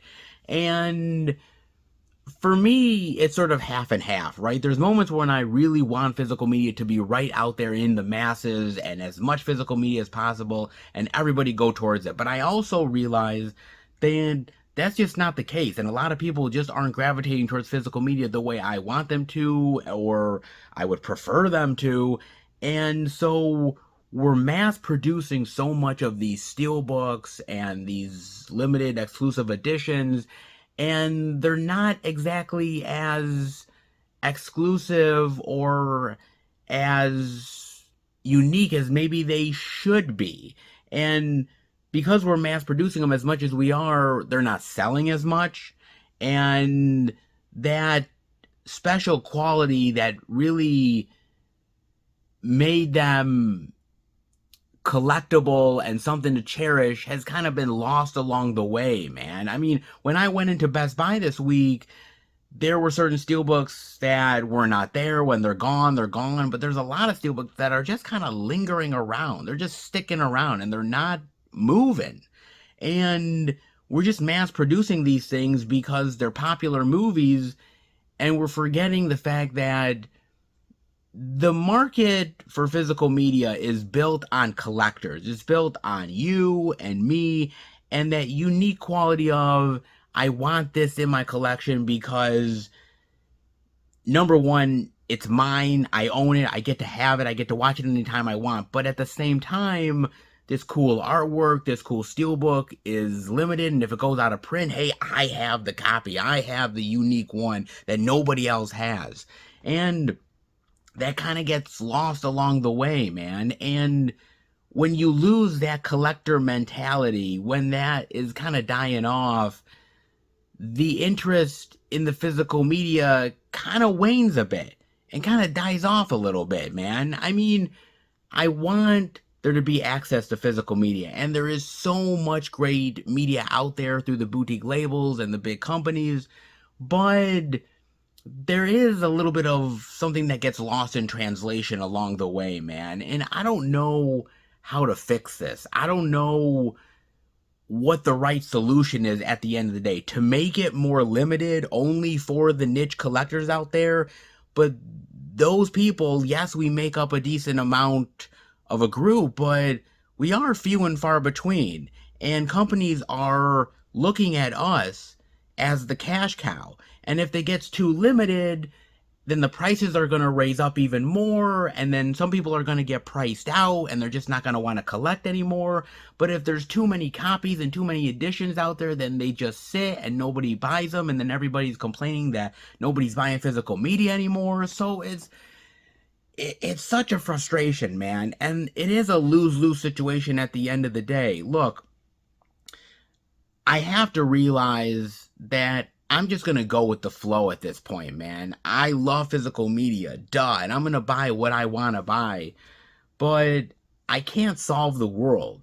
I can't change people's minds. If people are doom and gloom, there's a reason why they're doom and gloom, and they've seen the trends change. They've seen where these companies are going. They've seen what's been going on with Disney, the Australia thing, the New Zealand thing, limiting physical media across various countries, and the idea that it is a case-by-case basis. Oh, well, this country doesn't really sell as much physical media as we want. Well, we're going to cut ties with them. This one sells a decent amount. We're going to keep this going. It really is what works for one country doesn't work for the next, which really sucks because you lose access to things that you really want to buy and love and own and cherish. And so the market is not what it once was. What was selling big time a decade ago is no longer doing the same now.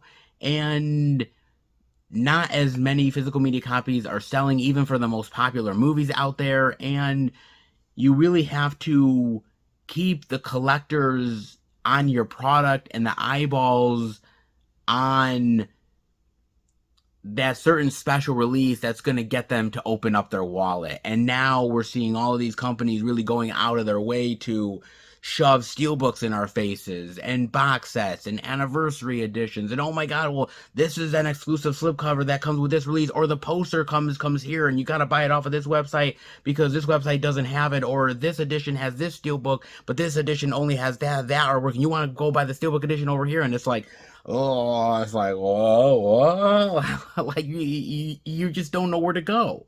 And at a certain point, you just lose your mind trying to figure out what edition to buy, where to buy it from, and how much it's gonna goddamn cost. And so, at the end of the day, it really is a best of both worlds scenario.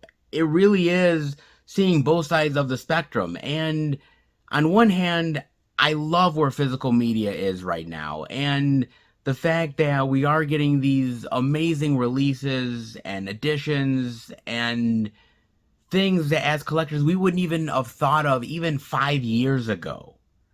But it does feel that we're overdoing it.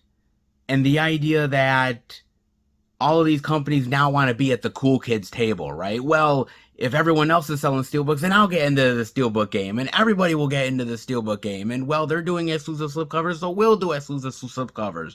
And it's like everybody wants to get in on the game. Everybody wants to get in on the good shit. And unfortunately, at the end of the day, that overstuffs the market. It frustrates collectors. And at some point, we're just going to call it quits, man. I can't buy 4 or 5 different versions of a fucking movie, man. I just can't do it. I don't have the money for that. And most collectors don't. And so you need to make some really hard and honest decisions about what editions you're buying from, who you're buying it from, and you have to really understand that at the end of the day, I think it's nice to have as much as we're having as collectors, and it's nice to see people really starting to focus on us again and the importance of physical media, but at the same time, I think that it is too little too late. I really do. And at a certain point, this stuff should have been happening years ago. And a lot of the people out there now that have left physical media are not coming back. Maybe they're buying a release here or a release there, but they're certainly not buying the abundant amount of stuff that Walmart is going to be putting out, or Best Buy, or any of these companies, even the boutique label stuff. And I think it would have been cool to have this a long time ago, and it's nice for us niche collectors, you and me out there, it truly is, but how much are we really going to be buying, man? And I think at a certain point, we're going to get to this moment in time when it really is going to be that moment of, we've been doing so much great stuff, we've been putting out so much great product, and we've saturated the market so much that it's no longer special anymore to be a collector. And once you lose that speciality, once you lose that collector mentality, it's hard to get it back, man. And so, look, I'm happy to see companies diving back into physical media. I'm happy to see Walmart really going forward with great exclusive steelbooks and really wanting to take over the distribution and really do their part to keep this thing going.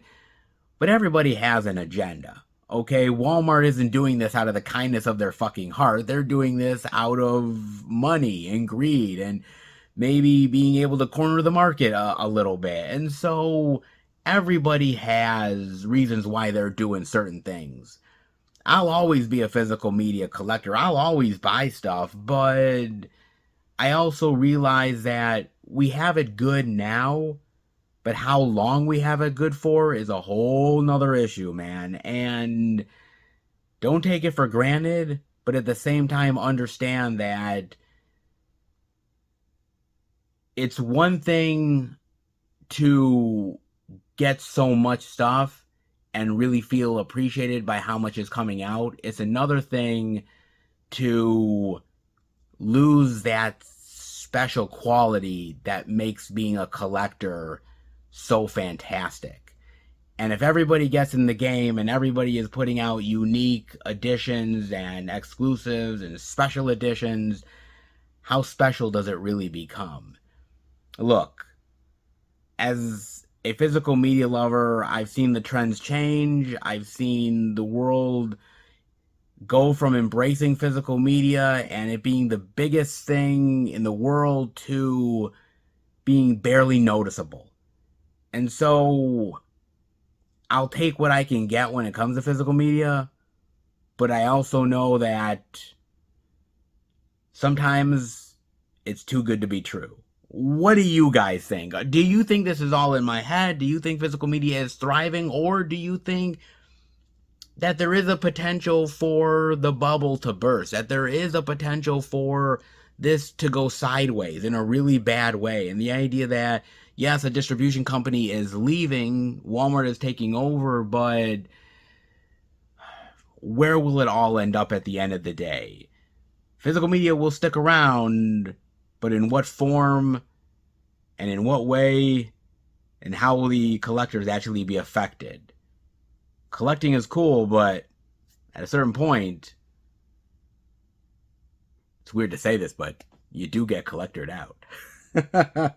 Just saying, man, you do. Definitely let me know what you guys think about that. But I hope you guys enjoyed the video. If you did, definitely give it the thumbs up. If you're new to the channel, welcome. Check out the other Blu-ray and DVD out and about videos that I do. Movie reviews with my friends, unboxings, Blu-ray pickup videos, live streams, and so much more. All the older content and newer content that is slowly but surely coming your way as well. I want to really say thank you to you guys who really watch all of the video and comment and the great feedback. You guys are awesome, and you really support me in a big bad way, and I can't thank you enough. Really, from the bottom of my heart, truly, thank you, thank you, thank you. Keep up to date with everything I'm doing through Instagram and Facebook, FilmFan108.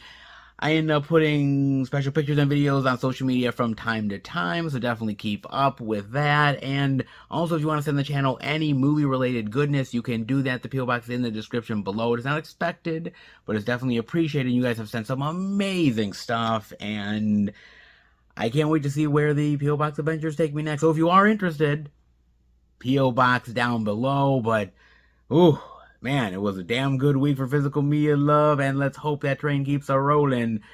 But we'll see what happens next time. I'll see you guys back for another video. Take care, everybody, and remember, happy hunting.